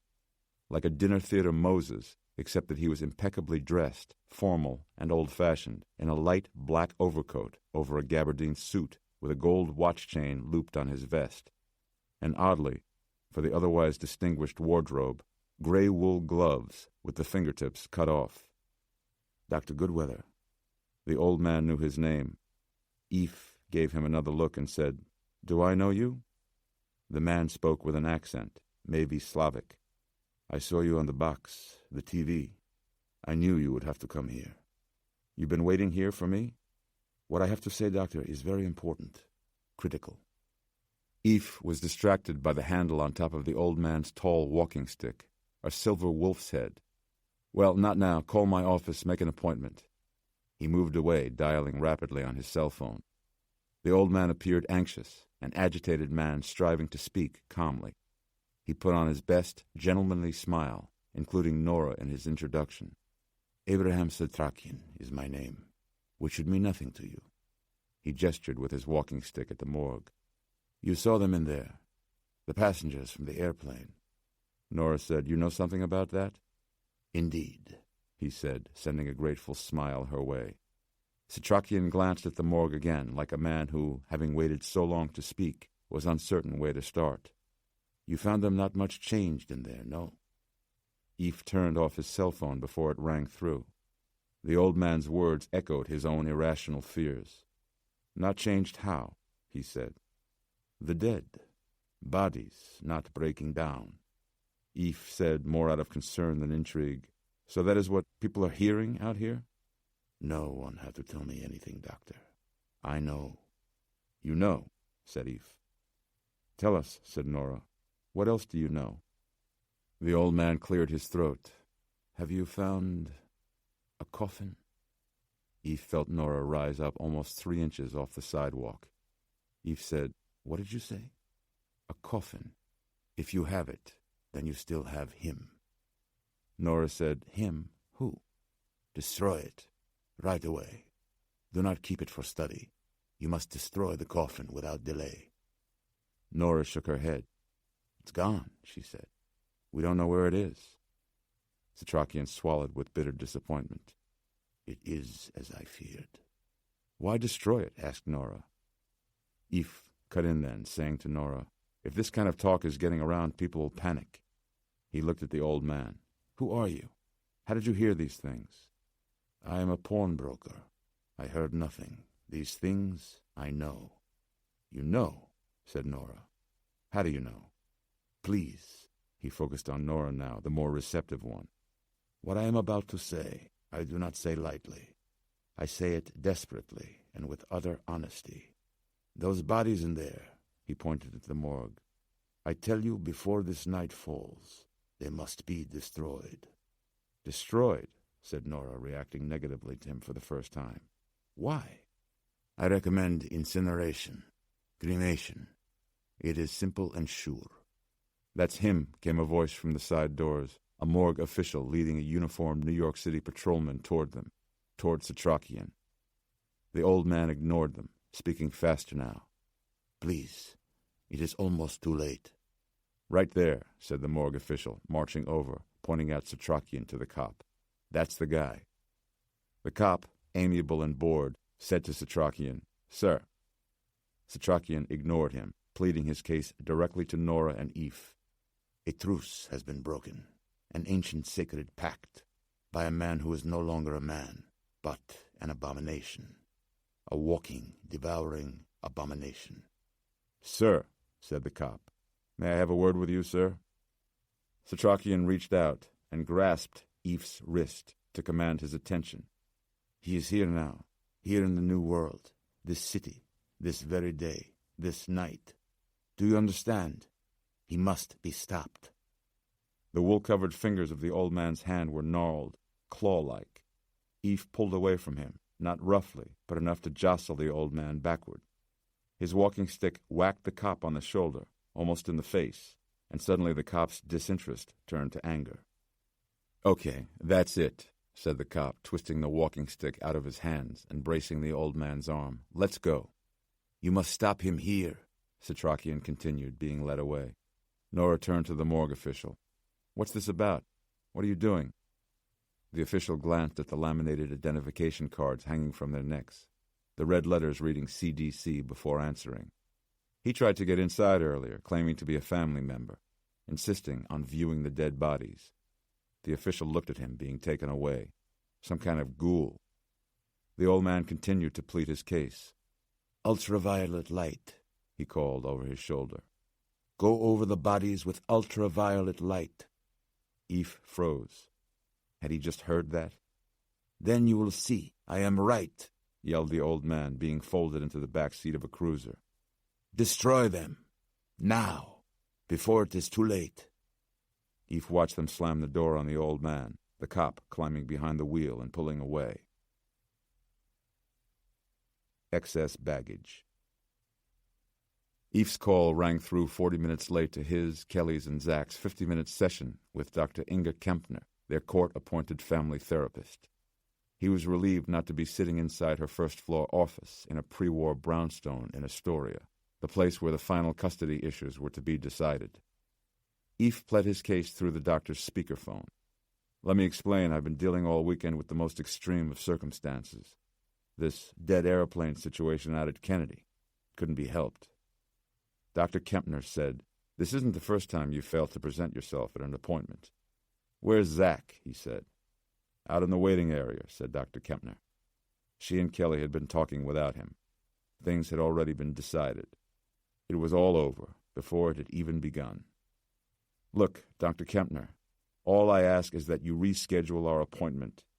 Dr. Goodweather, I am afraid that—" "No, wait, please, hold on." He cut right to it. "Look, am I the perfect father? No, I'm not, I admit that. Points for honesty, right? In fact, I'm not even sure I'd want to be the perfect father and raise some plain vanilla kid who's not going to make a difference in this world. But I do know that I want to be the best father I can be, because that is what Zach deserves, and that is my only goal right now." "All appearances to the contrary," said Dr. Kempner. Eve gave his phone the finger. Nora stood just a few feet away. He felt angry, yet strangely exposed and vulnerable. "Listen to me," said Eve, fighting hard to keep his cool. "I know that you know I have rearranged my life around this situation, around Zach. I established this office in New York City specifically so that I could be here, near his mother, so that he would have the benefit of us both. I usually have very regular hours during the week, a dependable schedule with established off-call times. I'm working doubles on weekends in order to have 2 off for every one I'm on. Did you attend an AA meeting this weekend?" Eve grew silent. All the air went out of his tires. "Were you even listening? Have you felt the need to drink?" "No," he grunted, making a supreme effort to keep his cool. "I've been sober 23 months, you know that." Dr. Kempner said, "Dr. Goodweather, this isn't a question of who loves your son more. It never is in these situations. Wonderful that you both care so much, so deeply. Your dedication to Zach is plainly evident. But as is so often the case, there seems to be no way to prevent this from turning into a contest. The state of New York issues guidelines I must follow in my recommendation to the judge." Eve swallowed bitterly. He tried to interrupt, but she kept on talking. "You've resisted the court's original custodial inclination. You fought it every step of the way, and I consider that a measure of your affection for Zachary. You have also made great personal strides, and that is both evident and admirable. But now we find that you have reached your court of last resort, if you will, in the formulas we use for arbitrating custody. Visitation rights, of course, have never been in question." No, murmured Eve, like a man about to be rammed by an oncoming car. It was this same sinking feeling he'd had all weekend. He tried reaching back to he and Zach sitting in his apartment, eating Chinese food and playing video games. The entire weekend stretched out before them. What a glorious feeling that had been. "My point, Dr. Goodweather," said Dr. Kempner, "is that I can't see much purpose in going any further." Eve turned to Nora, who looked up at him, understanding in an instant what he was going through. "You can tell me it's over," Eve whispered into the phone. "But it's not over, Dr. Kempner. It never will be." And with that, he hung up. He turned away, knowing Nora would respect him in this moment and not try to approach, and for that he was grateful, because there were tears in his eyes that he did not want her to see.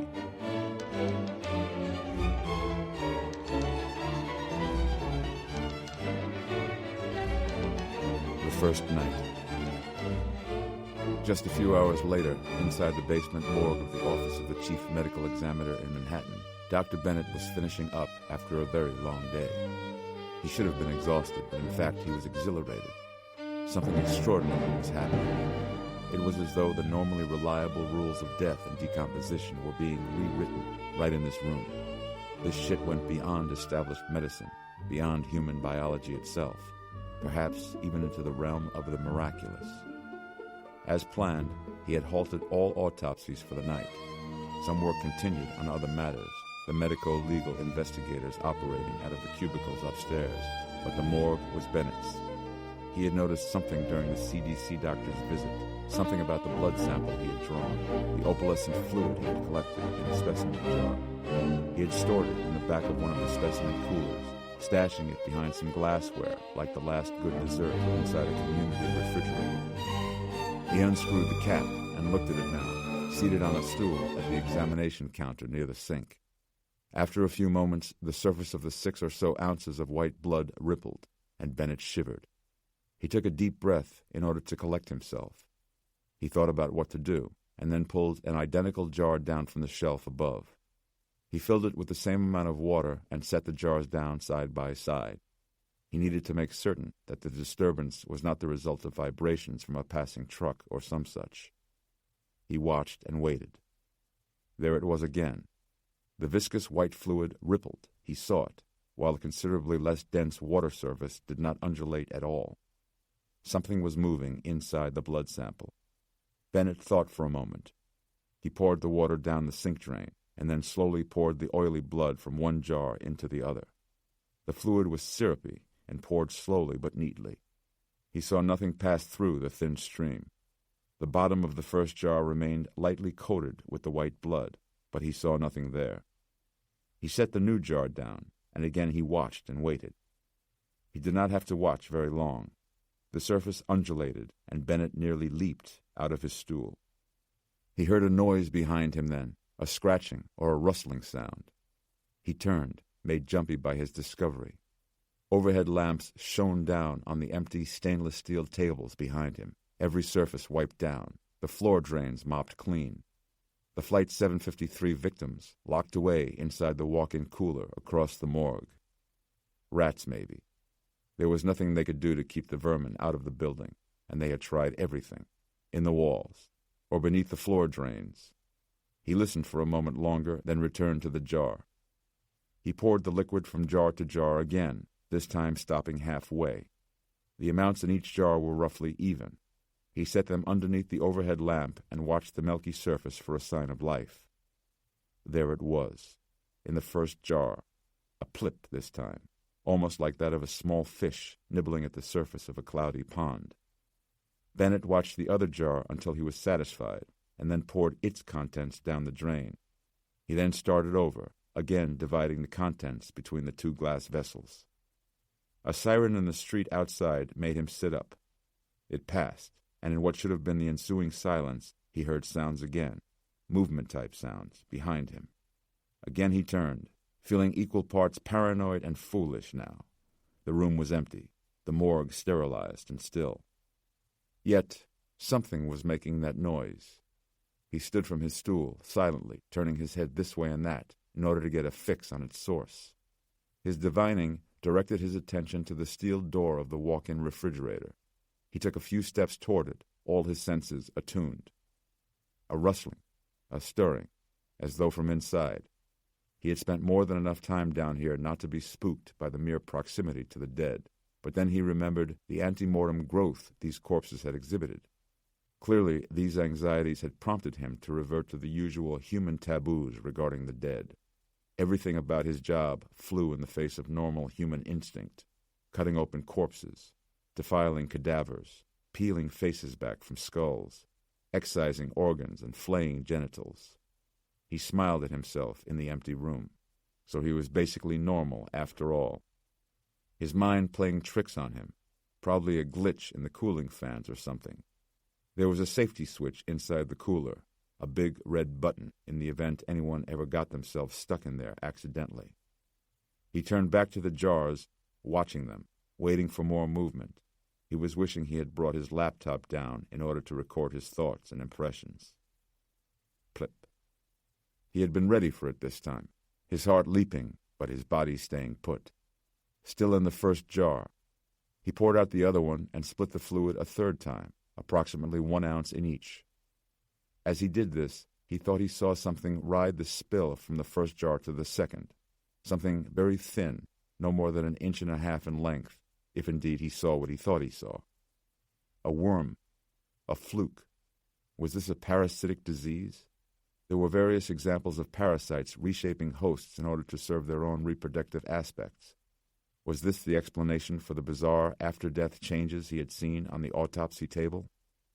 He held up the jar in question, swishing around the thinning white fluid underneath the lamplight. He eyed the contents carefully, closely, and yes, not once, but twice, something slithered inside, wriggled, wire-thin, and as white as its surroundings, moving very fast. Bennett had to isolate it, dip it in formalin, and then study it, and identify it. If he had this one, he had dozens, maybe hundreds, maybe who knows how many, circulating inside the other bodies in the... A sharp bang from the cooler shocked him, made him jerk up, jostling the jar from his hand.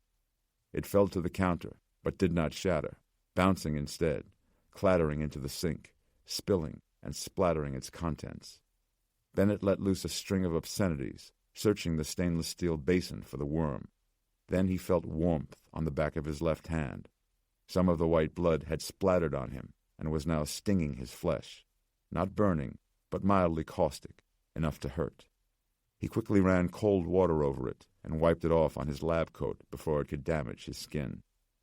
He whirled around then, facing the cooler. The bang he had heard was certainly no electrical malfunction, but more like a wheeled stretcher banging into another wheeled stretcher. Impossible. And his ire rose again. His worm had just gone down the drain. He would get another blood sample and isolate this parasite. This discovery was his. Still wiping his hand on the flap of his jacket, he went to the door and pulled on the handle, releasing the chamber's seal. A hiss of stale, refrigerated air breathed over him as the door opened wide. Joan Luss, after having released herself and the others from the isolation ward, hired a car to take her straight to the weekend home in New Canaan, Connecticut, of one of the founding partners of her law firm. She'd had the driver pull over twice so she could retch out the window, a combination of flu and nerves. But no matter. She was victim class and advocate now, aggrieved party and crusading counselor, fighting for restitution for the families of the dead and for the 4 fortunate survivors. The white shoe firm of Kamins, Peters, and Lilly could be looking at 40% of the largest corporate claim payout ever, bigger than Vioxx, bigger even than WorldCom. Joan Luss, partner. You think you're doing all right in Bronxville until you drive out into New Canaan. Bronxville, Joan's home, is a leafy village in Westchester County, 15 miles north of Midtown Manhattan, 28 minutes by Metro-North train. Roger Luss worked in international finance for Klum and Fairstein and traveled out of the country most weeks. Joan had traveled quite a bit, but had to pull back after the children were born because it didn't look good. But she missed it and had thoroughly enjoyed her previous week in Berlin at the Ritz-Carlton on the Potsdamer Platz. She and Roger, having grown so accustomed to hotel living, had emulated that very lifestyle in their home, with heated bathroom floors, a downstairs steam room, twice weekly fresh flower deliveries, 7 days a week landscaping, and of course their housekeeper and laundress. Everything but turn-down service and a suite on their pillows at night. Buying into Bronxville several years before, with its lack of new construction and forbiddingly high tax rate, had been a big step up for them. But now, having had a taste of New Canaan, where lead partner Dory Kamins lived like a feudal lord on a 3-house estate complete with a fishing pond, horse stables, and equestrian track, Bronxville, on her way back, had struck her as quaint, provincial, even a little tired. Now home, she had just awakened after suffering through a tremulous late afternoon nap. Roger was still in Singapore, and she kept hearing noises in the house, noises that finally scared her awake. Restless anxiety. She attributed it to the meeting, perhaps the biggest meeting of her life. Joan emerged from her study, holding the wall on her way downstairs, coming into the kitchen as Neva, the children's wonderful nanny, was clearing away the dinner mess, running a damp cloth over the table crumbs. "Oh, Neva, I could have done that," said Joan, not meaning a word of it, walking right to the tall glass cabinet where she kept her medicine. Neva was a Haitian grandmother who lived in Yonkers, one town over. She was 60-something, but looked basically ageless, always wearing a long ankle-length floral dress and comfortable Converse sneakers. Neva was a much-needed calming influence in the Lusk home. They were a busy bunch, what with Roger's traveling and Joan's long hours in the city, and the children's school and programs in between, everyone going in 16 different directions. Neva was the family rudder, and Joan's secret weapon in keeping the household running right. "John, you don't look so good." Joan and Don't came out sounding like John and Don in Neva's island lilt. "Oh, I'm just a little run down." She popped some Motrin and 2 Flexerils and sat down at the kitchen island, opening house beautiful. "You should eat," said Neva. "Hurts to swallow," said Joan. "Soup, then," decreed Neva, and set about getting it for her. Neva was a mother figure for all of them, not just the children. And why shouldn't Joan have some mothering, too? God knows, her real mother, twice divorced, living in an apartment in Hialeah, Florida, wasn't up to the task. And the best part? When Neva's doting ways became too annoying, Joan could simply send her away on an errand with the kiddies. Best arrangement ever. "I hear about that aeroplane." Neva looked back at Joan from the can opener. "No good. An evil thing." Joan smiled at Neva and her adorable little tropical superstitions, the smile cut abruptly short by a sharp pain in her jaw.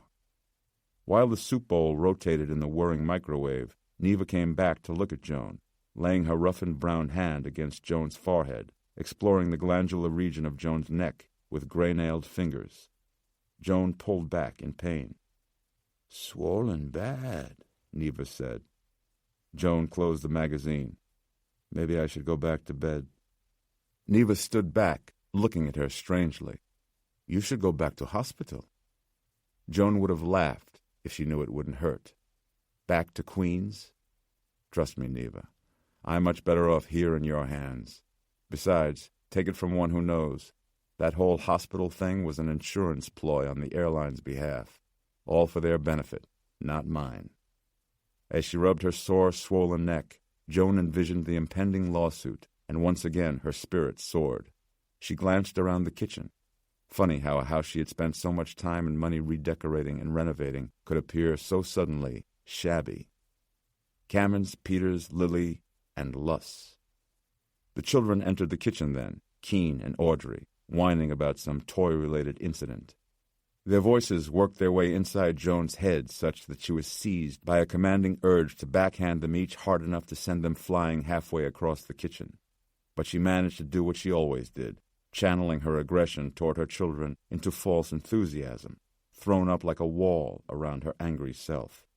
She closed the magazine and raised her voice in order to silence theirs. "How would you each like a pony and your very own pond?"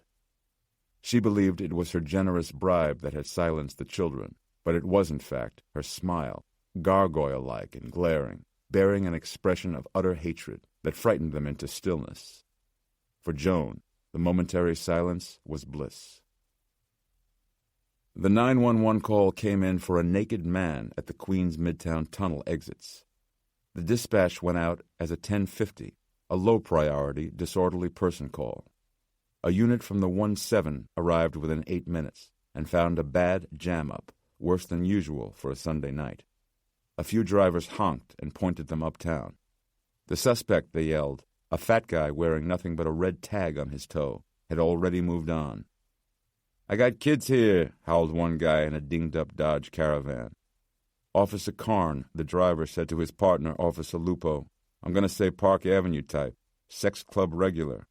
Took too much X before his weekend kink session." Officer Lupo unbuckled and opened his door. "I'm on traffic duty. Lover boy's all yours." "Thanks a lot," said Officer Karn to the slamming of the door. He lit up his rack and waited patiently.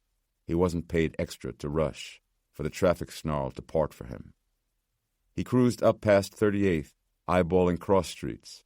A fat, naked guy on the loose shouldn't be too hard to find. People on the sidewalks seemed okay, not freaked. One helpful citizen smoking outside a bar saw a slow-rolling cruiser and stepped forward, pointing him up the street. A second and third call came in, both for a naked man marauding outside the United Nations headquarters. Officer Karn hit the gas, looking to end this. He cruised past the lit-up flags of all the member nations flying out front to the visitors' entrance at the north end. Blue NYPD sawhorses everywhere, as well as car-bomb deterring cement planters. Karn rolled up on a detail of bored cops near the sawhorses. "I'm looking for a fat, naked man." One cop shrugged. "I could give you a few phone numbers." Gabriel Bolivar returned by limousine to his new home in Manhattan, 2 townhouses undergoing extensive renovations on Vestry Street in Tribeca. When finished, the home would encompass 31 rooms and 14,000 total square feet, including a mosaic-lined swimming pool, servants' quarters for a staff of 16, a basement recording studio, and a 26-seat movie theater. Only the penthouse was finished and furnished, rushed into completion while Bolivar was away on his European tour. The rest of the rooms in the lower floors were roughed out, some of them plastered, others still dressed in plastic wrap and insulation. Sawdust had worked its way into every surface and into every crevice. Bolivar's business manager had briefed him on the developments, but Bolivar wasn't much interested in the journey, only the destination of his soon-to-be lavish and decadent palace. The Jesus Wept tour had ended on a down note. The promoters had had to work hard to fill the arenas so that Bolivar could truthfully claim to have played to sold-out audiences everywhere. But he had. Then the tour charter crapped out in Germany, and rather than wait behind with the others, Bolivar had consented to hop a commercial flight home. He was still feeling the after-effects of that big mistake. In fact, it was getting worse. He moved inside the front entrance with his security detail and 3 young ladies from the club. A few of his larger treasures had been moved in, including twin black marble panthers poised on either side of the 20-foot-high foyer. 2 blue industrial waste drums said to have belonged to Jeffrey Dahmer and several rows of framed paintings. Mark Ryden, Robert Williams, Chet Zar, big, expensive stuff. The loose light switch on the wall activated a string of construction lights winding up the marble staircase beyond a great, winged, weeping angel of uncertain provenance, having been rescued from a Romanian church during the Ceausescu regime. "He's beautiful," said one of the girls, looking up into the angel's shadowed, time-worn features.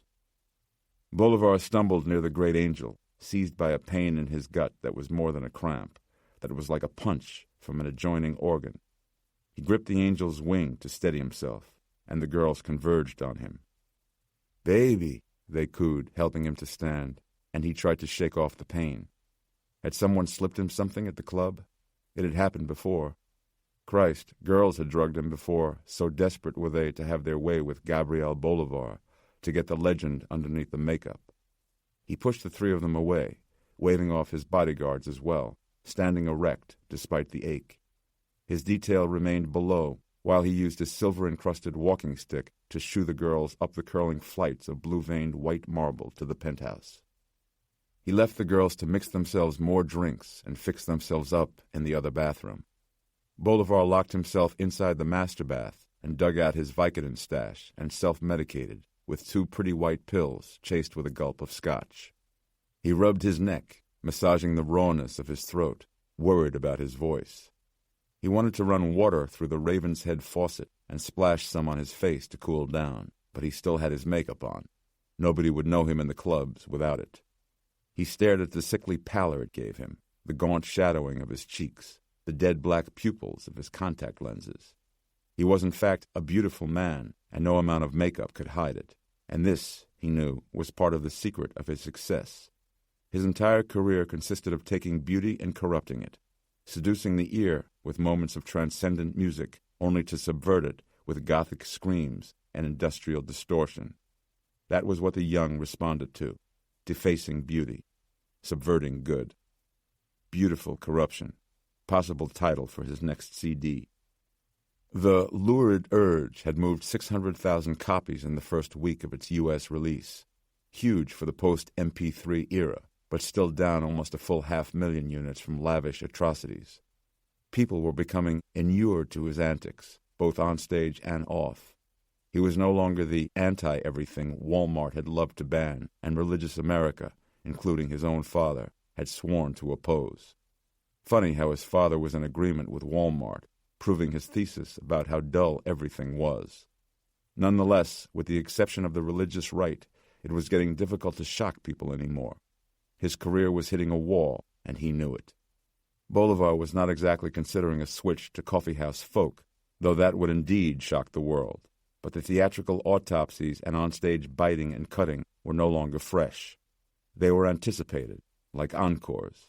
He was playing to his audience instead of playing against them.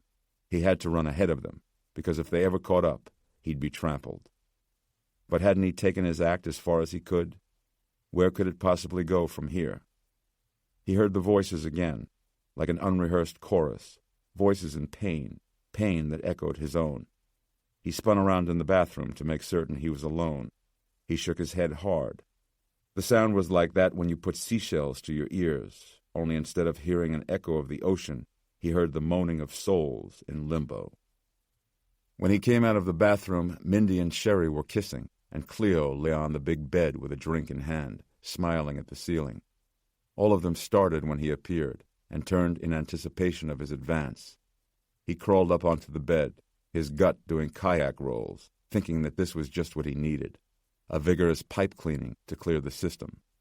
Blonde Mindy came at him first, running her fingers through his silky black hair, but Bolivar chose Cleo. Something about her, running his pale hand over the brown flesh of her neck. She removed her top for easier access, and slipped her own hand down over the fine leather, sheathing his hips. She said, "I've been a fan of yours ever since."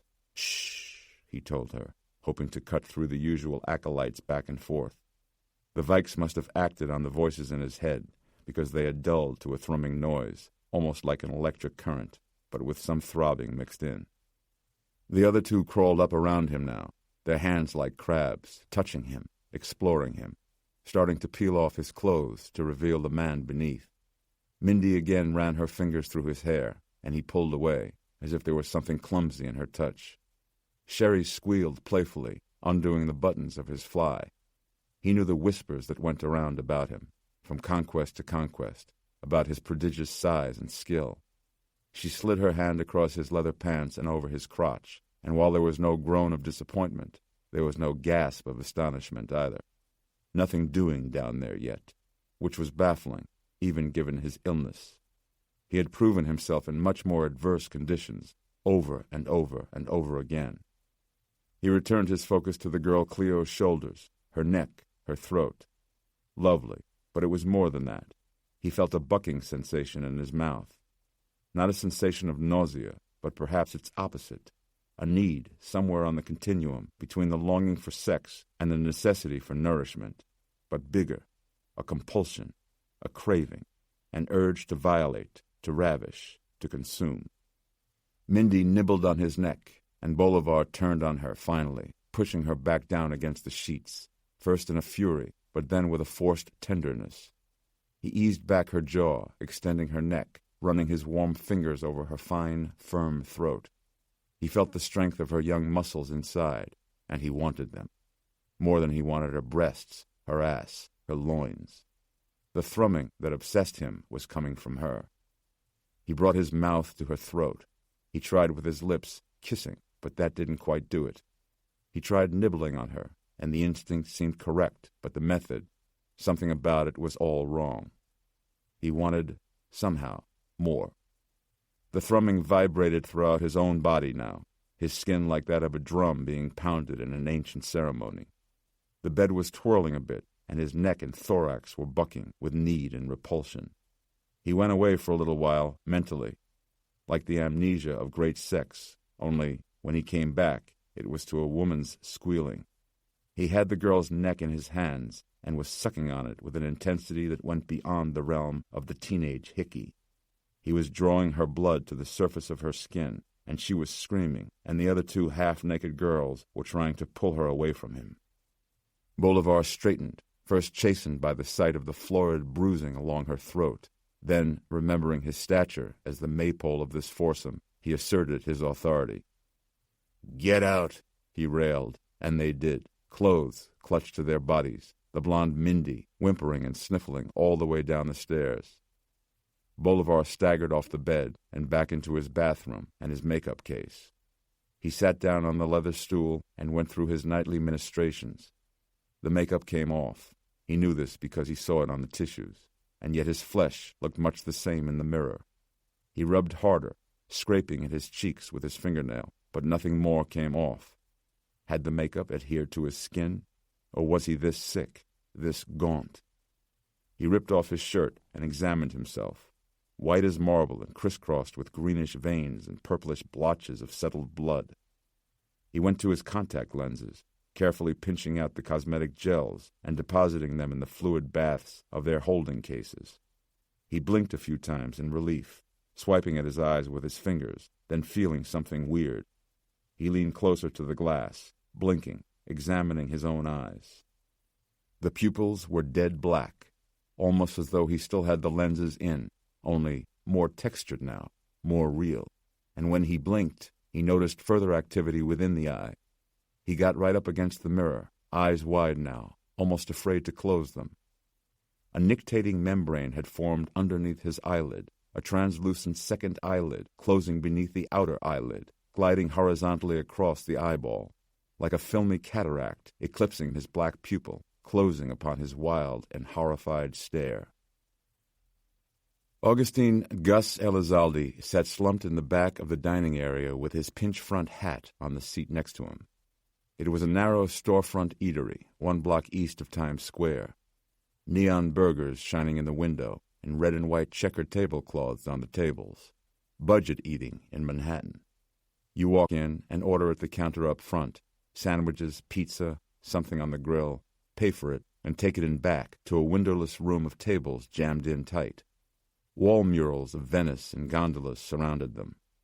Felix scarfed down a plate of goopy macaroni and cheese. It was all he ate, mac and cheese. The more disgustingly orange, the better. Gus looked down at his half-eaten grease burger, suddenly more interested in his Coke, in the caffeine and sugar, getting some jolt back into him. He still didn't feel right about that van. Gus turned over his hat underneath the table and checked the inside band again. The original 5 $10 bills he had gotten from that dude, plus the $500 he had earned for driving the van into the city, were still tucked in there, tempting him. He and Felix could have a hell of a lot of fun on half that amount. Take home half for his madre, money she needed, money she could use. Problem was, Gus knew himself. Problem was stopping at half. Problem was walking around with unspent money on his person. He should get Felix to run him home right now, unburden himself of half this haul, slip it to his madre without his dirtbag brother Crispin knowing. Crackhead could sniff out dollars like a fiend. Then again, this was dirty money. He had done something wrong to get it, clearly, though he didn't know what he'd done, and handing the money over to his madre was like passing on a curse. Best thing to do with dirty money is spend it quick, get rid of it. Easy come, easy go. Gus was torn. He knew that once he started drinking, he lost all impulse control, and Felix was the gasoline to his flame. The two of them would burn through $550 before sunup, and then, instead of bringing something beautiful home to his madre, instead of bringing home something good, he would come in dragging his own hungover ass, hat all dented to hell, empty pockets turned inside out. "Penny for your thoughts, Gusto," said Felix. Gus shook his head. "I'm my own worst enemy, mano. I'm like a fucking mutt sniffing in the street who don't know what tomorrow means. I got a dark side, amigo, and sometimes it takes me over." Felix sipped his giant-ass Coke. "So what are you doing in this greasy spoon? Let's get out and meet some young ladies tonight." Gus ran his thumb along the leather rim inside his hat, over the folded cash Felix knew nothing about, so far. Maybe just 100. 200, half for each. Pull out exactly that much, that was his limit, no more. "Gotta pay to play, right, mano?" "Fuck yeah." Gus looked away and saw a family next to him, dressed for the theater, rising and leaving with their desserts unfinished. Because of Felix's language, Gus guessed. By the looks of these Midwestern kids, they had never heard hard talk. Well, fuck them. You come into this town, you keep your kids out past 9 o'clock, you risk them seeing the full show. Felix finally finished his slop, and Gus eased his cash-filled hat onto his head, and they sauntered out into the night. They were walking on 44th Street, Felix sucking on a cigarette, when they heard screams. It didn't quicken their pace any, hearing screams in Midtown Manhattan. Not until they saw the fat, naked guy shuffling across the street at 7th and Broadway. Felix nearly spit out his cigarette laughing. "Gusto, you see that shit?" He started to jog ahead like a bystander called by a barker to a show.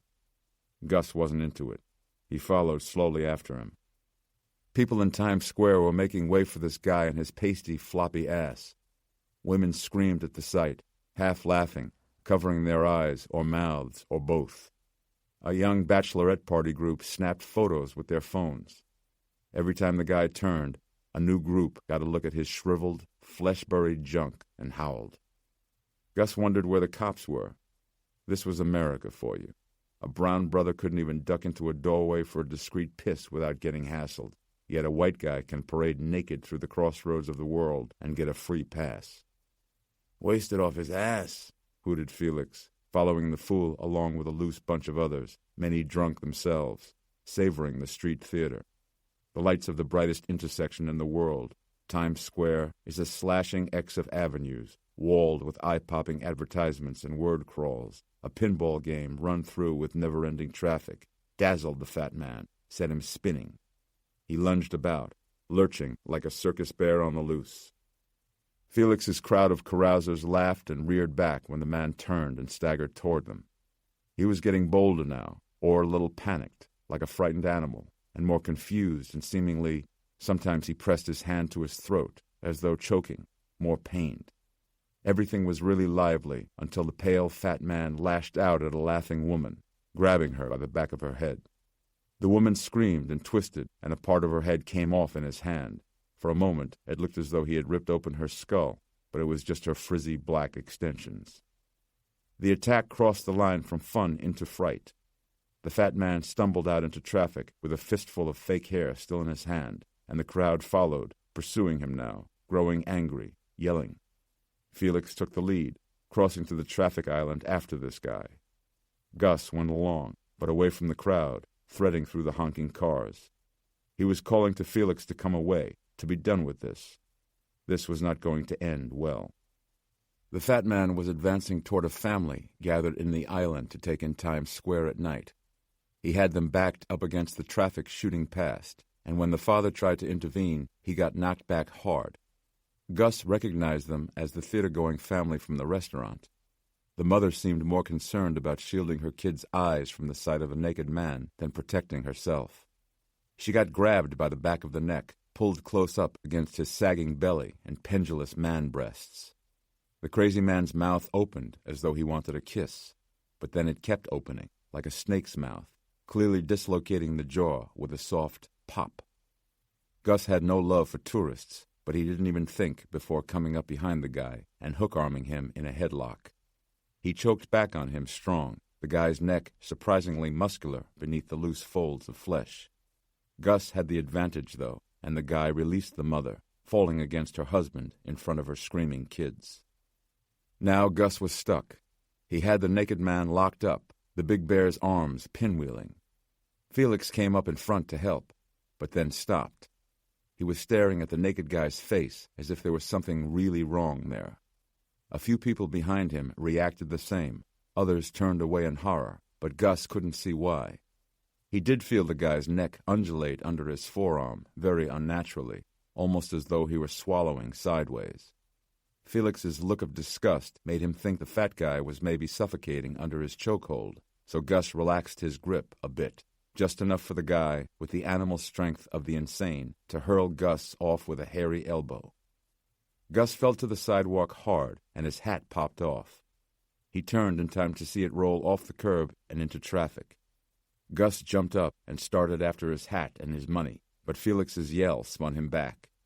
The guy had Felix wrapped up in some kind of maniacal embrace, the big man's mouth going at Felix's neck. Gus saw Felix's hand pull something from his back pocket, flicking it open with a wrist flip. Gus ran toward Felix before Felix could use the knife, dropping a shoulder into the fat man's side, feeling ribs crack, sending the tub of flesh sprawling.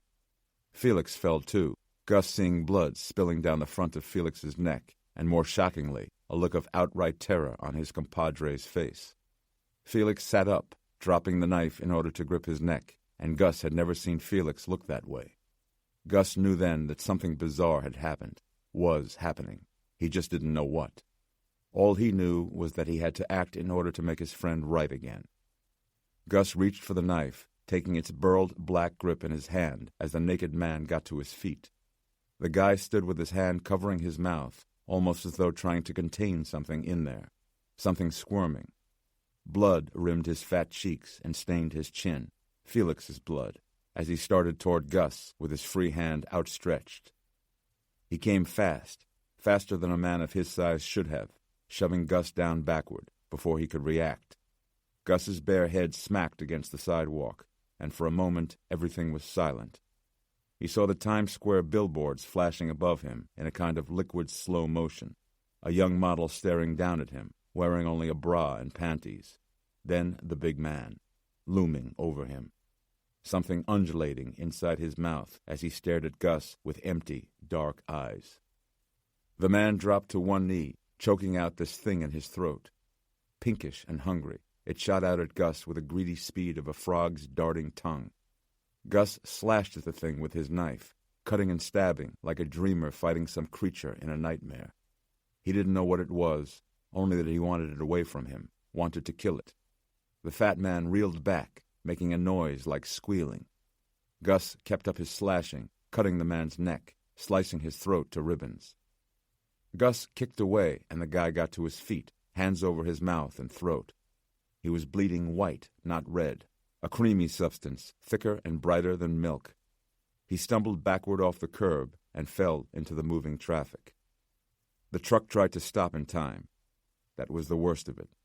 After rolling over his face with the front tires, the rear set stopped right in front of the fat man's crushed skull. Gus staggered to his feet. Still dizzy from his fall, he looked down at the blade of Felix's knife in his hand. It was stained white. He was hit from behind then, his arms wrapped up, his shoulder driven into the pavement. He reacted as though it were the fat man still attacking him, writhing and kicking. "Drop the knife! Drop it!" He got his head around and saw 3 red-faced cops on him, 2 more behind him, aiming guns. Gus released the knife. He allowed his arms to be wrenched behind him, where they were cuffed. His adrenaline exploded. He said, "Fucking now you're here?" "Stop resisting," said the cop, cracking Gus's face into the pavement. "He was attacking this family here. Ask them." Gus turned. The tourists were gone. Most of the crowd was gone. Only Felix remained, seated on the edge of the island in a daze, gripping his throat, as a blue-gloved cop shoved him down, dropping a knee into his side. Beyond Felix, Gus saw a small black thing rolling further out into traffic. His hat, with all his dirty money still inside the brim, a slow-rolling taxi crushing it flat, Gus thinking, this was America for you. Gary Gilbarton poured himself a whiskey. The family, the extended family, both sides, and friends were all gone, finally, leaving behind stacks of take-out food cartons in the refrigerator and wastebaskets full of tissues. Tomorrow they'd be back to their lives, and with a story to tell. My 12-year-old niece was on that plane. My 12-year-old cousin was on that plane. My neighbor's 12-year-old daughter was on that plane. Gary felt like a ghost walking through his 9-room home in the leafy suburb of Freeburg. He touched things, a chair, a wall, and felt nothing. Nothing mattered anymore. Memories could console him, but were more likely to drive him mad. He had disconnected all the telephones after reporters started calling, wanting to know about the youngest casualty on board. To humanize the story. Who was she? They asked him. It would take Gary the rest of his life to work on a paragraph about his daughter, Emma. It would be the longest paragraph in history. He was more focused on Emma than he was Berwin, his wife, because children are our second selves. He loved Berwin, and she was gone, but his mind kept circling around his lost little girl like water circling an ever-emptying drain. That afternoon, a lawyer friend, a guy Gary hadn't had over to the house in maybe a year, pulled him aside in the study. He sat Gary down and told him that he was going to be a very rich man. A young victim like M, with a much longer timeline of life lost, guaranteed a huge settlement payout. Gary did not respond. He did not see dollar signs. He did not throw the guy out. He truly did not care. He felt nothing. He had spurned all the offers from family and friends to spend the night so that he would not be alone. Gary had convinced one and all that he was fine, though thoughts of suicide had already occurred to him. Not just thoughts, a silent determination, a certainty. But later, not now. Its inevitability was like a bomb, the only sort of settlement that would mean anything to him. The only way he was getting through all this now was knowing there would be an end. After all the formalities, after the memorial playground was erected in Emma's honor, after the scholarship was funded, but before he sold this now haunted house. He was standing in the middle of the living room when the doorbell rang. It was well after midnight. If it was a reporter, Gary would attack and kill him. It was as simple as that. To violate this time and place, he would tear the interloper apart. He whipped open the door, and then all at once the pent-up mania went out of him. A girl stood barefoot on the welcome mat, his Emma. Gary Gilbarton's face crumbled in disbelief, and he slipped to his knees in front of her. Her face showed no reaction, no emotion. Gary reached out to his daughter, then hesitated. Would she pop like a soap bubble and disappear again forever? He touched her arm, gripping her thin biceps. The fabric of her dress. She was real. She was there. He grasped her and pulled her to him, hugging her, wrapping her up in his arms. He pulled back and looked at her again, pushing the stringy hair off her freckled face. How could this be? He looked around outside, scanning his misty front yard to see who had brought her. No car in the driveway, no sound of an automobile engine pulling away. Was she alone? Where was her mother? Emma, he said. Gary got to his feet and led her inside, closing the front door, switching on the light. Em looked dazed. She wore the dress her mother had bought her for the trip. That made her look so grown up as she twirled around when she'd first tried it on for him. There was dirt on one sleeve, and perhaps blood. Gary spun her around, looking her over and finding more blood on her bare feet, no shoes, and dirt all over, and scrapes on her palms and bruises on her neck. "What happened, Em?" he asked her, holding her face in his palms. "How did you—" The wave of relief struck him again, nearly knocking him over, and he grasped her tight. He picked her up and carried her over to the sofa, sitting her there. She was traumatized and oddly passive, so unlike his smiling, headstrong Emma. He felt her face, the way her mother always did when Emma acted strangely, and it was hot, so hot that her skin felt sticky, and she was terribly pale, nearly translucent. He saw veins beneath the surface, prominent red veins he had never seen before. The blue in her eyes seemed to have faded. A head wound, probably. She was in shock. Thoughts of hospitals ran through his head, but he wasn't letting her out of this house now, never again. "You're home now, Em," he said. "You're going to be fine." He took her hand and tugged on it to get her to stand, leading her into the kitchen. Food. He installed her in her chair at the table, watching her from the counter as he toasted 2 chocolate chip waffles, her favorite. She sat there with her hands at her sides, watching him, not staring exactly, but not alive to the room either. No silly stories, no school day chatter. The toaster jumped, and he slathered the waffles with butter and syrup and set the plate down in front of her. He sat in his seat to watch. The third chair, Mommy's place, was still empty. Maybe the doorbell would ring again. "Eat," he told her. She hadn't picked up her fork yet. He cut off a corner of the stack and held it before her mouth. She did not open it. "No," he said. He showed her himself, putting the waffles in his mouth, chewing. He tried her again, but her response was the same. A tear slipped from Gary's eye and rolled down his cheek. He knew by now that something was terribly wrong with his daughter. but he shoved all that aside. She was here now. She was back. Come. He walked her upstairs to her bedroom. Gary entered first, Emma stopping inside the doorway. Her eyes looked on the room with something akin to recognition, but more like distant memory, like the eyes of an old woman returned miraculously to the bedroom of her youth.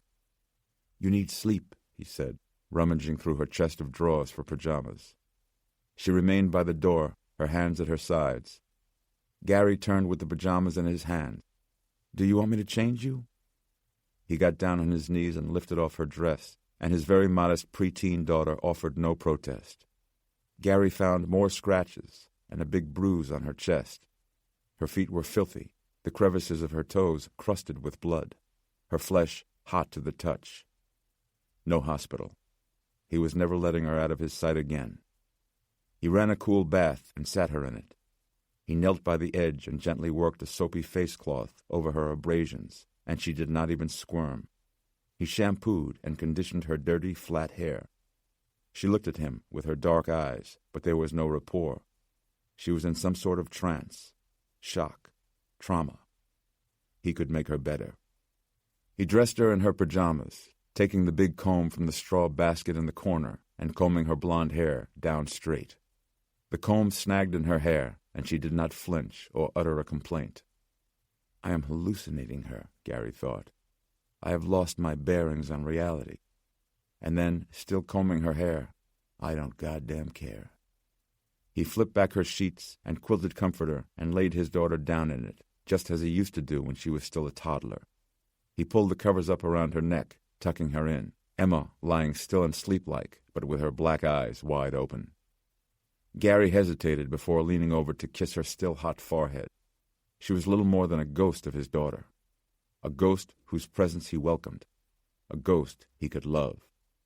He wet her brow with his grateful tears. "Good night," he said, to no response. Emma lay still in the pinkish spray of her nightlight, staring at the ceiling now, not acknowledging him, not closing her eyes, not waiting for sleep, waiting for something else. Gary walked down the hallway to his bedroom. He changed and climbed into bed alone. He did not sleep either. He was waiting also, though he didn't know what for. Not until he heard it. A soft creak on the threshold of his bedroom. He rolled his head and saw Emma's silhouette, his daughter standing there.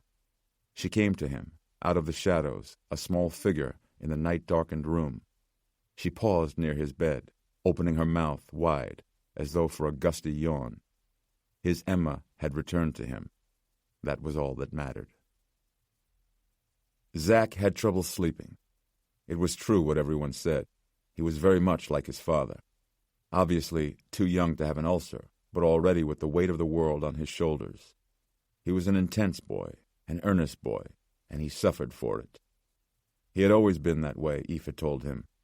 He would stare back from the crib with a little grimace of worry, his intense, dark eyes always making contact, and his little worried expression made Aoife laugh, for he reminded him of himself so much, the worried baby in the crib.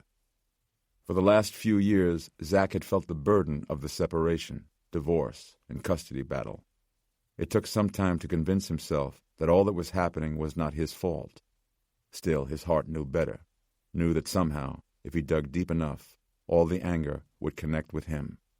Years of angry whispers behind his back, the echoes of arguments late at night, being awakened by the muffled pounding on walls. It had all taken its toll, and Zach was now at the ripe old age of 11, an insomniac. Some nights he would quiet the house noises with his iPod and stare out his bedroom window.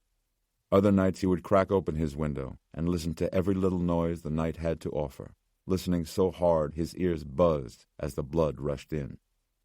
He enacted that old-age hope of many a boy, that his street at night, when it believed itself unwatched, would yield its mysteries. Ghosts, murder, lust. But all he ever saw, until the sun rose again in the horizon, was the hypnotic blue flicker of the distant TV in the house across the street.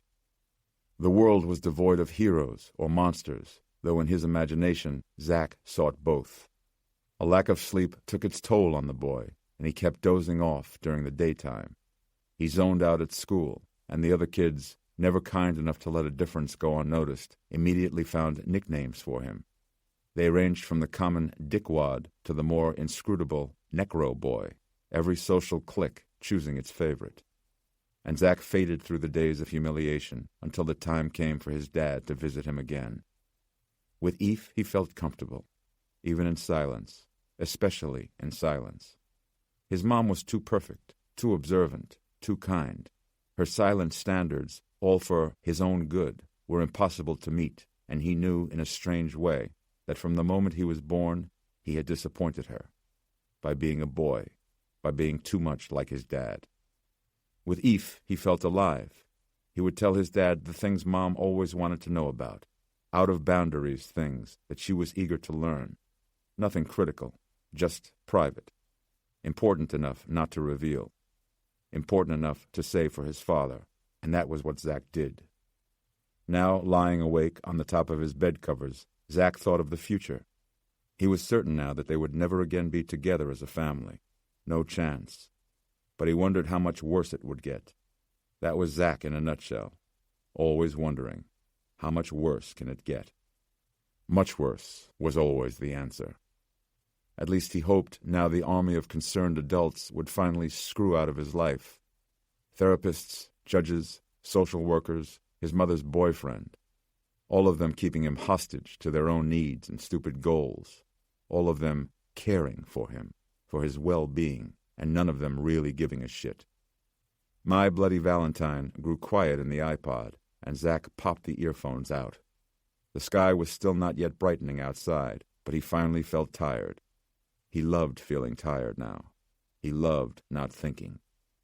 So he readied himself for sleep. But as soon as he got settled, he heard the footsteps. Flap, flap, flap. Like bare feet out on the asphalt. Zach looked out his window and saw a guy, a naked guy, walking down the street, skin pale as moonlight, shining stretch marks glowing in the night, crisscrossing the deflated belly. Obvious that the man had been fat once, but had since lost so much weight that now his skin folded in all different ways and different directions, so much so that it was almost impossible to figure out his exact silhouette. It was old, but appeared ageless. The balding head, with badly tinted hair and varicose veins on the legs, pinned him at around 70, but there was a vigor to his step and a tone to his walk that made you think of a young man. Zach thought all these things, noticed all these things, because he was so much like Eve. His mother would have told him to move away from the window and called 911, while Eve would have pointed out all the details that formed the picture of that strange man. The pale creature circled the house across the street. Zach heard a soft moan, and then the rattle of a backyard fence. The man came back and moved toward the neighbor's front door. Zach thought of calling the police, but that would raise all sorts of questions for him with Mom.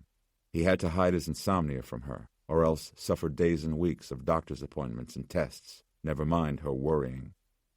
The man walked out into the middle of the street and then stopped. Flabby arms hanging at his side, his chest deflated. Was he even breathing? Hair ruffling in the soft night wind, exposing the roots to a bad, just-for-men reddish-brown. It looked up toward Zach's window, and for one weird moment they locked eyes. Zach's heart raced. This was the first time he saw the guy frontally. During the whole time, he had been able to see only a flank or the man's skin-draped back, but now he saw his full thorax and the pale, Y-shaped scar that crossed it whole. And his eyes, they were dead tissue, glazed over, opaque even in the gentle moonlight. But worst of all, they had a frenzied energy, darting back and forth, and then fixing on him, looking up at him with a feeling that was hard to pinpoint. Zach shrank back, peeling away from the window, scared to death by the scar and those vacant eyes that had looked back at him. What was that expression? He knew that scar, knew what it meant. An autopsy scar. But how could that be? He risked another peek over the window's edge, so carefully, but the street was empty now. He sat up to see better, and the man was gone. Had he ever even been there? Maybe the lack of sleep was really getting to him now. Seeing naked male corpses walking in the street, not something a child of divorce wants to share with a therapist. And then it came to him. Hunger. That was it. The dead eyes looked at him with intense hunger. Zach dove into his sheets and buried his face in his pillow. The man's absence did not ease his mind, but instead did the contrary. The man was gone, but he was everywhere now. He could be downstairs, breaking in through the kitchen window. Soon it would be on the steps, climbing ever so slowly. Could he hear his footsteps already?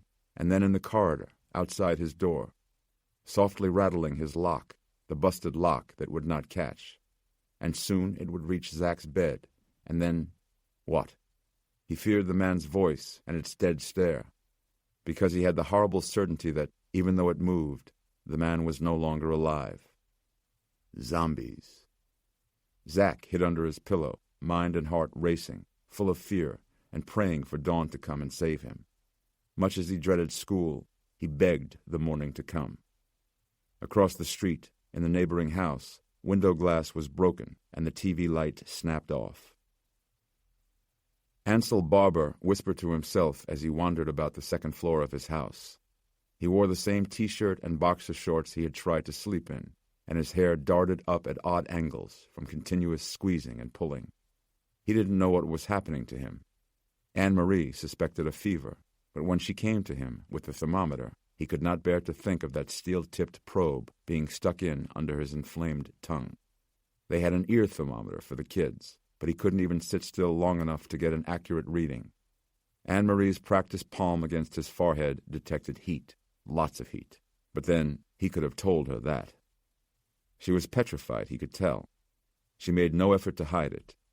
To her, any illness whatsoever was an assault on the sanctity of their family unit. The kids' throw-up bugs were met with the same dark-eyed fear another might reserve for, say, a bad blood test or the appearance of an unexplained lump. This is it, the beginning of the terrible tragedy she was certain would one day befall her. His tolerance for Anne-Marie's eccentricities was at low ebb.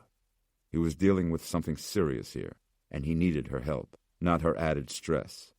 Now he couldn't be the strong one. He needed her to take charge. Even the kids were staying away from him, startled by the not-there look in their father's eyes, or perhaps, he was vaguely aware of this, the odor of his sickness, which to his nose resembled the smell of congealed cooking grease stored too long in a tin can, rusting beneath the sink. He saw them from time to time hiding behind the balusters at the bottom of the staircase, watching him cross the second-floor landing. He wanted to allay their fears, but worried he might lose his temper trying to explain this to them, and doing so make things worse. The surest way to set their minds at ease was to get better, to outlast this surge of disorientation and pain. He stopped inside his daughter's bedroom, found the purple walls too purple, then doubled back into the hallway. He stood very still on the landing, as still as he could, until he could hear it again. That thumping, a beating, quiet and close, wholly separate from the headache pounding in his skull. Almost like in small-town movie theaters, where you can hear, during quiet moments in movies, the clicking of the film running through the projector in the back, which distracts you and keeps pulling you back to the reality that this is not real, as though you and you alone realize the truth. He shook his head hard, grimacing from the pain that went with it, trying to use that pain, like bleach, to clean his thoughts. But the thumping, the throbbing, it was everywhere, all around him. The dogs, too, acting strange around him. Pap and Gertie, the big bumbling St. Bernards, growling as they would when some strange animal came into the yard. Anne-Marie came up later, alone, finding him sitting at the foot of their bed, his head in his hands, like a fragile egg. "You should sleep," she said. He gripped his hair like the reins of a mad horse and fought down the urge to berate her. Something was wrong in his throat, and whenever he laid down for any length of time, his epiglottis seized up, cutting off his airway, suffocating him until he choked himself back to breathing. He was terrified now of dying in his sleep.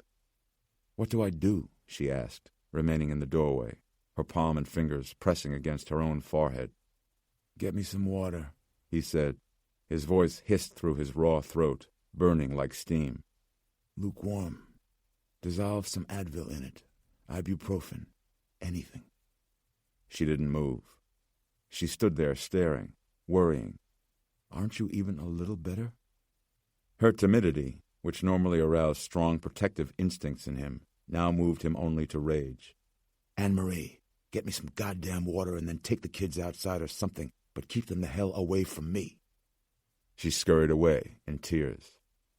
When Ansel heard them go outside into the darkened backyard, he ventured downstairs, walking with one hand clamped on the handrail. She had left the glass on the counter next to the sink, set on a folded napkin, dissolved pills clouding the water. He brought the glass to his lips, two-handedly, and forced himself to drink. He poured the water into his mouth, giving his throat no choice but to swallow. He got some of it down before gagging on the rest of the contents, coughing onto the sink window, overlooking the backyard. He gasped as he watched the splatter drip down the glass pane, distorting his view of Anne-Marie, standing behind the kids on the swings, staring off into the darkened sky, breaking her crossed arms only occasionally to push low-swinging Haley. The glass slipped from his hand, spilling into the sink. He left the kitchen for the living room, dropping onto the sofa there in a kind of stupor. His throat was engorged, and he felt sicker than ever. He had to return to the hospital. Anne-Marie would just have to make it on her own for a little while. She could do it if she had no choice. Maybe it would even end up being good for her. He tried to focus, to determine what needed to be done before he left. Gertie came into the doorway, panting softly. Pap entered behind her, stopping near the fireplace, settling down into a crouch. Pap started a low, even growl, and the thumping noise surged in Ansel's ears, and Ansel realized the noise was coming from them. Or was it? He got down off the sofa, moving over toward Pap on his hands and knees, getting closer to hear. Gertie whimpered and retreated to the wall, but Pap held his unrelaxed crouch. The growl intensified in the dog's throat, Ansel grasping his collar just as the dog tried to back up onto its feet and get away. Thrum, thrum, thrum. It was in them. Somehow. Somewhere. Something. Pap was pulling and whimpering, but Ansel, a big man who rarely had to use his strength, curled his free arm around the St. Bernard's neck, holding him in a canine headlock. He pressed his ear to the dog's neck, the hair of its fur tickling the inside of his auditory canal. Yes, a thrumming pulse. Was it the animal's circulating blood? That was the noise. The yelping dog strained to get away, but Ansel pressed his ear harder against the dog's neck, needing to know. Ansel? He turned fast, too fast, a blinding shot of white pain, and saw Anne-Marie at the door, Benji and Haley behind her. Haley was hugging her mother's leg, the boy standing alone, both of them staring. Ansel's grip relaxed, and the dog pulled away. Ansel was still on his knees. "What do you want?" he yelled. Anne-Marie stayed frozen in the doorway, in a trance of fear. I'm taking them for a walk." "Fine," he said. He wilted a little under the gaze of his children, another choke from his throat making him rasp. "Daddy's fine," he told them, wiping off spit with the back of his hand. "Daddy's going to be fine." He turned his head toward the kitchen, where the dogs were. All the make-nice thoughts faded under the resurgent thrumming, louder than before, pulsating. Them. A nauseous shame rose up within him, and he shuddered, then put a fist to his temple. Anne-Marie said, "I'll let the dogs out." "No." He caught himself, holding out an open palm to her from where he knelt on the living room floor. "No," he said, more evenly. He tried to catch his breath, to seem normal. "They're fine. Leave them in." She hesitated, wanting to say more, to do something, anything. But in the end, she turned and went out, pulling Benji after her. Ansel used the wall to get to his feet and walked to the first-floor bathroom. He pulled the string light on over the mirror, wanting to stare into his own eyes, glowering, red-veined eggs of sallow ivory. He swiped perspiration from his forehead and upper lip and opened his mouth to try and look down his own throat. He expected to see inflamed tonsils or some kind of white bump rash, but it only looked dark. It hurt to raise his tongue, but he did, looking underneath. The pad underneath was scarlet and sore, an angry red, glowing hot the way a charcoal glows. He touched it, and the pain was brain-splittingly raw, riding out along both sides of his jaw, straining the cords in his neck. His throat bucked in protest, issuing a harsh, barking cough that hacked dark specks into the mirror. Blood, mixed with something white, maybe phlegm. Some spots were closer to black than others, as though he had brought up some solid residue, like rotten bits of himself. He reached for one of those dark nuggets, smearing the chunk off the glass and onto the tip of his middle finger. He brought it to his nose, sniffing it, then rubbed it with his thumb. It was like a discolored clot of blood. He brought it to the tip of his tongue, and before he knew it, he was tasting it. He swirled the small, soft mass inside his mouth, and then, once it dissipated, swiped another spot off the glass, tasting that one, too. Not much taste, but there was something about the sensation on his tongue that was almost healing. He leaned forward, licking the bloody stains off the cool glass. It should have hurt his tongue to do this, but on the contrary, the soreness in his mouth and throat had abated. Even that most tender part underneath his tongue, the pain was reduced to a tingle. The thrumming sound also faded, though never completely went away. He looked at his reflection in the red-smeared mirror and tried to understand. This respite was maddeningly brief. The tightness, like having his throat wrung by powerful hands, resurged, and he pulled his gaze away from the mirror, lurching out into the hallway. Gertie whined and backstepped down the hall, away from him, trotting into the living room. Pap was scratching at the back door, wanting to get out. When he saw Ansel coming into the kitchen, he scooted away. Ansel stood there, his throat throbbing, then reached into the dog's cabinet, pulling down the box of milk-bone treats. He jammed one between his fingers, as he usually did, and went into the living room.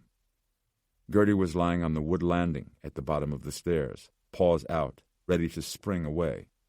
Ansel sat down on his footstool and waved the treat. "Come on, baby," he said, in a heartless whisper that grated against his soul. Gertie's leathery nostrils flared, sniffing at the scent in the air. Thrum, thrum. "Come on, girl.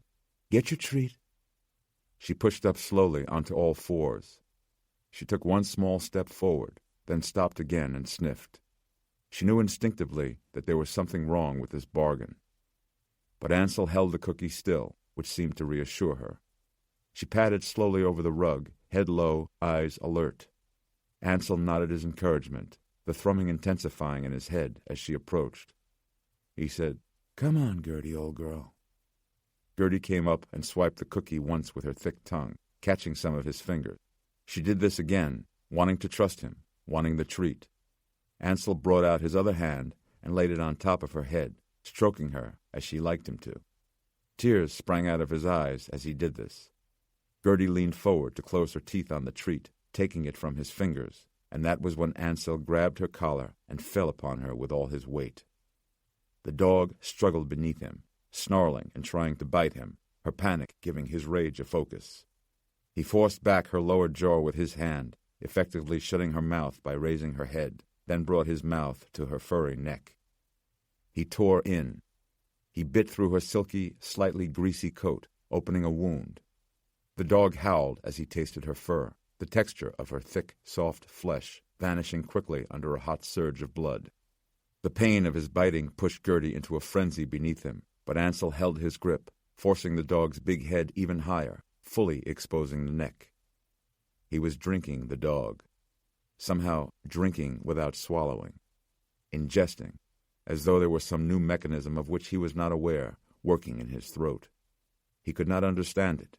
He only understood the satisfaction he felt, the palliative pleasure in the act, and power. Yes, power, as that of drawing life from one being into another. Pap came into the room, howling. A mournful bassoon sound, and Ansel had to stop this sad-eyed St. Bernard from spooking the neighbors. With Gertie twitching limply beneath him, he sprang up, and with renewed speed and strength, raced across the room after Pap, knocking a floor lamp down as he lunged and tackled the big, clumsy dog in the hall. The pleasure of the sensation in drinking the second dog was rapturous. He felt within him that tipping point, as when suction catches inside a siphoning tube and the desired change in pressure is achieved. Fluid flowed without effort, replenishing him. Ansel sat back when he was done, numb for a while, dazed, slow to return to the here and now of the room. He looked down at the dead dog on the floor at his feet and felt suddenly wide awake and cold. Remorse came all at once. He got to his feet and saw Gertie, then looked down at his own chest, clawing at his T-shirt, wet with dog blood. What is happening to me? The blood on the checkered rug made a nasty black stain. Yet there wasn't much of it, and that was when he remembered that he had drunk it. Ansel went first to Gertie, touching her coat, knowing that she was dead, that he had killed her, and then, setting aside his disgust, rolled her up inside the ruined rug. He lifted the bundle into his arms with a great grunt and carried it through the kitchen, outside and down the steps to the backyard dog shed. Inside he dropped to his knees, unrolled the rug and the heavy St. Bernard, and left Gertie to go back for Pap. He laid them together against the wall of the shed, underneath his pegboard of tools. His revulsion was distant, foreign. His neck was tight but not sore, his throat cool suddenly, his head calm. He looked at his bloody hands and had to accept what he could not understand. What he had done had made him better. He went back inside the house to the bathroom upstairs. He stripped off his bloody shirt and boxers and pulled on an old sweatsuit, knowing Anne-Marie and the kids would return at any moment. As he searched the bedroom for sneakers, he felt the thrumming return. He didn't hear it. He felt it, and what it meant terrified him. Voices at the front door. His family was home. He made it back downstairs and just out the back door unseen, his bare feet hitting the backyard grass, running from the pulsating sense filling his head. He turned toward the driveway, but there were voices in the dark street. He had left the shed doors open, and so, in his desperation, ducked inside the doghouse to hide, shutting both doors behind him. He didn't know what else to do. Gertie and Pap lay dead against the side wall. A cry nearly escaped Ansel's lips. What have I done? New York winters had warped the shed doors, so they no longer hung perfectly flush. He could still see through the seam, spying Benji getting a glass of water from the kitchen sink, his head in the window, Haley's little hand reaching up. What is happening to me? He was like a dog who had turned, a rabid dog. I have caught some form of rabies. Voices now. The kids coming down the back porch steps, lit by the security light over the deck, calling the dogs. Ansel looked around him fast and seized a rake from the corner, sliding it through the interior door handles as quickly and quietly as he could, locking the children out, locking himself inside. Gertie! Pap! No true concern in their voices, not yet. The dogs had gotten away a few times in the past couple of months, while Ansel had dug the iron stake into the ground here in the shed, so they could be chained up securely at night. Their calling voices faded in his ears as the thrum took over his head, the steady rhythm of blood circulating through their young veins. Little hearts pumping hard and strong. Jesus. Haley came to the doors. Ansel saw her pink sneakers through the gap at the bottom and shrank back. She tried the doors. They rattled, but wouldn't give. She called to her brother. Benji came and shook the doors with all his 8-year-old might. The four walls shivered, but the rake handle held. Thrummity, thrummity, thrum. Their blood, calling to him. Ansel shuddered and let his focus fall on the dog's stake in front of him, buried 6 feet deep, set in a solid block of concrete, strong enough to keep 2 St. Bernards leashed during a summer thunderstorm. Ansel looked to the wall shelves and saw an extra chain collar, price tag still attached. He felt certain he had an old shackle lock in here somewhere. He waited until they were a safe distance away before he reached up and pulled down the steel collar. Captain Redfern was laid out in his Johnny on the stretcher bed inside the clear plastic curtains, his lips open in a near grimace, his breathing deep and labored. Having grown increasingly uncomfortable as night approached, Redfern had been administered enough sedatives to put him out for hours. They needed him still for imaging. Eph dimmed the light inside the bay and switched on his Lumalight, again aiming the indigo glow at Redfern's neck, wanting another look at the scar. But now, with the other lights dimmed, he saw something else as well. A strange rippling effect along Redfern's skin, or rather, beneath his skin, like a mottling or a subcutaneous psoriasis, blotching that appeared just below the surface of the flesh in shades of black and gray. When he brought the Lumilite closer for further examination, the shading beneath the skin reacted. It swirled and squirmed, as though trying to get away from the light. Eve backed off, pulled the wand away. With the black light removed from Redfern's skin, the sleeping man appeared normal. Eve returned, this time running the violet lamplight over Redfern's face. The image revealed beneath it, the mottled subflesh, formed a kind of mask, like a second self lurking behind the airplane pilot's face, aged and malformed. A grim visage, an evil awake within him while the sick man slept. Eve brought the lamp even closer, and again the interior shadow rippled, almost forming a grimace, trying to shy away. Redfern's eyes opened, as though awakened by the light. Eve jerked back, shocked by the sight. The pilot had enough secobarbital in him for 2 men. He was too heavily sedated to reach consciousness. Redfern's staring eyes were wide in their sockets. He stared straight at the ceiling, looking scared. Eve held the lamp away and moved into his line of sight. "Captain Redfern?" The pilot's lips were moving. Eve leaned closer, wanting to hear what Redfern was trying to say. The man's lips moved dryly, saying, "He is here." "Who is here, Captain Redfern?" Redfern's eyes stared, as though witnessing a terrible scene being played out before him. He said, "Mr. Leach." Much later, Nora returned, finding Eve down the hallway from radiology. They spoke standing before a wall covered with crayon artwork from thankful young patients. He told her about what he had seen under Redfern's flesh. Nora said, "The black light of our lumilamps, isn't that low-spectrum ultraviolet light?" Eve nodded. He, too, had been thinking about the old man outside the morgue.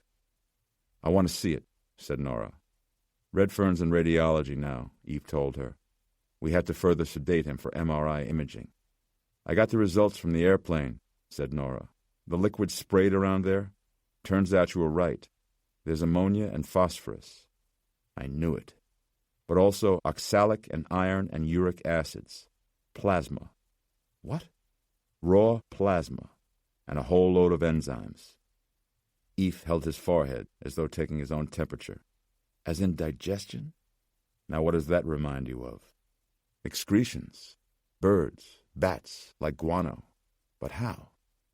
Nora shook her head, feeling in equal parts both excited and bewildered. Whatever was on that airplane, took a giant shit in the cabin." While Eve was trying to wrap his mind around that one, a man in hospital scrubs came hustling down the hallway, calling his name. Eve recognized him as the technician from the MRI room. "Dr. Goodweather, I don't know what happened. I just stepped out to get some coffee. I wasn't gone 5 minutes." "What do you mean? What is it?" "Your patient. He's gone from the scanner." Jim Kent was downstairs, near the closed gift shop, away from the others, talking on his mobile phone. "They're imaging him now," he told the person on the other end. "He seems to be going downhill pretty fast, sir. Yes, they should have the scans in just a few hours. No word on the other survivors. I thought you'd want to know. Yes, sir, I am alone." He became distracted by the sight of a tall, ginger-haired man wearing a hospital johnny, walking unsteadily down the hallway, trailing along the floor IV tubes from his arm. Unless Jim was mistaken, it was Captain Redfern. "Sir, something's happening. Let me call you back." He hung up and plucked the wire from his ear, stuffing it into his jacket pocket and following the man a few dozen yards away. The patient slowed for just a moment, turning his head as though aware of his pursuer. "Captain Redfern," said Jim. The patient continued around a corner, and Jim followed, only to find, when he turned the same corner, the hallway empty. Jim checked door signs. He tried the one marked stairs and looked down the narrow well between half-lights. He caught sight of an IV tube trailing down the steps. "Captain Redfern," said Jim, his voice echoing in the stairwell. He fumbled out his phone as he descended, wanting to call Eve. The display said no service because he was underground now. He pushed through the door into the basement hallway and, distracted by his phone, never saw Redfern running at him from the side. When Nora, searching the hospital, went through the door from the stairwell into the basement hallway, she found Jim sitting against the wall, his legs splayed. He had a sleepy expression on his face. Captain Redfern was standing barefoot over him, his Johnny Bear back to her. Something hanging from his mouth spilled driblets of blood to the floor. "Jim!" she yelled, though Jim did not react in any way to her voice. Captain Redfern stiffened, however. When he turned to her, Nora saw nothing in his mouth. She was shocked by his color, formerly quite pale, now florid and flushed. The front of his Johnny was indeed blood-stained, and blood also rimmed his lips. Her first thought was that he was in the grip of some sort of seizure. She feared he had bitten off a chunk of his tongue and was swallowing blood. Closer, her diagnosis became less certain. Redfern's pupils were dead, black, the sclera red where it should have been white. His mouth hung open, strangely, disjointedly, as though his jaw had been reset on a lower hinge. And there was a heat coming off him that was extreme, beyond the warmth of any normal, natural fever. "Captain Redfern," she said, calling him over and over, trying to snap him out of it. He advanced on her with a look of vulture-like hunger in his filmy eyes. Jim remained slumped on the floor, not moving. Redfern was obviously violent, and Nora wished she had a weapon. She looked around, seeing only a hospital phone, 555, the alert code. She grabbed the receiver off the wall, barely getting it into her hand before Redfern attacked, throwing her to the floor. Nora kept hold of the receiver, its cord pulling right out of the wall. Redfern had maniacal strength, descending on her and pinning her arms hard to the polished floor. His face strained, and his throat bucked. She thought he was about to vomit on her. Nora was screaming when Eve came flying from the stairwell door, throwing his weight into Redfern's torso, sending him sprawling off her. Eve righted himself and held out a cautionary hand toward his patient, dragging himself up from the floor now. "Hold on." Redfern emitted a hissing sound. Not snake-like, but throaty. His black eyes were flat and vacant as he started to smile, or seemed to smile, using those same facial muscles, only when his mouth opened, it kept on opening. His lower jaw descended and out-wriggled something pink and fleshy that was not his tongue. It was longer, more muscular and complex, and squirming, as though he had swallowed a live squid and one of its tentacles was still thrashing about desperately inside his mouth. Eve jumped back. He grabbed the IV tree to keep from falling and then upended it, using it like a prod to keep Redfern and that thing in his mouth at bay. Redfern grabbed the steel stand, and then the thing in his mouth lashed out. It extended the 6-foot distance of the IV tree, Eve spinning out of the way just in time. He heard the flap of the end of the appendage, narrowed like a fleshy stinger, strike the wall. Redfern flung the stand to the side, cracking it in half, Eve tumbling with it backward into a room. Redfern entered after him, still with that hungry look in his black and red eyes. Eve searched around wildly for anything that would help him keep this guy away from him, finding only a tree fine in a charger on a shelf. A tree fine is a surgical instrument with a spinning cylindrical blade generally used for cutting open the human skull during autopsy. The helicopter-type blade whirred to life, and Redfern advanced, his stinger mostly retracted yet still lolling, with flanking sacks of flesh pulsing at its sides. Before Redfern could attack again, Eve tried to cut it. He missed, slicing a chunk out of the pilot's neck. White blood kicked out, just as he had seen in the morgue, not spraying out arterially, but spilling down his front. Eve dropped the tree fine before its whirring blades could spit the substance at him. Redfern grabbed at his neck, and Eve picked up the nearest heavy object he could find, a fire extinguisher. He used the butt end of it to batter Redfern in the face, his hideous stinger Eve's prime target. Eve smashed him twice more, Redfern's head snapping back with the last blow, his spine emitting an audible crack. Redfern collapsed, his body giving out. Eve dropped the tank and stumbled back, looking in horror at what he had done. Nora came rushing in, wielding a broken piece of the ivy tree, then saw Redfern lying in a heap. She dropped the shaft and rushed to Eve, who caught her in his arms. "Are you okay?" he said. She nodded, her hand over her mouth. She pointed at Redfern, and Eve looked down and saw the worms wriggling out of his neck. Reddish worms, as though blood-filled, spilling out of Redfern's neck like cockroaches fleeing a room when a light is turned on. Eve and Nora backed up to the open doorway. "What the hell just happened?" said Eve. Nora's hand came away from her mouth. "Mr. Leach," she said. They heard a groan from the hallway, Jim, and rushed out to tend to him.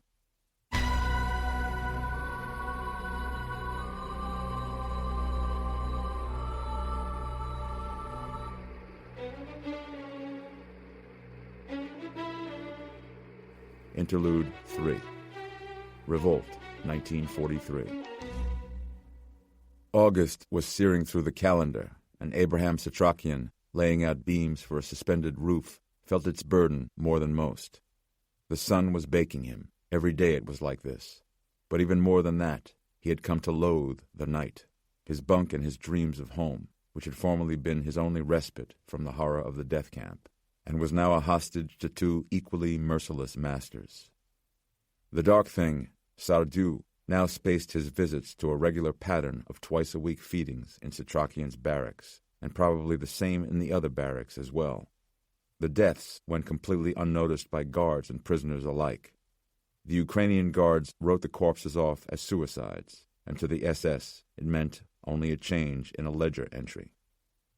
In the months since the Sardou thing's first visit, Setrakian, obsessed with the notion of defeating such evil, learned as much as he could from other local prisoners about an ancient Roman crypt located somewhere in the outlying forest. There, he was now certain, the thing had made its lair, from whence it emerged each night to slake its ungodly thirst. If Setrakian ever understood true thirst, it was that day. Water carriers circulated among the prisoners constantly, though many of them themselves fell prey to heat seizures. The burning hole was well fed that day. Setrakian had managed to collect what he needed, a length of raw white oak and a bit of silver for the tip. That was the old way to dispose of Strigoi, the vampire. He had sharpened the tip for days before treating it with the silver. Smuggling it into his barracks alone took the better part of 2 weeks of planning. He had lodged it in an empty space directly behind his bed. If the guards ever found it, they would execute him on the spot, for there was no mistaking the shape of the hardwood as a weapon. The night before, Sardou had entered the camp late, later than usual. Setrakian had lain very still, waiting patiently for it to begin feeding on an infirm Romani. He felt revulsion and remorse, and prayed for forgiveness, but it was a necessary part of his plan, for the half-gorged creature would be less alert. The blue light of impending dawn filtered through the small grated windows at the east end of the barracks. Just what Setrakian had been waiting for. He pricked his index finger, drawing a perfect crimson pearl out of his dry flesh. Yet he was completely unprepared for what happened next. He had never heard the thing utter a sound. It conducted its unholy repast in utter silence. But now, at the smell of young Setrakian's blood, the thing groaned.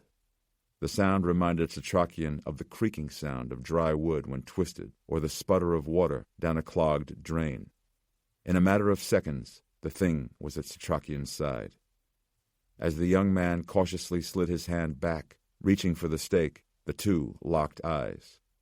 Setrakian couldn't help but turn toward it when it moved near his bed. The thing smiled at him. "Ages since we fed looking into living eyes," the thing said. "Ages." Its breath smelled of earth and of copper, and its tongue clicked in its mouth. Its deep voice sounded like an amalgam of many voices, poured forth as though lubricated by human blood.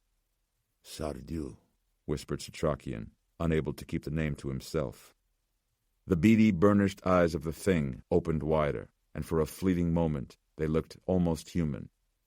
"He is not alone in this body," it hissed. "How dare you call to him?" Setrakian gripped the stake behind his bed, slowly sliding it out. "A man has a right to be called by his own name before meeting God," said Setrakian, with the righteousness of youth. The thing gurgled with joy. "Then, young thing, you may tell me yours." Setrakian made his move then, but the silver tip of the stake made a tiny scraping noise, revealing its presence a mere instant before it flew toward the thing's heart. But that instant was enough. The thing uncoiled its claw and stopped the weapon an inch from its own chest. Setrakian tried to free himself, striking out with his other hand, but the thing stopped that too. It lacerated the side of Setrakian's neck with the tip of its stinger, just a gash, coming as fast as the blink of an eye, enough to inject him with the paralyzing agent. Now it held the young man firmly by both hands. It raised him up from the bed. "But you will not meet God," the thing said, "for I am personally acquainted with him, and I know him to be gone."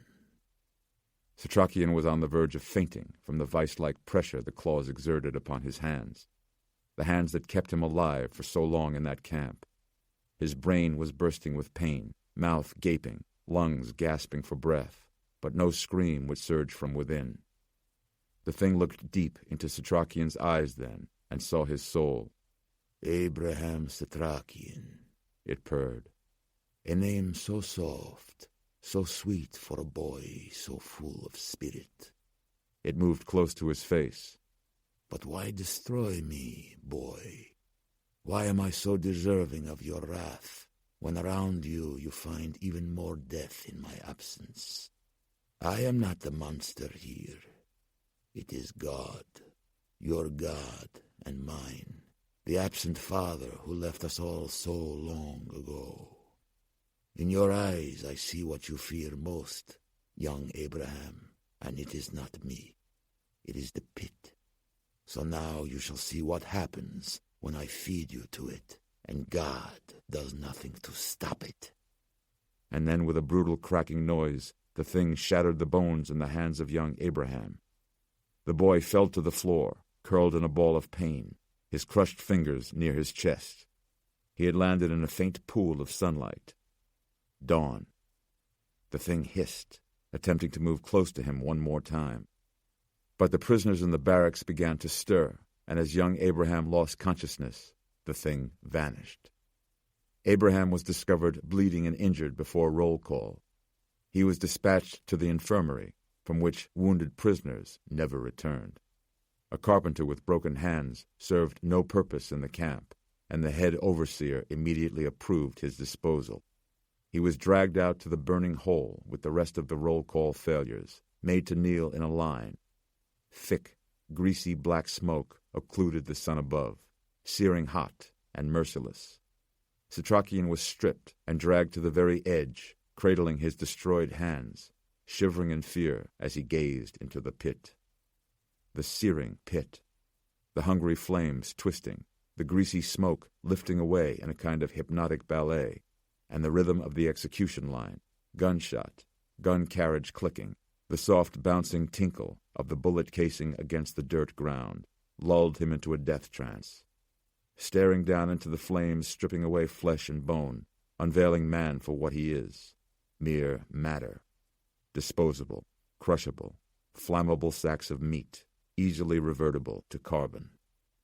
The thing was an expert in horror, but this human horror indeed exceeded any other possible fate, not only because it was without mercy, but because it was acted upon rationally and without compulsion. It was a choice. The killing was unrelated to the larger war, and served no purpose other than evil. Men chose to do this to other men, and invented reasons and places and myths in order to satisfy their desire in a logical and methodical way. As the Nazi officer mechanically shot each man in the back of the head and kicked them forward into the consuming pit, Abraham's will eroded. He felt nausea, not at the smells or the sights, but at the knowledge, the certainty that God was no longer in his heart. Only this pit. The young man wept at his failure and the failure of his faith as he felt the muzzle of the Luger press against the bare skin. Another mouth at his neck. And then he heard the shots.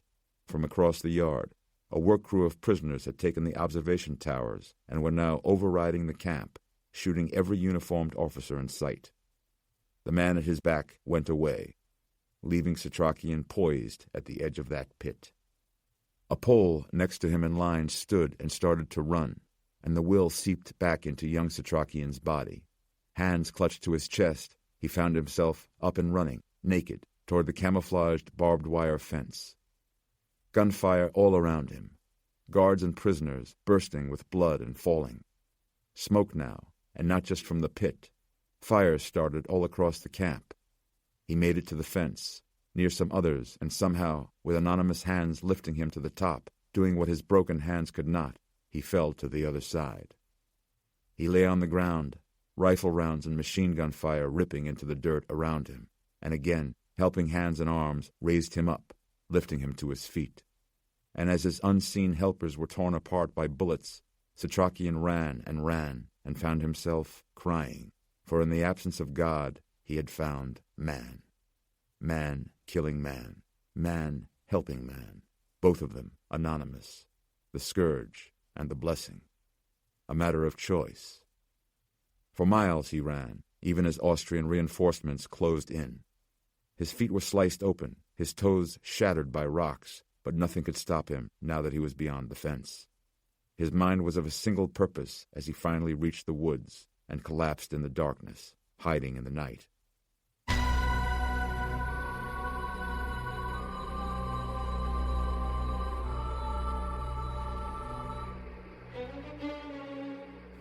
Dawn.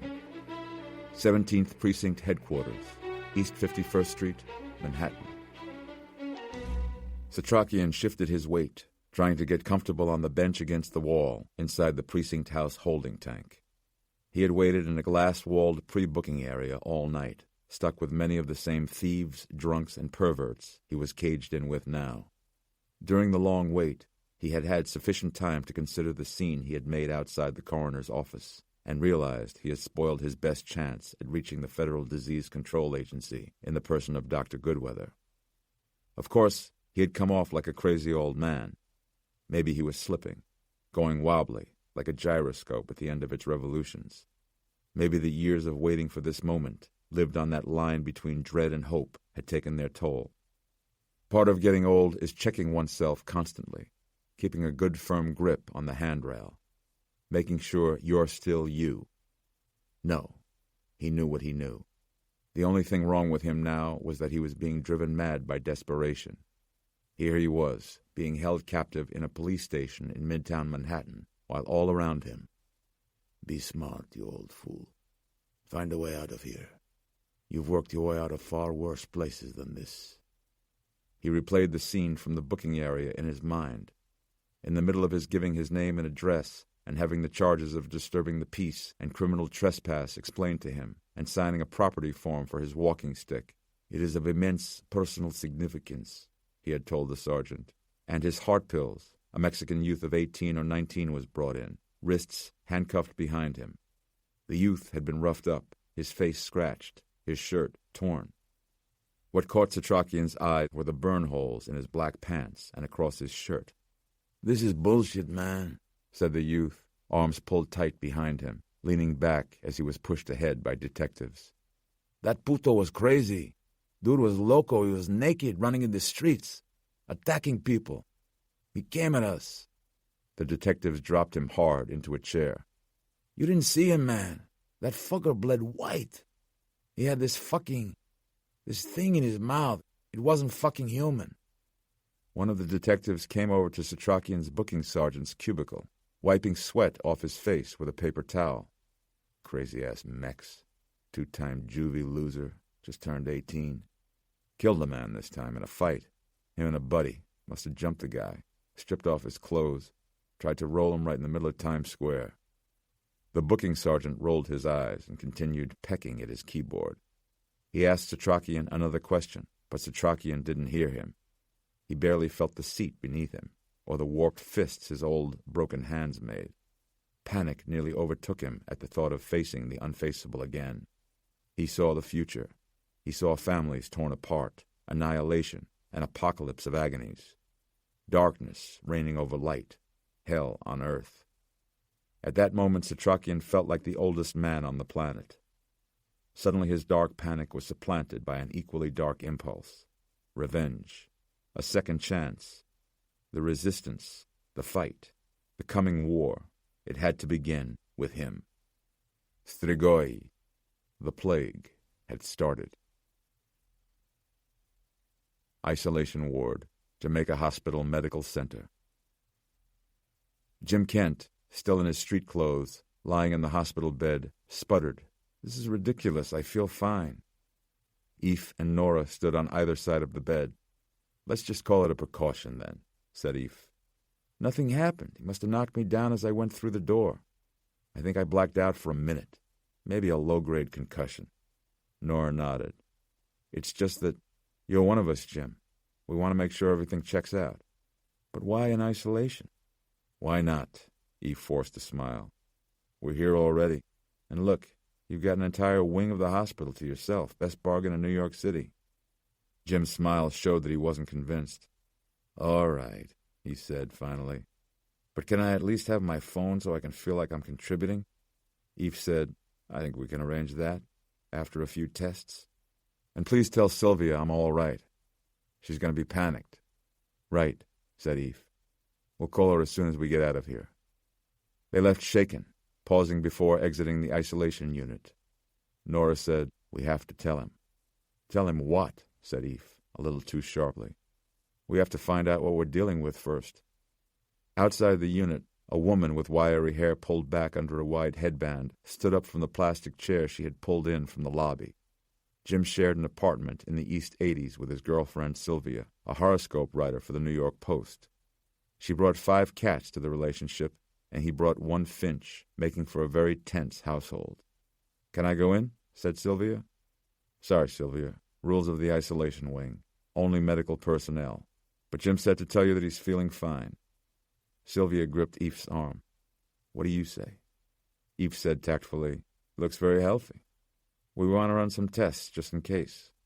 They said he passed out. He was a bit woozy." "Why the isolation ward?" "You know how we work, Sylvia. Rule out all the bad stuff. Go step by step." Sylvia looked to Nora for female reassurance. Nora nodded and said, "We'll get him back to you as soon as we can." Downstairs in the hospital basement, Eve and Nora found an administrator waiting for them at the door to the morgue. "Dr. Goodweather, this is completely irregular.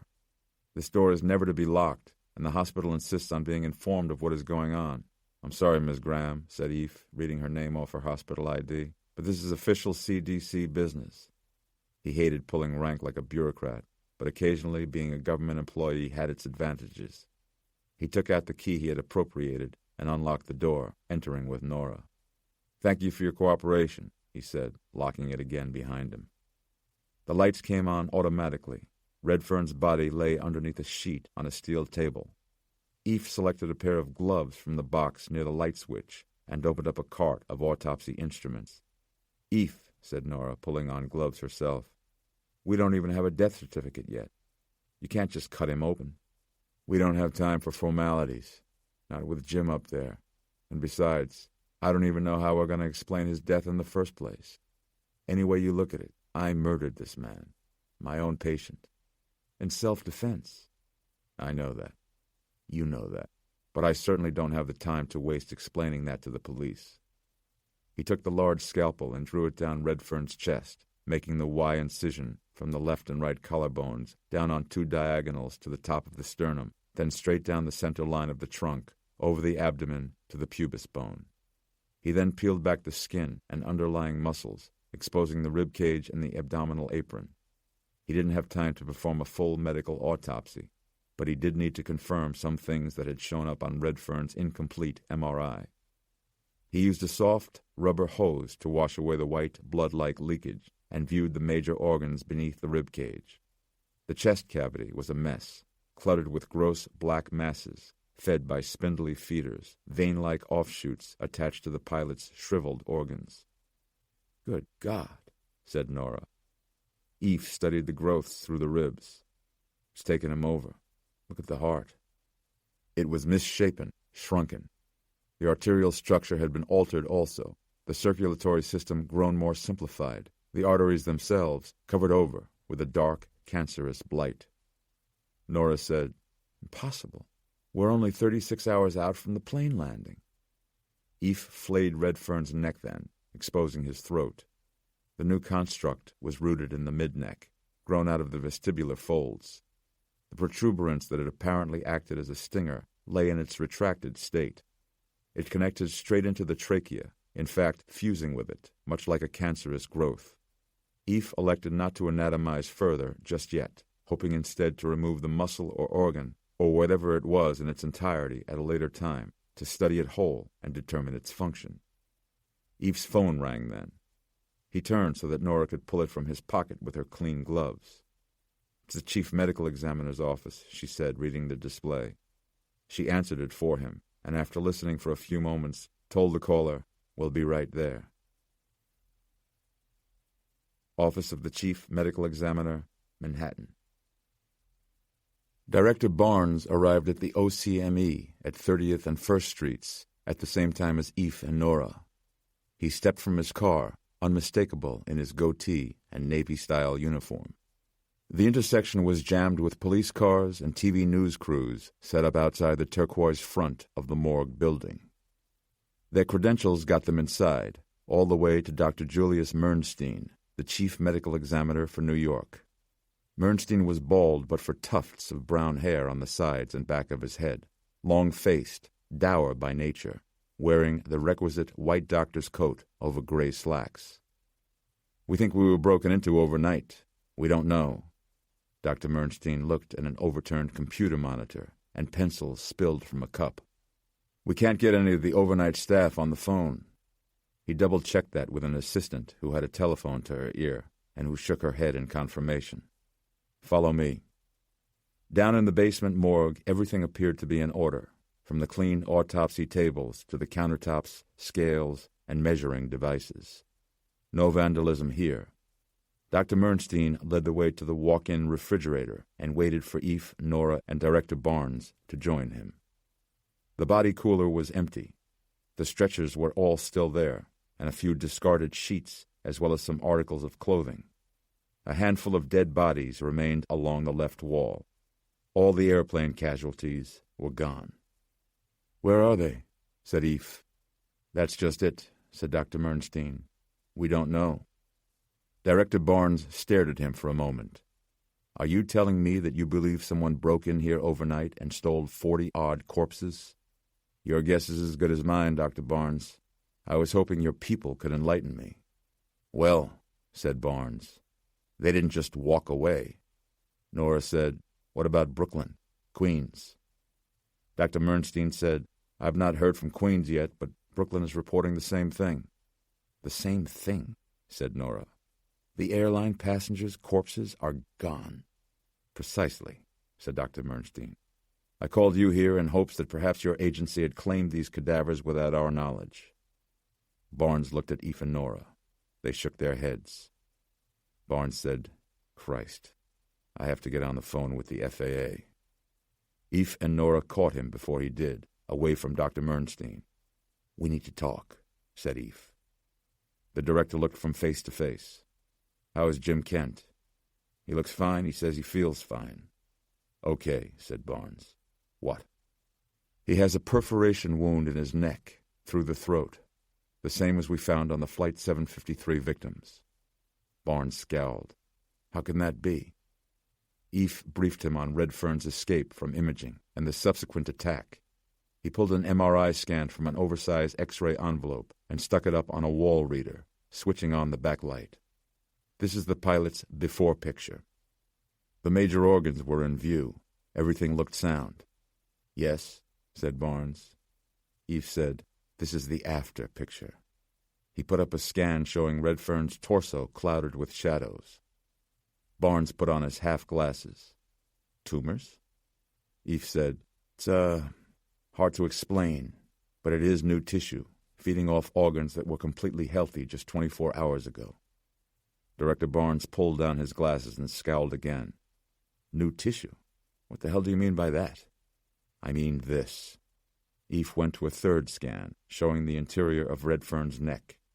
The new growth below the tongue was evident. "What is it?" asked Barnes.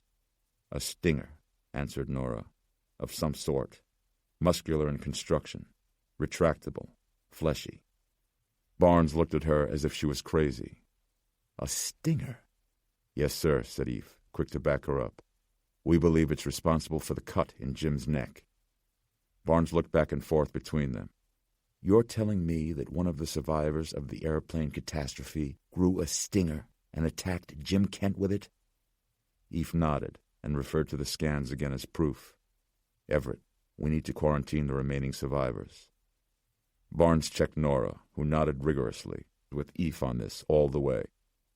Director Barnes said, "The inference is that you believe this tumorous growth, this biological transformation, is somehow transmissible?" "This is our supposition and our fear," said Eve. "Jim may well be infected. We need to determine the progression of this syndrome, whatever it is, if we want to have any chance at all of arresting it and curing him." "Are you telling me you saw this retractable stinger, as you call it?" "We both did." "And where is Captain Redfern now?" "At the hospital." "His prognosis?" Eve answered before Nora could. "Uncertain." Barnes looked at Eve, now staring to sense that something wasn't kosher. Eve said, "All we are requesting is an order to compel the others to receive medical treatment. Quarantining 3 people means potentially panicking 300 million others." Barnes checked their faces again, as though for final confirmation. "Do you think this relates in any way to the disappearance of these bodies?" "I don't know," said Eve. What he almost said was, "I don't want to know." "Fine," said Barnes. "I will start the process." "Start the process?" "This'll take some doing." Eve said, "We need this now. Right now. Ephraim, what you have presented me with here is bizarre and unsettling, but it is apparently isolated. I know you are concerned for the health of a colleague, but securing a federal order of quarantine means that I have to request and receive an executive order from the president, and I don't carry those around in my wallet. I don't see any indication of a potential pandemic just yet, and so I must go through normal channels. Until that time, I do not want you harassing these other survivors." "Harassing?" said Eve. "There will be enough panic without our overstepping our obligations. I might point out to you, if the other survivors have indeed become ill, why haven't we heard from them by now?" Eve had no answer. "I will be in touch." Barnes went off to make his calls. Nora looked at Eve. She said, "Don't." "Don't what?" She could see right through him. "Don't go looking up the other survivors. Don't screw up our chance of saving Jim by pissing off this lawyer woman or scaring off the others." Eve was stewing when the outside doors opened. 2 EMTs wheeled in an ambulance gurney with a body bag set on top, met by 2 morgue attendants. The dead wouldn't wait for this mystery to play itself out. They would just keep coming. Eve foresaw what would happen to New York City in the grip of a true plague. Once the municipal resources were overwhelmed, police, fire, sanitation, morticians, the entire island, within weeks, would degenerate into a stinking pile of compost. A morgue attendant unzipped the bag halfway, and then emitted an uncharacteristic gasp. He backed away from the table with his gloved hands dripping white, the opalescent fluid oozing from the black rubber bag, down the side of the stretcher, onto the floor. "What the hell is this?" the attendant asked the EMTs, who stood by the doorway looking particularly disgusted.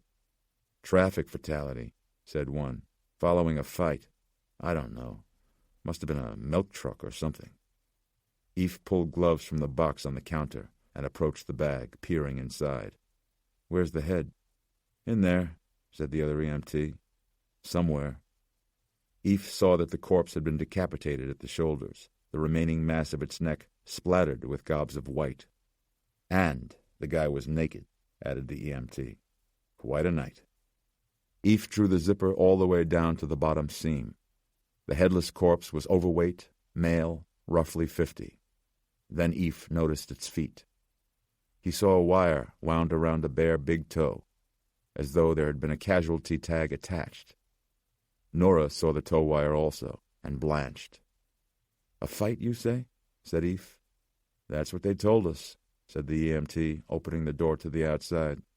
"Good day to you, and good luck." Eph zipped up the bag.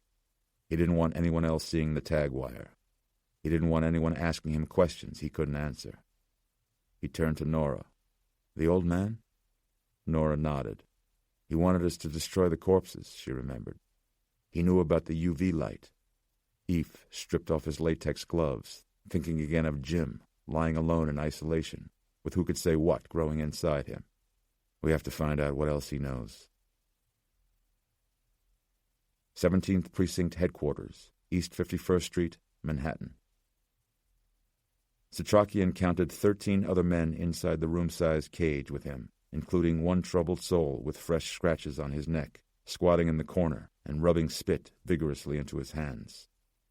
Setrakian had seen worse than this, of course, much worse.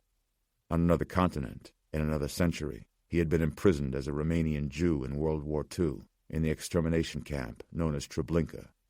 He was 19 when the camp was brought down in 1943, still a boy. Had he entered the camp at the age he was now, he would not have lasted a few days, perhaps not even a train ride there. Setrakian looked at the Mexican youth on the bench next to him, the one he had first seen in booking, who was now roughly the same age Setrakian had been when the war ended. His cheek was an angry blue, and dried black blood clogged the slice beneath his eye, but he appeared to be uninfected. Setrakian was more concerned about the youth's friend, lying on the bench next to him, curled up on his side, not moving.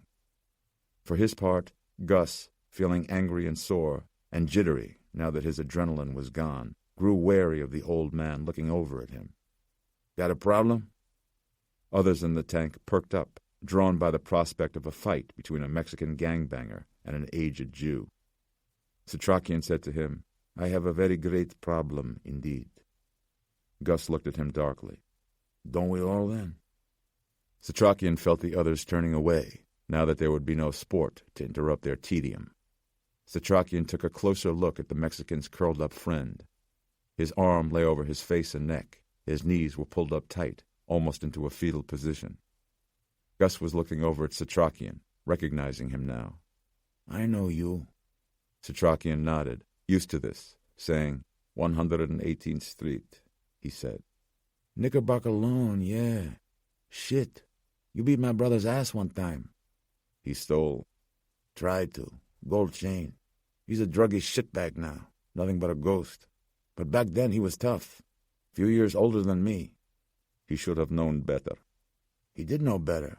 Why, he tried it. That gold chain was just a trophy, really. He wanted to defy the street. Everybody warned him, we don't fuck with the pawnbroker." Setrakian said, "The first week I took over the shop, someone broke my front window. I replaced it, and then I watch, and I wait. Caught the next bunch who came to break it. I gave them something to think about, and something to tell their friends. That was more than 30 years ago. I haven't had a problem with my glass since." Gus looked at the old man's crumpled fingers, outlined by wool gloves. "Your hands," he said. "What happened? You get caught stealing once?" "Not stealing, no," said the old man, rubbing his hands through the wool. "An old injury, one I did not receive medical attention for until much too late." Gus showed him the tattoo on his hand, making a fist so that the webbing between his thumb and forefinger swelled up. It showed 3 black circles. "Like the design on your shop sign." 3 balls is an ancient symbol for a pawnbroker, but yours has a different meaning. "Gang sign," said Gus, sitting back. "Means thief." "But you never stole from me." "Not that you knew, anyway," said Gus, smiling. Setrakian looked at Gus's pants, the holes burned into the black fabric. "I hear you killed a man." Gus's smile went away. "You are not wounded. The cut on your face you received from the police?" Gus stared at him now, like the old man might be some kind of jailhouse informer. "What's it to you?" Setrakian said, "Did you get a look inside his mouth?" Gus turned to him. The old man was leaning forward, almost in prayer. Gus said, "What do you know about that?" "I know," said the old man without looking up, "that a plague has been loosed upon this city, and soon the world beyond." "This wasn't no plague. This was some crazy psycho with kind of a crazy-ass tongue coming up out of his... Gus felt ridiculous saying this aloud. So what the fuck was that? Setrakian said, "What you fought was a dead man possessed by a disease." Gus remembered the look on the fat man's face, blank and hungry. His white blood. What?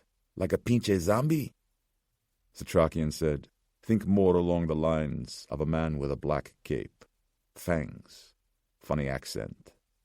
He turned his head so that Gus could hear him better. "Now take away the cape and fangs. The funny accent. Take away anything funny about it." Gus hung on the old man's words. He had to know. His somber voice, his melancholy dread, it was contagious. "Listen to what I have to say," the old man continued. "Your friend here, he has been infected. You might say, bitten." Gus looked over at unmoving Felix. No, he's just... The cops, they knocked him out." "He is changing. He is in the grip of something beyond your comprehension. A disease that changes human people into non-people. This person is no longer your friend. He is turned." Gus remembered seeing the fat man on top of Felix, their maniacal embrace, the man's mouth going at Felix's neck, and the look on Felix's face, a look of terror and awe. "You feel how hot he is? His metabolism racing. It takes great energy to change. Painful, catastrophic changes are taking place inside his body now. The development of a parasitic organ system to accommodate his new state of being. He is metamorphosing into a feeding organism. Soon, 12 to 36 hours from the time of infection, but most likely tonight, he will arise. He will thirst. He will stop at nothing to satisfy his craving." Gus stared at the old man as though in a state of suspended animation. Setrakian said, "Do you love your friend?" Gus said, "What?" "By love, I mean honor, respect.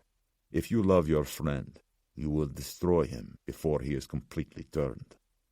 Gus's eyes darkened. "Destroy him?" "Kill him, or else he will turn you." Gus shook his head in slow motion. "But if you say he's already dead, how can I kill him?" "There are ways," said Setrakian. "How did you kill the one who attacked you?" "A knife. That thing coming out of his mouth. I cut up that shit." "His throat?" Gus nodded. "That too. Then a truck hit him. Finished the job." "Separating the head from the body is the surest way. Sunlight also works. Direct sunlight. And then there are other, more ancient methods." Gus turned to look at Felix, lying there, not moving, barely breathing. "Why doesn't anybody know about this?" he said. He turned back to Setrakian, wondering which one of them was crazy. "Who are you really, old man?" "Elizalde. Torres." Gus was so absorbed in the conversation that he never saw the cops enter the cell. He looked up at hearing his and Felix's names and saw 4 policemen wearing latex gloves come forward, geared up for a struggle. Gus was pulled to his feet before he even knew what was happening. They tapped Felix's shoulder, slapping at his knee. When that failed to rouse him, they lifted him up bodily, locking their arms underneath his. His head hung low, and his feet dragged as they hauled him away. "Listen, please." Setrakian got to his feet behind him. "This man, he is sick, dangerously ill. He has a communicable disease." "Why we wear these gloves, Pops?" called back one cop. They wrenched up Felix's limp arms as they dragged him through the door. "We deal with STDs all the time." Setrakian said, "He must be segregated. Do you hear me? Locked up, separately. Don't worry, Pops. We always offer preferential treatment to killers." Gus's eyes stayed on the old man as the tank door was closed and the cops pulled him away. Stoneheart Group, Manhattan. Here was the bedroom of the great man. Climate-controlled and fully automated, the presets adjustable through a small console just an arm's reach away. The shushing of the corner humidifiers in concert with the drone of the ionizer and the whispering air filtration system was like a mother's reassuring hush. Every man thought Eldridge Palmer should slumber nightly in a womb and sleep like a baby. Dusk was still many hours away, and he was impatient. Now that everything was in motion, the strain, spreading throughout New York City with the sure exponential force of compound interest, doubling and doubling itself again every night, he hummed with the glee of a greedy banker. No financial success, of which there had been plenty, ever enlivened him as much as did this vast endeavor. His nightstand telephone toned once, the handset flashing. Any calls to this phone had to be routed through his nurse and assistant, Mr. Fitzwilliam, a man of extraordinary good judgment and discretion. "Good afternoon, sir." "Who is it, Mr. Fitzwilliam?" "Mr. Jim Kent, sir. He says it's urgent. I'm putting him through." In a moment, Mr. Kent, one of Palmer's many well-placed Stoneheart Society members, said, "Yes, hello?" "Go ahead, Mr. Kent." "Yes, can you hear me? I have to talk quietly." "I can hear you, Mr. Kent. We were cut off last time." "Yes, the pilot had escaped, walked away from testing." Palmer smiled. "And he is gone now?" "No, I wasn't sure what to do, so I followed him through the hospital until Dr. Goodweather and Dr. Martinez caught up with him. They said Redfern is okay, but I can't confirm his status. I heard another nurse saying I was alone up here, and that members of the Canary Project had taken over a locked room in the basement." Palmer darkened. "You are alone up where?" "In this isolation ward. Just a precaution. Redfern must have hit me or something. He knocked me out." Palmer was silent for a moment. "I see. If you would explain to me exactly what I am supposed to be looking for, I could assist you better. You said they have commandeered a room in the hospital?" "In the basement. It might be the morgue. I'll find out more later." Palmer said, "How?" "Once I get out of here. They just need to run some tests on me." Palmer reminded himself that Jim Kent was not an epidemiologist himself, but more of a facilitator for the Canary Project, with no medical training. "You sound as though you have a sore throat, Mr. Kent." "I do, just a touch of something." "Good day, Mr. Kent." Palmer hung up. Kent's exposure was merely an aggravation, but the report about the hospital morgue room was troubling. Though in any worthy venture there are always hurdles to overcome. A lifetime of deal-making had taught him that it was the setbacks and pitfalls that make final victories so sweet. He picked up the handset again and pressed the star button. "Yes, sir." "Mr. Fitzwilliam, we have lost our contact within the Canary Project. You will ignore any further calls from his mobile phone." "Yes, sir." "And we need to dispatch a team to Queens. It seems there may be something in the basement of the Jamaica Hospital Medical Center that needs retrieving." Flatbush, Brooklyn. Anne-Marie Barber checked again to make sure that she had locked all the doors, then went through the house twice, room by room, top to bottom, touching every mirror twice in order to calm herself down. She could not pass any reflective surface without reaching out to it with the first two fingers of her right hand, a nod following each touch, a rhythmic routine resembling genuflection. Then she went through a third time, wiping each surface clean with a 50-50 mix of Windex and holy water until she was satisfied. When she felt in control of herself again, she phoned her sister-in-law, Jeannie, who lived in central New Jersey.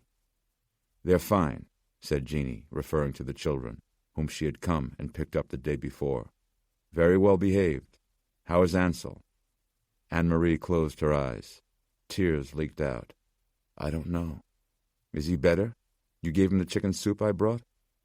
Anne-Marie was afraid her trembling lower jaw would be detected in her speech.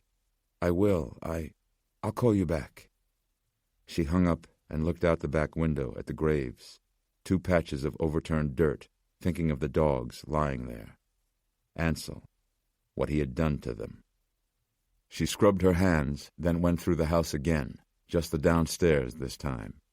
She pulled out the mahogany chest from the buffet in the dining room and opened up the good silver, her wedding silver, shiny and polished. Her secret stash, hidden there as another woman might hide candy or pills. She touched each utensil, her fingertips going back and forth from the silver to her lips. She felt that she would fall apart if she didn't touch every single one. Then she went to the back door. She paused there, exhausted, her hand on the knob, praying for guidance, for strength. She prayed for knowledge, to understand what was happening, and to be shown the right thing to do. She opened the door and walked down the steps to the shed from which she had dragged the dogs' corpses to the corner of the yard, not knowing what else to do. Luckily, there had been an old shovel underneath the front porch, so she didn't have to go back into the shed. She buried them in shallow soil and wept over their graves. Wept for them and for her children and for herself. She stepped to the side of the shed where orange and yellow mums were planted in a box beneath a small 4-pane window. She hesitated before looking inside, shading her eyes from the sunlight. Yard tools hung from pegboard walls inside, other tools stacked on shelves, and a small workbench. The sunlight through the window formed a perfect rectangle on the dirt floor, Anne-Marie's shadow falling over a metal stake driven into the ground. A chain like the one on the door was attached to the stake, the end of which was obscured by her angle of vision. The floor showed signs of digging. She went back to the front, stopping before the chained doors, listening. Ansel? No more than a whisper on her part. She listened again, and hearing nothing, put her mouth right up to the half-inch of space between the rain-warped doors. Ansel? A rustling. The vaguely animalistic sound terrified her, and yet reassured her at the same time. He was still inside, still with her. Ansel, I don't know what to do. Please, tell me what to do. I can't do this without you. I need you, dearest. Please answer me. What will I do? More rustling, like dirt being shaken off. A guttural noise, as from a clogged pipe. If she could just see him, his reassuring face. Anne-Marie reached inside the front of her blouse, drawing out the stubby key that hung on a shoelace there. She reached for the lock that secured the chain through the door handles and inserted the key, turning it until it clicked, the curved top disengaging from the thick steel base. She unwound the chain and pulled it through the metal handles, letting it fall to the grass. The doors parted, swinging out a few inches on their own. The sun was straight overhead now, the shed dark inside, but for residual light from the small window. She stood before the opening, trying to see inside. Ansel? She saw a shadow stirring. Ansel, you have to keep quieter at night. Mr. Odish from across the street called the police, thinking it was the dogs. The dogs. She grew teary, everything threatening to spill out of her. I almost told them about you. I don't know what to do, Ansel. What is the right thing? I'm so lost here. Please, I need you. She was reaching for the doors when a moan-like cry shocked her. He drove at the shed doors, at her, attacking from within. Only the stake chain jerked him back, strangling an animal roar in his throat. But as the doors burst open, she saw, before her own scream, before she slammed the doors on him like shutters on a ferocious hurricane, her husband, crouched in the dirt, naked but for the dog collar tight around his straining neck, his mouth black and open. He had torn away most of his hair, just as he had torn off his clothes, his pale, blue-veined body filthy from sleeping, hiding beneath the dirt like a dead thing that had burrowed into its own grave. He bared his blood-stained teeth, eyes rolling back inside his head, recoiling from the sun. A demon. She wound the chain back through the handles with wildly fluttering hands and fastened the lock, then turned and fled back into her house. Vestry Street, Tribeca. The limousine took Gabriel Bolivar straight to his personal physician's office in a building with an underground garage. Dr. Ronald Box was the primary physician for many New York-based celebrities of film, television, and music. He was not a rock doc or a Dr. Feelgood, a pure prescription writing machine, although he was liberal with his electronic pen. He was a trained internist and well-versed in drug rehabilitation centers, the treatment of sexually transmitted diseases, hepatitis C, and other fame-related maladies. Bolivar went up the elevator in a wheelchair, clad only in a black robe, sunk into himself like an old man. His long, silken black hair had gone dry and was falling out in patches.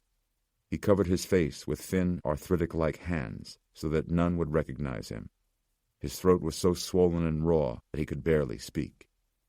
Dr. Box saw him right away.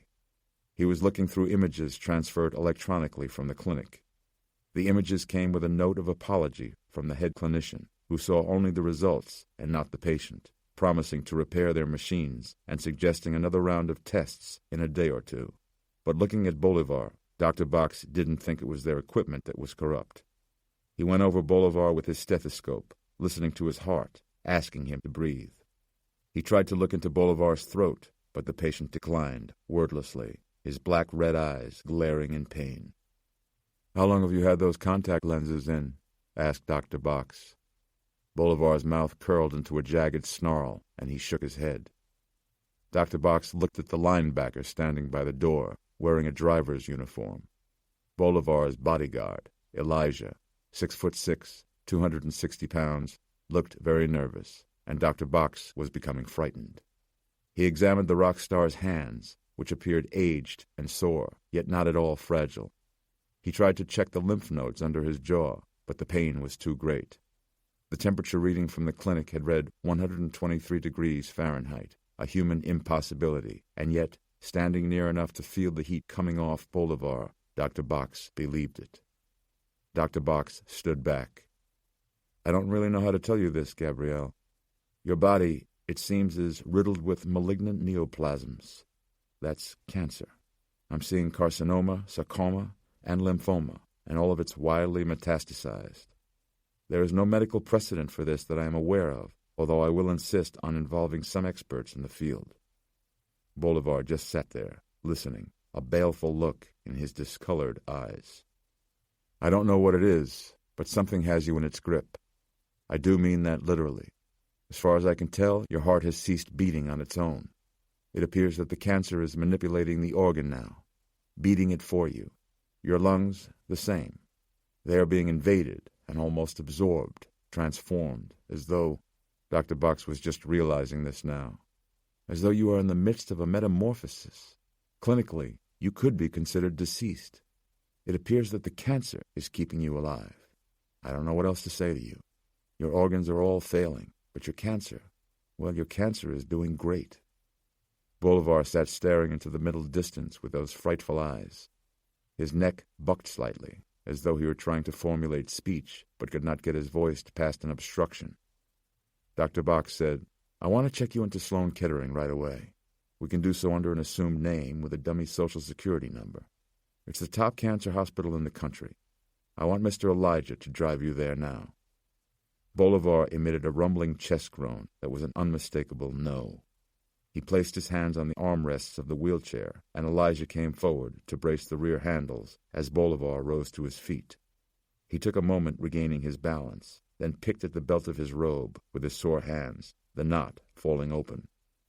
Revealed beneath his robe was his limp penis, blackened and shriveled, ready to drop from his groin like a diseased fig from a dying tree. Bronxville.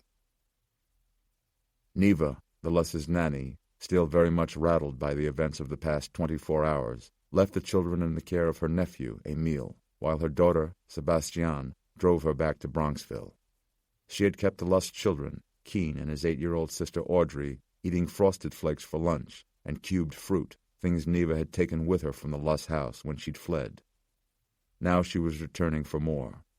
The Luss children wouldn't eat her Haitian cooking, and more pressingly, Neva had forgotten Keen's Pulmicort, his asthma medication. The boy was wheezing and looking pasty. They pulled in to find Mrs. Gill's green car in the Luss's driveway, the sight of which gave Neva pause. She told Sebastian to wait for her there, then got out and straightened her slip beneath her dress, going with her key to the side entrance. The door opened without any tone, the house alarm not set. Neva walked through the perfectly appointed mudroom with built-in cubbies and coat-hooks and heated tile floors, a mudroom that had never seen any mud, and pushed through the French doors into the kitchen. It did not appear that anyone had been in the room since she had left with the children. She stood still inside the doorway and listened with extraordinary attention, holding her breath for as long as she could before exhaling. She heard nothing. "Hello?"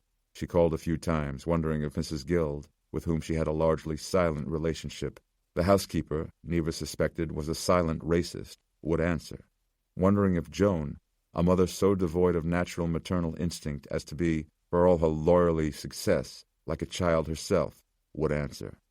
and knowing in both cases that they would not. Hearing nothing, she crossed to the central island and laid her bag gently down on it, between the sink and the countertop range. She opened the snack cabinet, and quickly, a bit more like a thief than she had imagined, filled a food emporium bag with crackers and juice pouches and smart food popcorn, stopping once in a while to listen. After raiding the paneled refrigerator of string cheese and yogurt drinks, she noticed Mr. Luss's number on the contact sheet taped to the wall near the kitchen phone. A bolt of uncertainty shot through her. What could she say to him? Your wife is ill? She is not right? So I take the children? No. As it was, she barely exchanged words with the man. There was something evil in this magnificent house, and her first and only duty, both as an employee and as a mother herself, was the safety of the children. She checked the cabinet over the built-in wine cooler, but the box of Pulmicort was empty, just as she had dreaded. She had to go down to the basement pantry.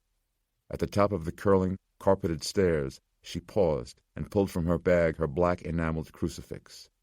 She descended with it at her side, just in case. From the bottom step, the basement appeared very dark for that time of day. She flipped up every switch on the panel and stood listening after the lights came on. They called it the basement, but it was actually another fully appointed floor of their home. They had installed a home theater downstairs, complete with theater chairs and a reproduction popcorn cart. Another sub-room was jammed with toys and game tables. Another was the laundry, where Mrs. Guild kept up with the family's clothing and linens. There was also a fourth bathroom, the pantry, and a recently installed temperature-controlled wine cellar. It was European in style, the workers having broken through the basement foundation to create a pure dirt floor. The heat came rumbling on with a sound like that of somebody kicking the furnace.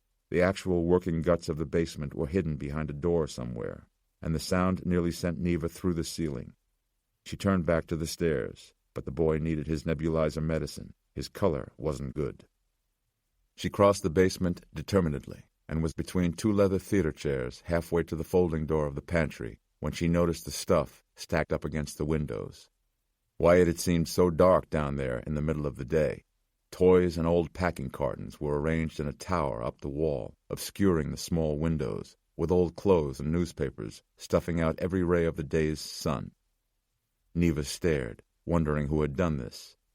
She hurried to the pantry, finding Keene's asthma medicine stacked on the same steel wire shelf as Joan's vitamins and tubs of candy-colored Tums. She pulled down 2 long boxes of the plastic vials, ignoring the rest of the food in her haste, rushing away without closing the door. Starting back across the basement, she noticed that the door to the laundry room was ajar. Something about that door, which was never left open, represented the disruption of normal order that Neva felt so palpably in this house. She saw rich and dark dirt stains on the plush carpeting then, spaced almost like footprints. Her eye followed them to the wine cellar door she had to pass in order to reach the stairs. She saw soil smeared on the door handle. Neva felt it as she neared the wine cellar door. From that earthen room, a tomb-like blackness, a soullessness, and yet not a coldness. Instead, a contradictory warmth, a heat lurking and seething. The door handle began to turn as she rushed past it to the stairs. Neva, a 53-year-old woman with bad knees, her feet as much kicking at the steps as running up them. She stumbled, steadying herself against the wall with her hand, the crucifix gouging out a small chunk of plaster. Something was behind her, coming up the stairs at her. She yelled in Creole as she emerged into the sunlit first floor, running the length of the long kitchen, grabbing her handbag, knocking over the food emporium bag, snacks and drinks crashing to the floor, too scared to turn back. The sight of her mother, running screaming from the house, in her ankle-length floral dress and black shoes, brought Sebastian out of the car. "No!" yelled her mother, motioning her back inside. She ran as if she was being chased, but in fact there was no one behind her. Sebastian dropped back into her seat, alarmed. "Mama, what happened?" "Drive," Neva yelled, her large chest heaving, her eyes still